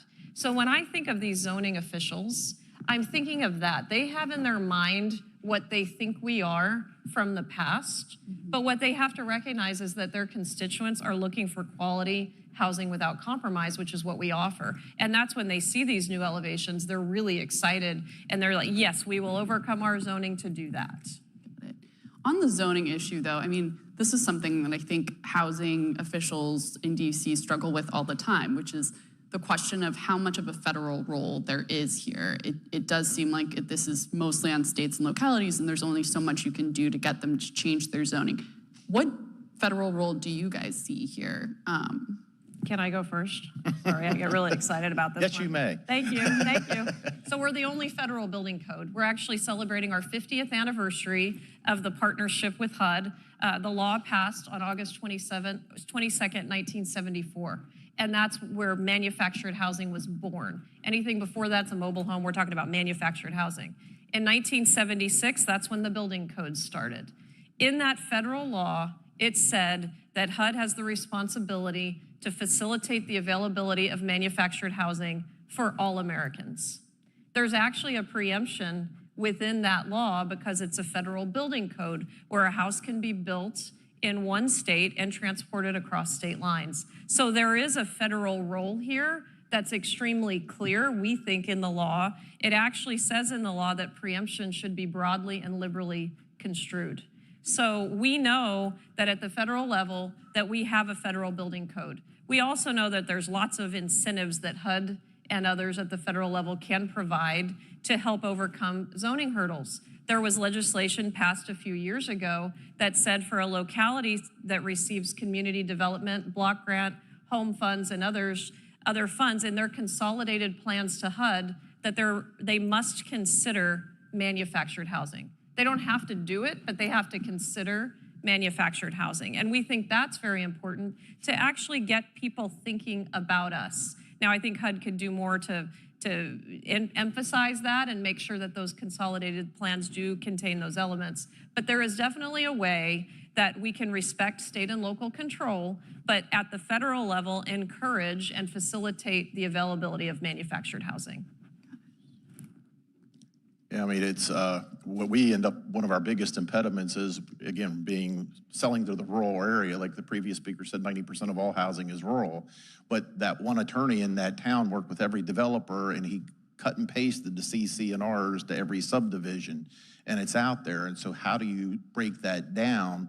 And I mean, you had the 1964 Civil Rights Act followed by the 1968 Fair Housing Act, and it removed certain races weren't allowed to live in certain areas. Federally, that was struck down.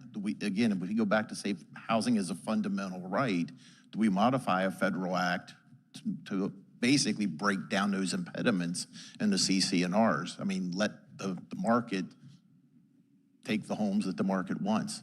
And I think we offer, as an off-site industry, a very competitive product that I think, to Leslie's point, I think there's a lot of confusion about when people hear modular, mobile, manufactured, they have a preconceived notion. And when they walk into houses, we do multi-million-dollar houses. We're doing a 9,000 square foot house right now in Charlotte, North Carolina. People would never guess it's a modular house. But we can do it, and we'll do that house in 2 months versus 18 months. That's what we offer as an industry. Imagine what we could do to affordable housing if we were turned loose. Mike. I think Dr. Gooch covered it from our side. It's Got it. Got it. So 5 to 10 years from now, where do you all see sort of manufactured housing? Where is the role kind of for manufactured housing and modular homes in addressing the kind of affordability crisis that we're in right now? Well, again, I think that it's not going to be why would you buy a house that was constructed in a factory versus where the materials are brought to the field and the house is constructed. It's going to be why wouldn't you? We do have some legislation pending that we're very excited about. And what that would do is bring more homes under the federal building code. Right now, under current law, it says that by definition, a manufactured home must be built on a permanent chassis. There's legislation pending that says that a manufactured home can be built with or without a permanent chassis. What that does is it expands the designs that we can bring. You still have the resilience and the structural integrity, but it just really allows us to meet the market and the need where it is. What we had on the National Mall last week, they were duplexes. So again, we're looking at where's the innovation, what can we do for infill, for other applications that make sense. But in 5 to 10 years, you're going to see that we've alleviated some of this regulatory burden that was talked about today by allowing for more houses built in the factory with federal inspectors in the factory, and we've got more designs so that people are looking for affordability. It's quality homeownership without compromise. Entry-level home buyers today should be able to achieve home as they see it in their mind. They shouldn't have to compromise, and it can be a brand new energy efficient home, and we're gonna be able to deliver that home ownership to them through manufactured housing. And to Leslie's point, I think, from a modular perspective, like she said earlier, there is such a thing as a manufactured home. It's built to the federal code, the HUD code. There is no such thing as a modular home. It's a misnomer. I mean, it's a home built using modular construction. It's a subtle difference, but it's an important difference. But I think we're using building systems to build it, and I think that's the important thing. I look at us as not a different way to build. We're the evolutionary next step in construction. 40 years ago, you didn't use floor trusses or roof trusses because that's just not how you built. Now you wouldn't build a house today without floor trusses and roof trusses. And I think that's the way it's going to be 10, 15 years from now with offsite construction. Why would you build outdoors in the rain when you can build indoors in a factory to a manufacturing standard for the house you live in? I'd say that COVID, I guess, accelerated part of the problem is there are fewer and fewer builders out there building an introductory price point home. And what happened is during COVID for everybody is material supply went down. So builders had to choose if they were given a limited amount of supplies, are you gonna build a price point house or are you gonna build the higher margined house? So that's moved. And then what's happened is people tried to get back into that market segment, interest rates have moved. So loan construction costs, project costs are going up. So it's getting harder and it's squeezing the margins on those builders. So a factory built situation is ideal for this because you still have your efficiencies. And if you look at working capital costs, while a lot of the groundwork and preparation for the houses and the developments going in, the houses are being built in a factory. So your return on that investment is much faster, allowing that developer to actually make a profit and make the development work. If you look in some parts of the world, factory-built housing is desirable. Used or pre-owned site-built is a second choice, and new site-built is third. And their thought is factory-built with the precision, things of that sort. Pre-owned site-built because they say houses were built better years back, and then new, that's reversed in this country. And I think that we'll see that change as we continue to move on and trying to figure out how to build affordable housing and find that efficiencies through a factory are the way to go. So now we will start with questions from the audience. Our first question is from Tony Taylor, who asks if it is possible to integrate manufactured homes into a high-density environment. One common perception is that manufactured homes are primarily built in rural and suburban communities. So we're seeing more and more our builders are producing houses that can go into that higher density environment. Part of that is thanks to the partnership that we have with HUD. As HUD updates our building code on a regular basis, we're able to come up with the duplex that we had on the National Mall that was 2 sections, 2 chassis homes, and a firewall in between. That was our 0 lot line improvement from the update to the HUD code. We also had a duplex that was on 1 chassis. So the firewall was in between the 2 halves of the 2 units.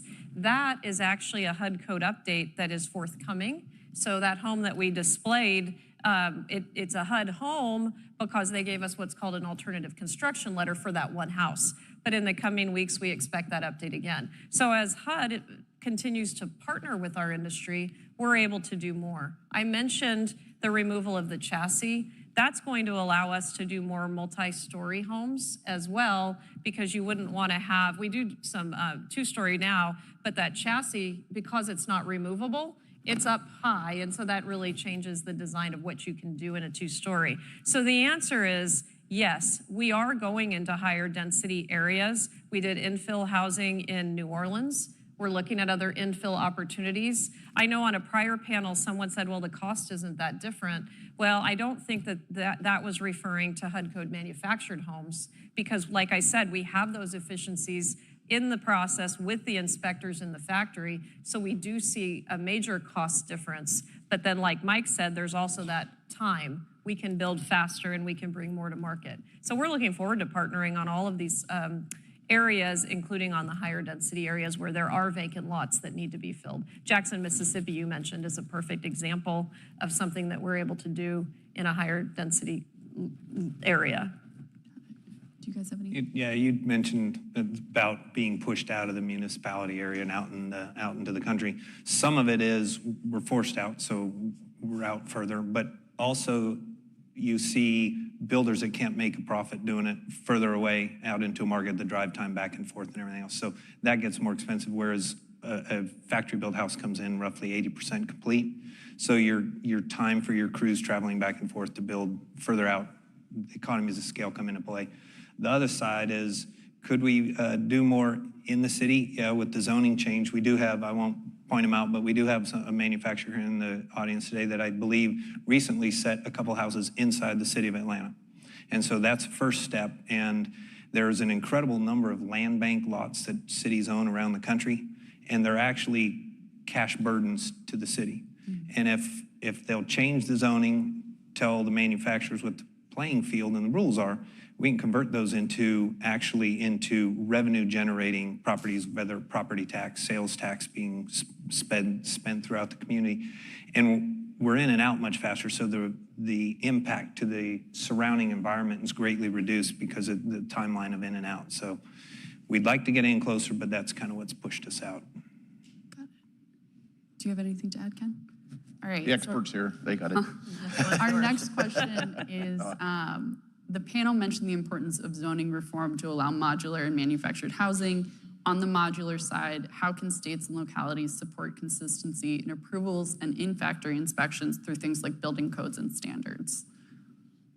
I was going to say, so as Mike said, modular construction is built to the IRC, the International Residential Code. I think 39 states have an offsite or an industrialized housing code enforcement process. So typically the states delegate their authority to one of, there's usually 4 major offsite inspection agencies. And so they delegate that so that the plans have to be approved by that third party for modular, then they actually inspect it in the plan to be done that way, so that on site there can't be a destructive inspection. You can't say take the drywall off to look at a header or anything like that. So I think in those 39 states, the process exists already. The problem is in the 11 states that they don't have an industrialized housing process. It's left to the local jurisdictions, which then it becomes very chaotic. But right now in the 39, it's very clear what can be inspected at the factory and what's done at the field. I hope that answered the question. I'm not sure. I think you did. So now we have a question from Killian McGovern. What role does manufactured and modular housing have in improving and updating older, outdated, and/or unsafe housing that already exists? I think that's an important question. From our industry's perspective, the mobile home does create some of the stigma that people have around manufactured housing. So we pulled the numbers from census, and if you look at all the houses that were built, it's in decades. So I had to look at 1980 and earlier, and 30% of the houses still in existence today were built 1980 or before. And so those are some of the older houses that I'm sure Killian is asking us about, that perhaps because they're older, they are not built to that building code that we enjoy today that we're so excited about. So what can be done? The government has, for the first time ever, HUD has announced a program, a funding program for the preservation of manufactured housing communities. And a part of that is a replacement program where some of those older homes can be replaced.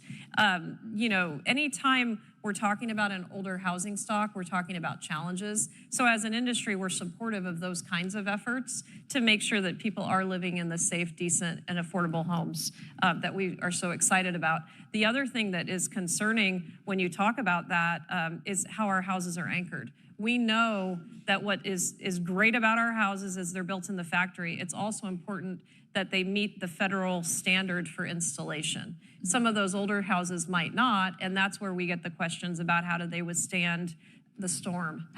We have wind standards, we have thermal standards today, but that older housing stock maybe needs some more support. And that's where, as an industry, we definitely enjoy our partnership, you know, with HUD and looking at how we can replace those older homes with new quality manufactured homes.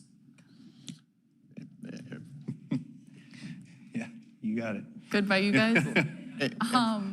So our next question is from Johnny Kurtzfeld. Can you respond to the possibly misinformed criticisms that manufactured housing is less renewable and less available for upgrades or modification? would start by saying I think that is a misconception. I'll use going back to COVID. During COVID, supplies were in limited availability. We had people scouring Lowe's, Home Depot, Ace Hardware, you name it, to buy up all the lumber, insulation, sheetrock we could to use for the same reason everybody else was. And so our materials used are readily available at hardware stores throughout the country. Yeah, and so when people are looking to upgrade their houses, they're looking for those materials. We use the same materials. I hate it when people call it stick-built versus manufactured housing because we use the same materials. It's site-built or in-factory built, right? But we do have, if you maintain your home, the lifespan is going to be the same. We have numbers from Lending Tree about the appreciation. A lot of people say, oh, these houses don't appreciate, never buy a manufactured home. They don't appreciate. And what we're looking at over the 5-year period that Lending Tree looked at, it was a 35% appreciation. So you're seeing our houses appreciate at the same rate, if not better, than the site-built homes. Wow. The next question we have, this is interesting to me. Is there an intended usable life for most manufactured homes? And that's what I was just saying. Yeah. At the end of the day, it's the same as a site built in terms of the life. You must maintain your home. There's a life for the roof and all of the components. Mike and Ken, you can talk about that more. But with the proper maintenance, that house is going to be there and last just as long as a site built home. And I always like, and this is one of the visual things that everybody here can see, go by any community that's being constructed in the spring and look at all the water laying on all the floors.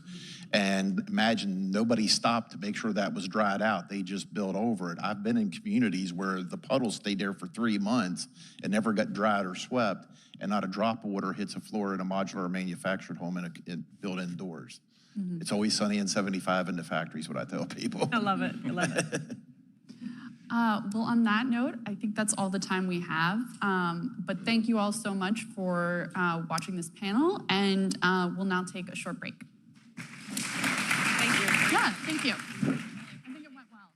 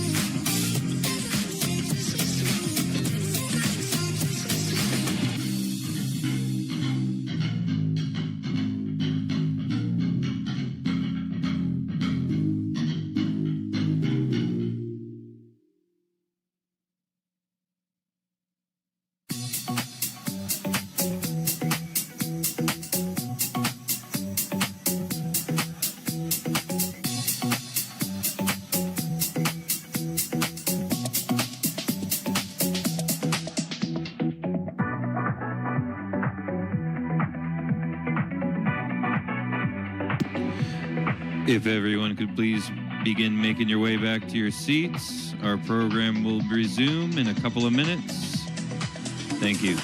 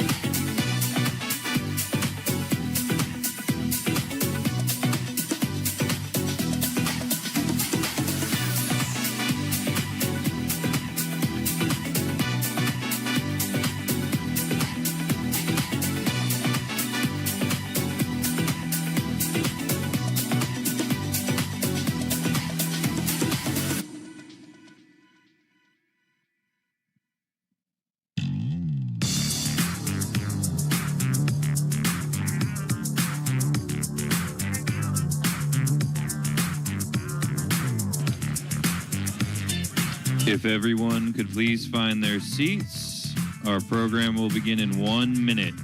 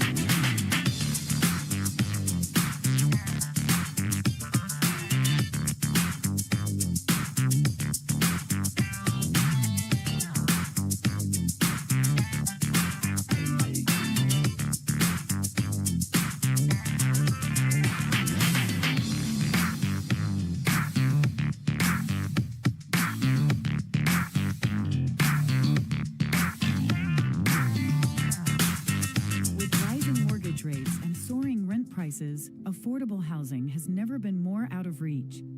The mismatch between the demand for housing and available supply is driving today's housing affordability crisis. In recent years, the U.S. has underbuilt housing by millions of homes. Fortunately, we have the solution.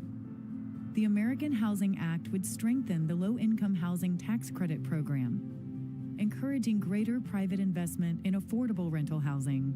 It would also promote affordable homeownership by mobilizing private investment in entry-level starter homes. And the plan would incentivize local communities to reform restrictive zoning laws that limit housing density and block new construction. It's time for the housing affordability crisis to end, and we need your support to make that happen. Read the full American Housing Act to learn more and help us ensure that every family can find safe, affordable housing. All right, well, good afternoon, everyone. I'm Nick Timros. I'm the Chief Economics Correspondent at the Wall Street Journal. It's my pleasure to moderate today's final panel discussion where we will talk about some of the most urgent economic challenges facing the housing market.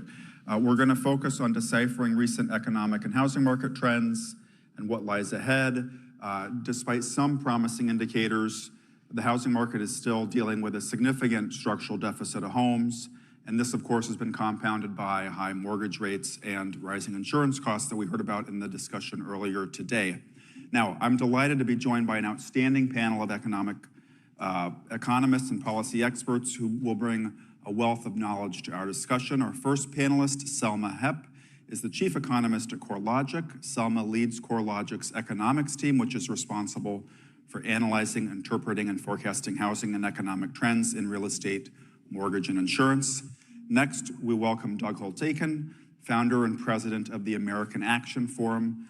Doug was formerly chief economist of the Council of Economic Advisors and director of the Congressional Budget Office, and he leads AAF's work in promoting innovative free market solutions to the country's defining domestic policy challenges. And finally, we're joined by Skylar Olson, chief economist at Zillow. Skylar is a foundational member of Zillow's economic research team, which provides unbiased data and analysis about the housing market to inform policymakers, journalists, academics, and consumers. So welcome to the panel. And to start us off, I'll ask the same question to each of you, but I'll start with you, Skylar. The Fed is meeting today and tomorrow. I think a lot of people are curious about where you all think the Fed's interest rate policy is going to go. It doesn't seem like they're going to cut rates this summer, but we'll get an inflation report tomorrow morning. Everybody has been waiting on shelter disinflation to really show up. Where do you see inflation going over the next 6 months, and how do you think the Fed might react to that? Yeah.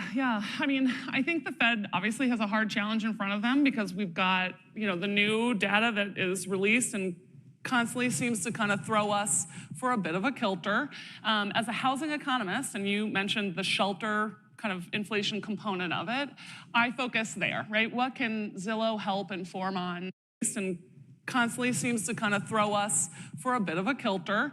As a housing economist, and you mentioned the shelter kind of inflation component of it, I focus there, right? What can Zillow help inform on the shelter component? So a third of that consumer basket, it really matters. And I think what the drama that people focus on is that looks still too high. Oh, so rent growth is still too high. Owner's equivalent growth is still growing too fast, right? But Zillow did an analysis and tried to think about what are we actually watching when we look at that shelter CPI, because Zillow has metrics that shows that on-market rent, like if you're gonna go sign a new lease, that rent is really soft, right? If not falling. So in other words, a new lease is not really growing very much over time. What is growing is people that are renewing leases, right? Because existing landlords are catching up to what's on market. And so we're seeing the CPI shelter component continuing to look like it's growing too fast because people are still moving, right? From off market to on market. And you see that extra pressure. Now here's the trick. If I see that and it's more about just people continuing to move, now it's not really a monetary policy that can help that issue, right? It becomes more about an affordability issue to actually deliver rents to come down, right? Because just structurally, we'll see that just shelter CPI will continue to grow too fast because people continue to move into what is a now step function, more unaffordable rental market, right? Well, so let me pick up on that and I'll throw it to you, Doug. So if market rents, which started coming down at the end of 22, right, you've seen 12-month CPI in shelter, I think it's from the mid-8s down to the mid-5s.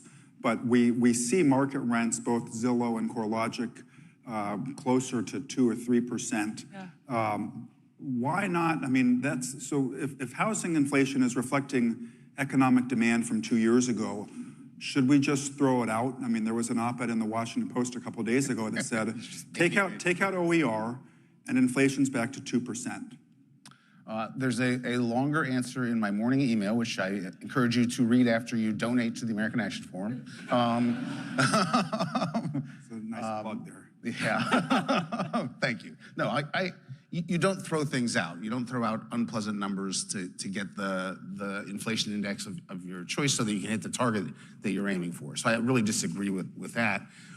Everyone has expected softening conditions to feed through into the rental component and thus the owner's equivalent rent and to get the shelter, which is still running at a rate of 5.5% year over year in the last report. I mean, get that down something closer to the 2% target, 3% somewhere in there. I still expect that. It has just stalled for about the first 3 months of this year, and the question is why. And I think what went on in 2023 was essentially a good news, bad news story for the Fed and disinflation. The good news was, unambiguously good news, we got this bump up in productivity growth to 2.3%. We were running a negative productivity growth. It's the biggest swing in the past 10 years, easily. And productivity cures a lot of ills, and it allows for disinflation much more easily. And that was a great help to the Fed. And on top of that, we got a lot more workers. The CBO's documented the vast flow of immigrants, much higher than expected. And that those two supply shocks helped inflation come down just really much more easily than people had thought, with a lot less pain than they had anticipated. But the flip side to all those immigrants showing up is they have to live somewhere and they have to eat. And so we just sort of saw the disinflation sort of stop, and now they've cut back on the border crossings and they appear to have cut that off. So we're in a situation where we don't have beneficial supply shocks. We have a little bit of a residual demand shock from the flows in, and it's showing up in places you would expect it to. And so the Fed's simply gonna have to stay at it for a little bit longer. So to answer the original question, I think the Feds, they're on hold tomorrow. That's not surprising. But I think you'll see the sort of dot plots indicating roughly one cut left this year, down from 3 in March. And one cut is going to be interpreted as, well, that's after the election because no one wants to move before. And so I think that's what you should expect to see tomorrow. But is that what you expect? Put apart what they're going to I'm skeptical of a cut this year, more and more. Those jobs numbers. I'm less skeptical. I think the economy is softer than many people think, and has shown some real weak reports. We got a really weak ISM services report not long ago. We had a terrible retail sales report. We've seen some real softness in the numbers, and even with the big jobs number on Friday, the household report was a disaster area. So I'm less sanguine that somehow this economy's immune to the Fed's very restrictive and continually restrictive policy. And remember, if they do nothing and inflation comes down, they're getting more restrictive. Real rates are rising. Right. So, it's taken a toll.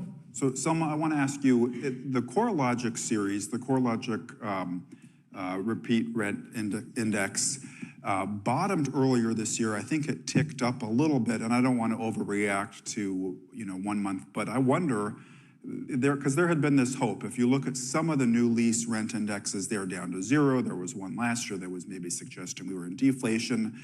CoreLogic showed, I think we were at 3.4 from 2.6%. Are we seeing any kind of a stabilization in leasing demand, in vacancies, and in pricing power for housing owners? Right.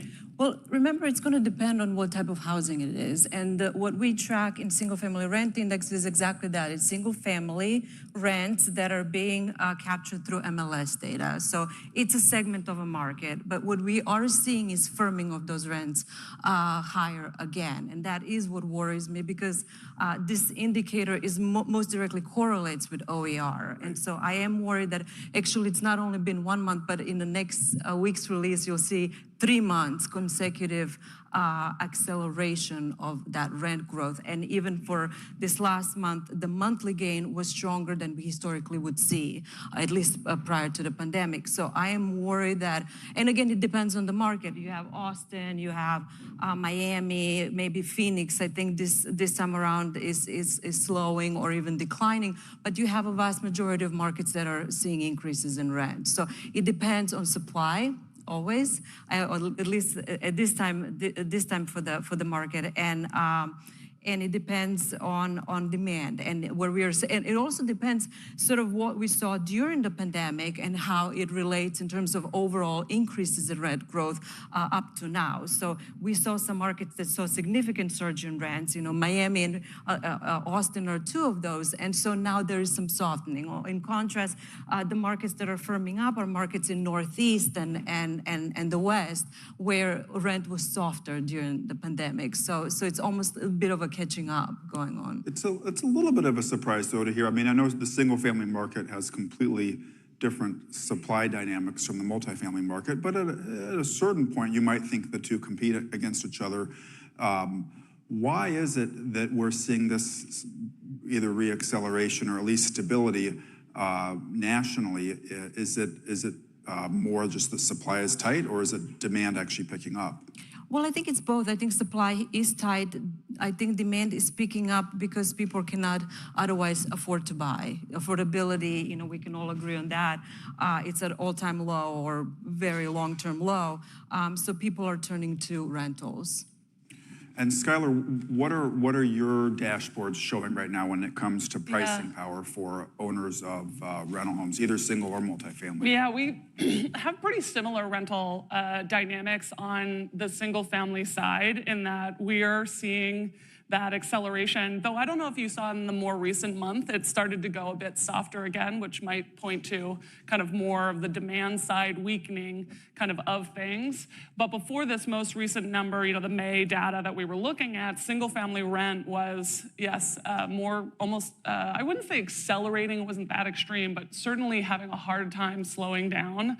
And I think for very much the reason that we have a massive generation that is approaching for sale, go buy home, first-time home buyer ages, and they are blocked from going into that for sale side. So the Northeast, where we're seeing single-family rents very strong, those are the same cities where the new listings from existing owners that are trying to sell their home have pulled back the most, right? So it's not just, oh, I'm trying to live this lifestyle, this vision for myself, and mortgage rates are high, so maybe it doesn't make sense to buy it. It's also, even if I wanted to move forward and buy it, I might not be able to find that home. It's just not there. Right. I should have noted at the outset, we are going to take audience questions in a little bit, and you can submit those via the QR code in your program booklet or via the link in the YouTube chat if you're watching online. So sticking with that, Skylar, and I'll ask this question to you, Doug. There's a lot of concern right now that high interest rates are just torching future supply in the housing sector. So we're going to have even bigger problems a couple of years from now.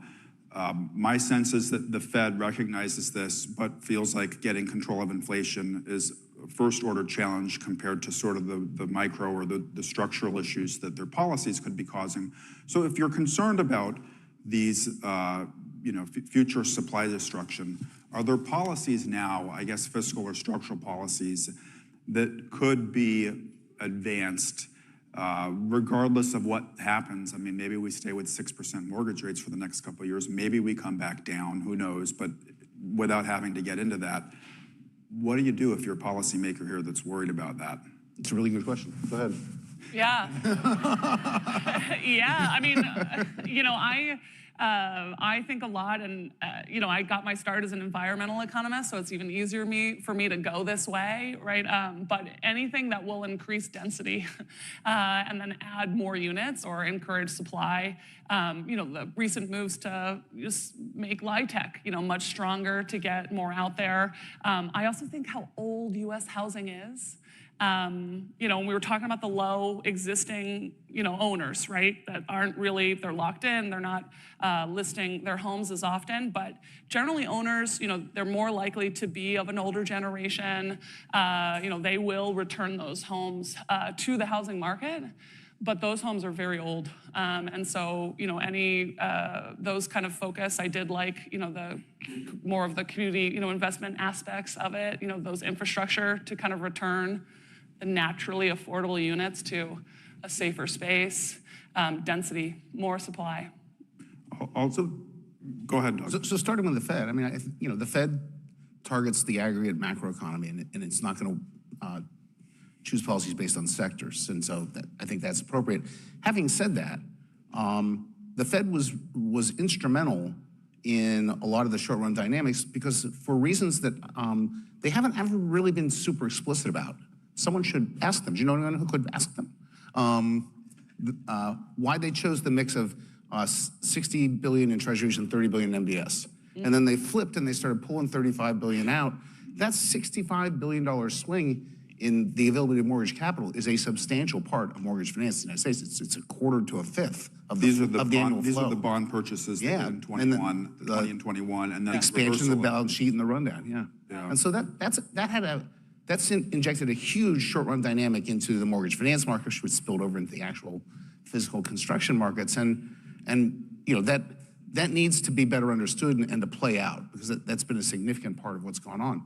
Stepping back from that, we had a big housing shortage, structural shortage problem before that. So you can't lay this all at the foot of the Fed for the high interest rates. They helped it enormously before that. Now it's part of the transmission mechanism of restrictive monetary policy. That's life.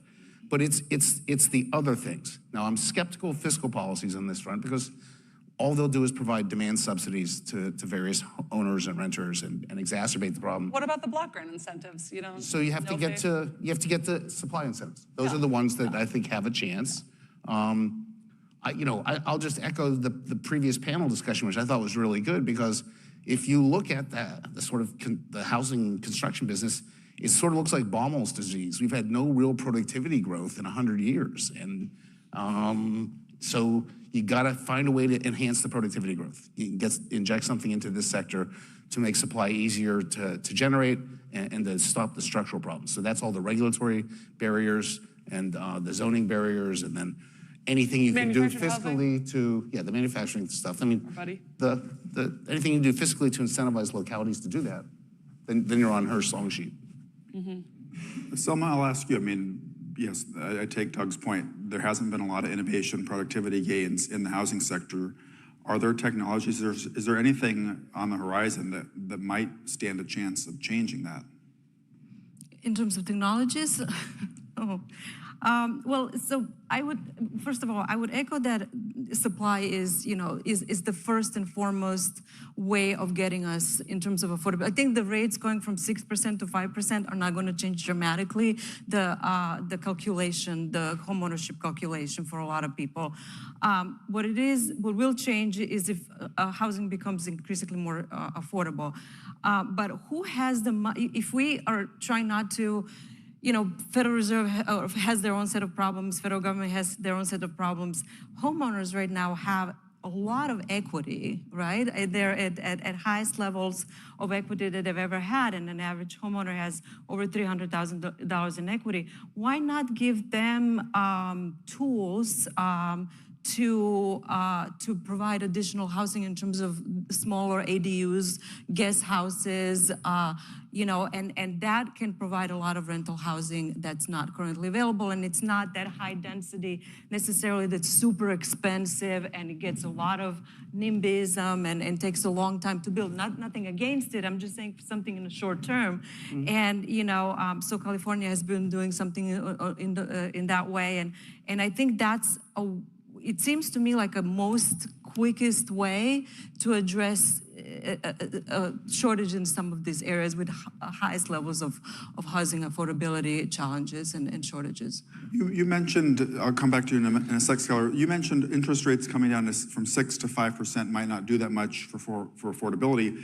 I mean, how do you see the prospect of, let's say we were to have rate cuts without a serious employment downturn, so the soft landing type adjustment cuts. Is there a prospect there for home price inflation to pick up in a way that maybe becomes less helpful for an institution like the Fed trying to manage aggregate demand, and you actually keep inflation pressures stickier than you want them to be? Right. I think that's actually the big concern, because when you look at what happens with housing demand and home prices, as soon as mortgage rates come down, people rush in. We have such a huge number of pent-up demand households out there. As soon as mortgage rates come down, people rush in, and we see a surge in home price appreciation. And that worries me that as soon as the mortgage rates do come down, that we will see that. And that's why I don't, in addition, think that it's going to help affordability that much, yes. Skylar. Well, yeah, I guess just to quickly kind of tie a bow on that idea. So when we match up middle income, median household income and the value of a typical home, and you take today's, near 7% mortgage rate, that'll take around 36% out of their income for the mortgage payment, property taxes, and insurance. And most people say affordable is less than 30%, right?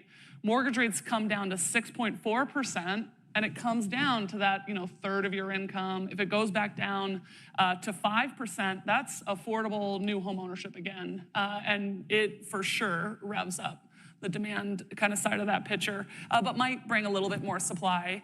But to come, if you don't mind, to come back to the technology idea for new construction, I think, part of, I teach real estate evolution and disruption, and a theme at the University of Washington, and a theme that we talk about all the time is this idea there's lack of productivity gains, but a real lack of just modernization across the board.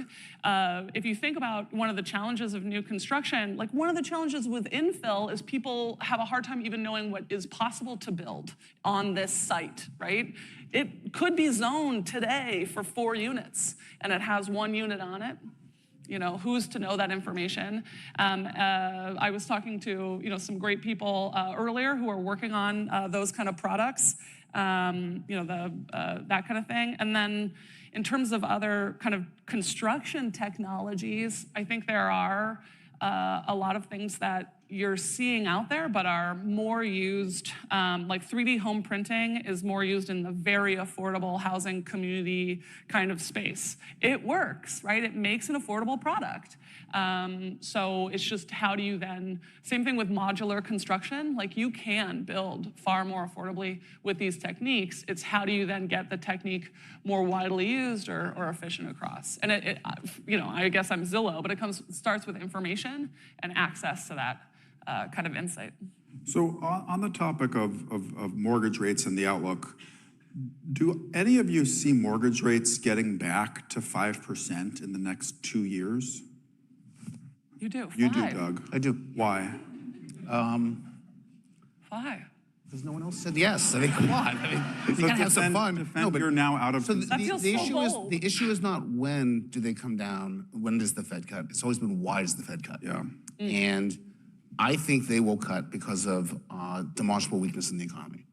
And right now, for example, among my concerns is we have had 0 real disposable income growth from January to now. 0. Well, interest rates come down and you do your affordability calculation, that assumes that they've got some income. But if we're not generating income, we have a real problem on the demand side. So I think they're going to be cutting because we've got other weaknesses in the household sector. And I've been pleased that business fixed investment has held up as well as it has, but that's also showing some cracks. Every post-war recession, except the pandemic, starts with a downturn in CapEx. And if the CapEx gets weak again, we've had 1 good quarter out of the past 3, then I'm worried about the outlook, and I see them cutting, and rates will come down. Well, and the weakness in CapEx usually starts in housing, which was sort of an anomaly this time that housing didn't take as much of a hit. The reason I press you on that, Doug, is it ties into fiscal policy. I've been a little bit surprised, but it's only been 2 years now where we've really had mortgage rates close to this level, but a little bit surprised that the political conversation here in Washington hasn't adjusted to the fact that interest rates might not be low again, and that given fiscal sustainability concerns, one thing you might want to do if you wanted to bring the long end down was turn towards some kind of fiscal retrenchment. We saw that when Bill Clinton was elected in 1993. There were fears about the long end of the yield curve, and let's get mortgage rates down by showing the bond market we mean business. As you look at the likely 2 candidates for president, the composition of the legislature over the next 2 to 4 years, how do you see the prospect that we actually get to a place where we're dealing with some of these debt and deficit concerns? Because if they don't, you do wonder about crowding out private investment. I'm deeply concerned about that. I mean, we've grown much more slowly in the 21st century than we did in the 20th century. The standard of living doubled roughly every 29 years in the 20th century. We're on track to double every 56 now. I mean, we're not growing a trend fast enough. And part of it is we've not controlled the debt. It has risen on a sustained basis in the 21st century. So the next president's going to deal with that. You think so? I'm asking you. Firm no here. You cannot deal with that unless you deal with Social Security and Medicare, and they've both taken that off the table. Those are the largest pieces of this budget pie. They're growing faster than everything else, and so you're niggling at the edges. We'll do it with tax increases then. They will do some tax increases, and they will be unsuccessful because the problem here, arithmetically, is that out of the $82 trillion in spending over the next 10 years, 70 of it is non-interest spending, interest getting bigger. Only 20 of that's discretionary. It's all mandatories. And Social Security and Medicare are 32 trillion of that, and they're growing at 5.5% and 7%. there is no revenue source that's going to grow that fast. So you can jack it up temporarily, close the gap, but then it's just going to widen again. So there's an utterly uninformed business of fiscal arithmetic that's going on, and they got to sort of get their heads around the reality and slow the growth of those programs. These presidents aren't going to do it. Neither Trump nor Biden's going to do it. There's no question about that. The American people are blissfully unaware there's a really big problem and need to get some education. So it's going to take some time. I don't like any of that. But you're making me feel a lot better now. I'm going to sleep well tonight. Yeah. I am good only for the alcohol industry in America. That is all I've ever. You know what we should do, Nick? You know what we should do? Up zone. So Skylar, the conversation during last year's panel in which you participated here focused on declines in home construction in the beginning of 23. Now, trends have been different this year. Zillow is indicating an increase in new listings. You look at the census data and you see new home inventory completed for sale is high. I mean, it was very low, so that's not saying much. But can you elaborate on the trends and what's changed from last year this year? Yeah. Supply? Yeah, let's start with the kind of existing owner. So the worst it got was April of last year. The existing owner around kind of 36% down in terms of listing their homes relative to pre-pandemic. And then rates went up even higher. And oddly, it got a little bit better, right? And the oddly a little bit better was maybe if you saw rates go up, it dispelled you from waiting, maybe. And so you push forward. Now we're still 23% down from pre-pandemic. And that really honestly amounts to over like 1 million fewer home sales a year. I mean, it's a big deal, pullback from existing owners that are locked in. Okay, so now you're thinking, oh, are we building more? And I think that's one of the huge reasons why we saw single family home starts recover so well. Even at, when the first interest rates came up, they went down too. Everyone, oh, interest rates are up. But then, you saw that start activity start recovering again. By the way, single family home starts have started coming down again since February. Which is interesting. And that's a very different look than the multifamily space that continues to kind of decline. So builders are in many ways filling the gaps. Selma and I sometimes speculate, and you mentioned earlier like where rent is growing or not growing and the new construction there, but it also, we look less locked in the South as well. And I had thought, it's the new construction taking the pressure off, but you also had some data about the average mortgage rate held in those spaces, so those populations are actually less locked in. Sorry, I'm just saying. Selma says, yeah. But you can see that new construction, kind of can fill that gap. But if you talk to builders, they do it at high expense to buy down those points, and it's getting harder and harder to do that profitably. So Selma, CoreLogic's most recent home price index update shows 5.8% year-over-year growth in prices.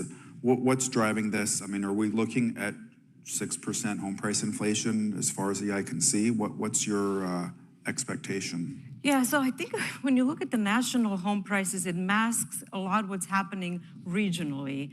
And so Skylar says... Selma and I talk for yourself. Once a month. Yeah, Selma and I are here to interact a lot. Inventory is up, and inventory is up in most of the select group of markets, right? It's not up everywhere. It's not up in Northeast, where there's a lot of demand. It's not necessarily up in some of the Western markets that have also a lot of demand. They're up in Florida and they're up in Texas. And we have seen slowing of home prices in those markets as a result of more inventory, but other things too. We can talk about that a little bit later, insurance costs and taxes. But the fact is that when you do have more inventory, you see slow rate of home price appreciation. So we're seeing that.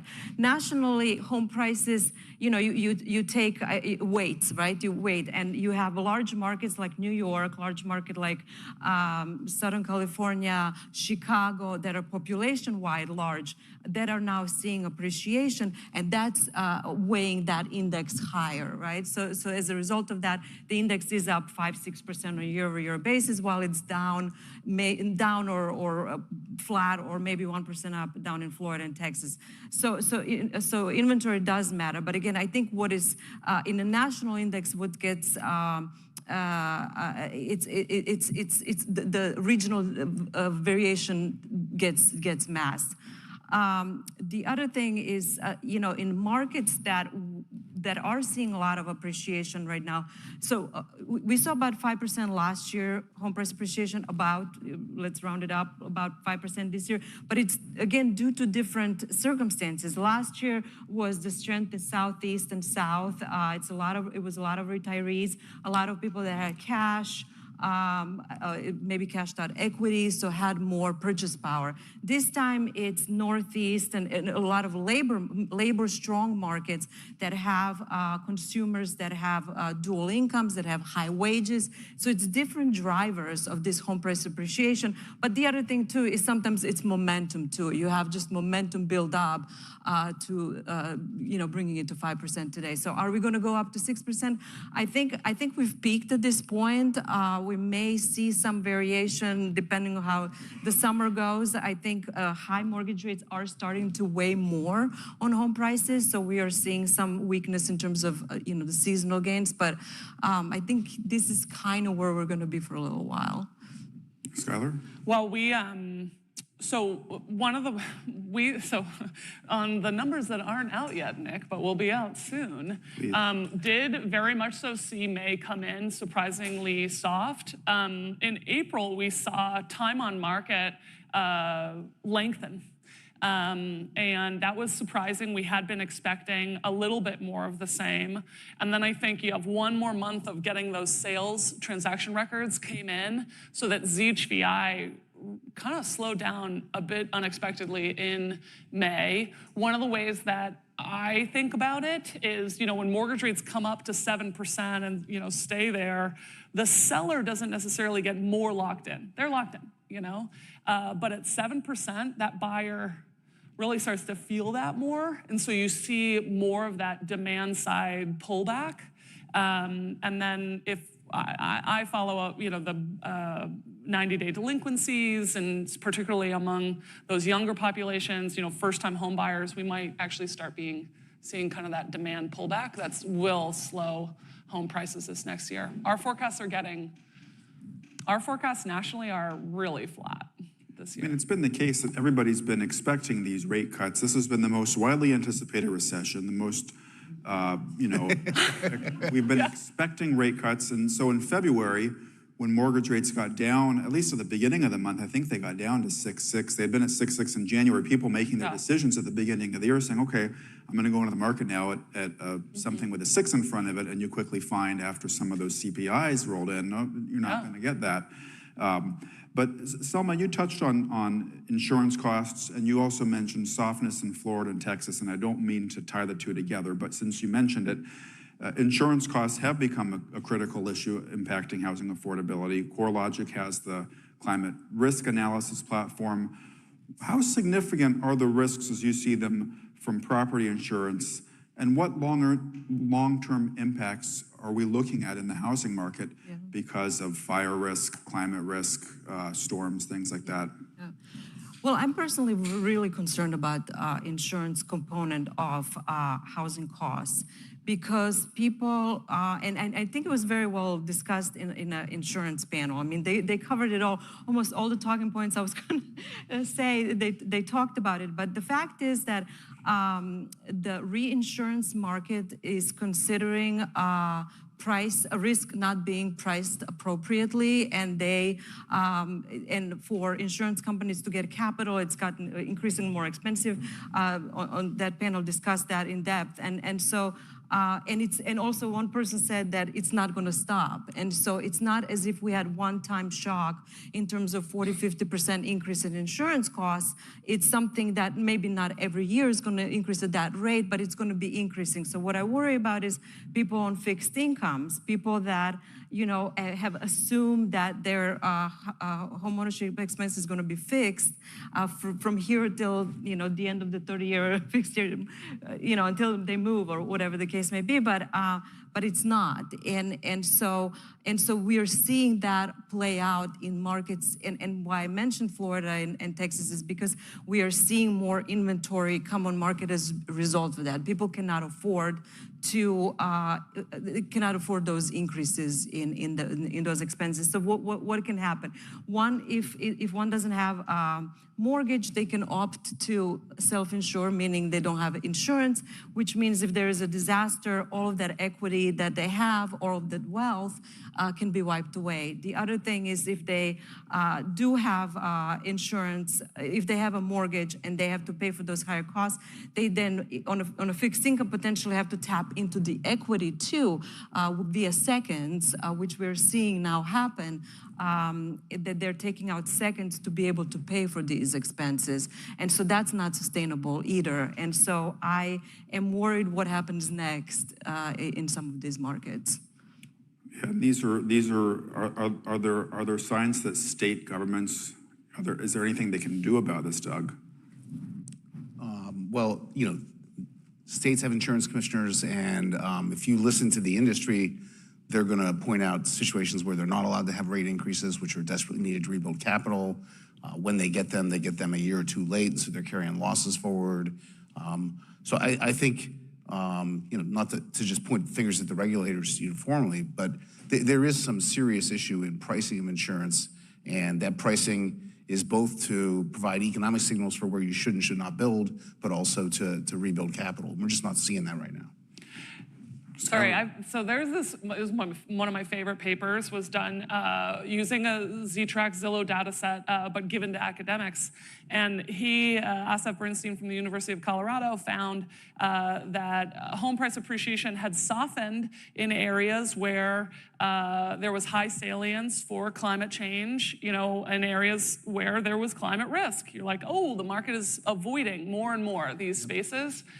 In conservative areas that tend to have much lower salience, and salience meaning like people understand that climate change is happening and it will impact them, there was no impact at all to home price appreciation in areas that had future climate change risk, which means people are continuing to move irregardless of the risk in a lot of the areas that you mentioned, Selma. Yeah, but I think that, people, you can feel whatever way you feel about climate change, but when it starts impacting your wallet, it's a different story. Or your walls. Right. Yeah. Yes. I want to jump in a minute to questions from our live and virtual audiences. So if you have a question, now's the time to put it in. You can do so via the QR code in your program booklet or using the link in the YouTube chat. And we'll take our first one here. What lending reforms could support more ADU and accessory apartment construction? And Selma, since anybody who wants to jump in. So I'm not an expert of this, but I think there is actually a great paper by Lori from Urban on this exact question. So I would recommend to look it up. And, Skylar put her hand up. So. Well, so a lot of these, like ADU, part of the problem with an ADU is it adds a rental unit, which is great for the rental market, but it's not an ownable, parcelable unit aside.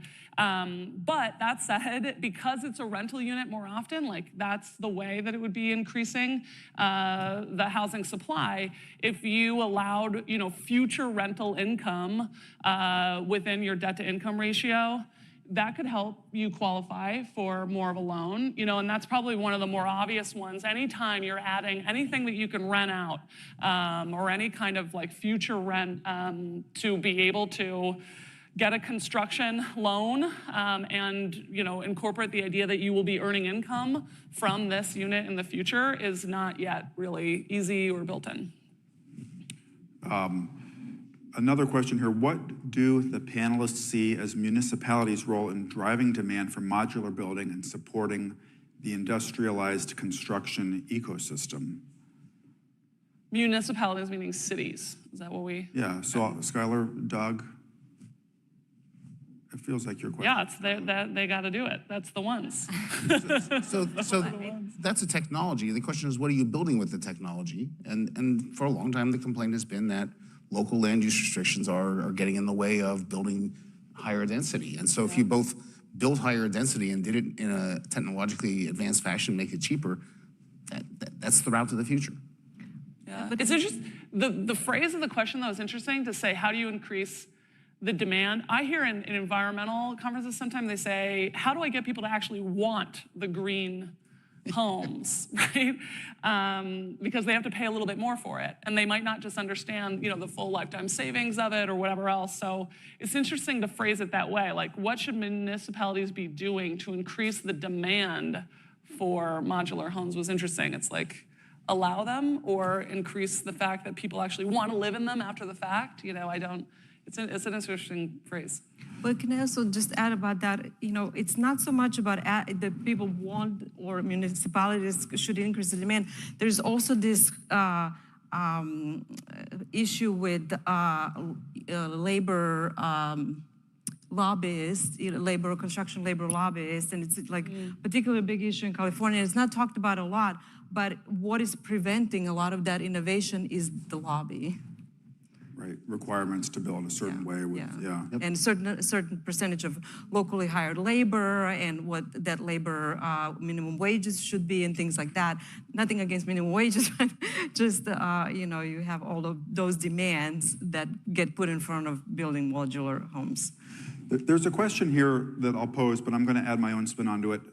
Current interest rates are more than double what a lot of homeowners are locked into. How do you see this rate lock dynamic evolving as the baby boom generation ages further into retirement? And the spin forward I want to put on this is, 40% of homeowners don't have a mortgage. I'm thinking of my parents. They've lived in the same house since 1986. They paid off their mortgage a couple years ago. They're not locked into it with a mortgage, but when I think about what they would be able to buy if they could sell their house, they're effectively locked out of trading up into anything. And I don't think this gets a lot of attention. We only think of the people who have mortgages, but a third of people who don't have mortgages, is there an affordability issue there that's also going to keep those people from moving or trading up unless they're selling in, my parents live in Southern California. If they want to move to the desert, maybe they can. But how is that sort of amplifying this issue? Yeah, we have some interesting new research where we're matching a seller's name with an eventual purchase and then saying, are they moving up? Are they moving down? And how has it changed over time? And pre-rates coming up, people moved up. Your next home, you'd graduate into a larger, better one. And now, you're right, it's very hard to move up. And so most people, when they do make that move, are moving down. So you got the boomers that maybe are downsizing. But I think that's why we're also seeing more and more of this population aging in place. We had a lot of cash out refis, during the course of the pandemic to help get that to work for those households and often, change the house to make it more accommodating to do that. And it just, not to get too morbid, but we generally see that the tipping point age for when you'd be more likely to go rent than buy, so that you're kind of providing that unit for someone else is at 85. That's right? It's much older than you think, so. Scares become an issue, things like that. Yeah, so it's much older, this kind of silver tsunami that I think, to coin a phrase that people have been using for a while as far as boomers kind of, no longer being locked in, moving on, getting, their housing back into the housing market is actually much later than we think. Yeah, I would say, I like the way you framed the question because I think the sort of everyone's overly focused on the rates right now, and that's a short-term phenomenon. They're going to normalize at higher than the sort of post-Great Recession zeros, but I mean, they're going to normalize. And the question is, what are going to be the demographic dynamics? And the baby boomers are not exiting. It's not rates, they're just not exiting at the rate that people expect them to. So new properties aren't coming on the way that. So is it just something that, I covered the recovery from 2008 and it just took time. It took a long time. And is that the same? I don't think what we're facing right now, fortunately, it's not nearly as dramatic as what we had in 11 and 12 and 13, but it took many years to just grow equity and get out from these underwater positions. And are we looking at sort of the rest of this decade being a period where we just kind of get through what happened in 2020? I think so. Yeah.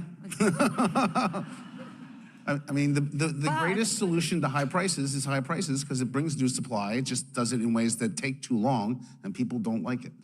But last time around, I think the impact was much harder on overall of households of all kinds.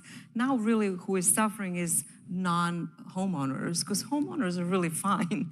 You know, they're paying probably Locked lower. in a low, Huge wealth effects. Yeah, they have huge wealth gains, and so they're fine. Who we should be worried about is people who, you know, which is like 40% of population. It's not 100% of population like it was last time.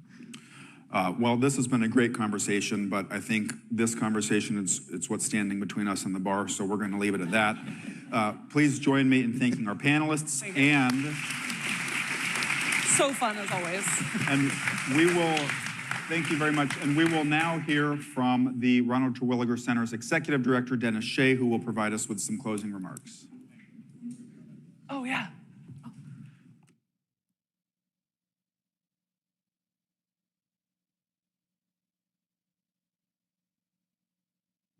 Thank you.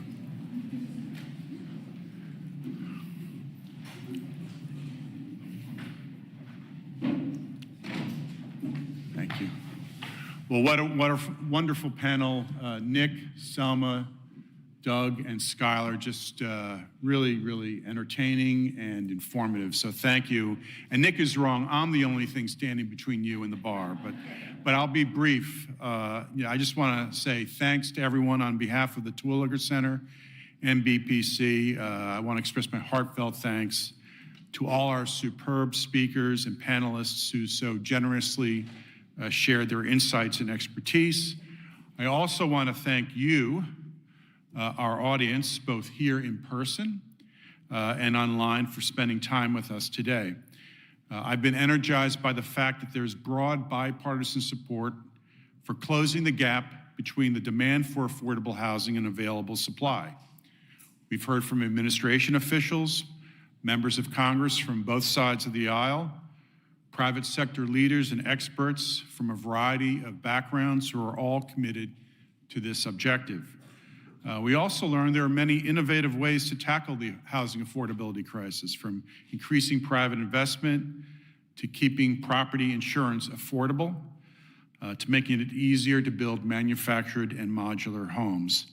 So today's summit would not have been possible without the generous support of our sponsors.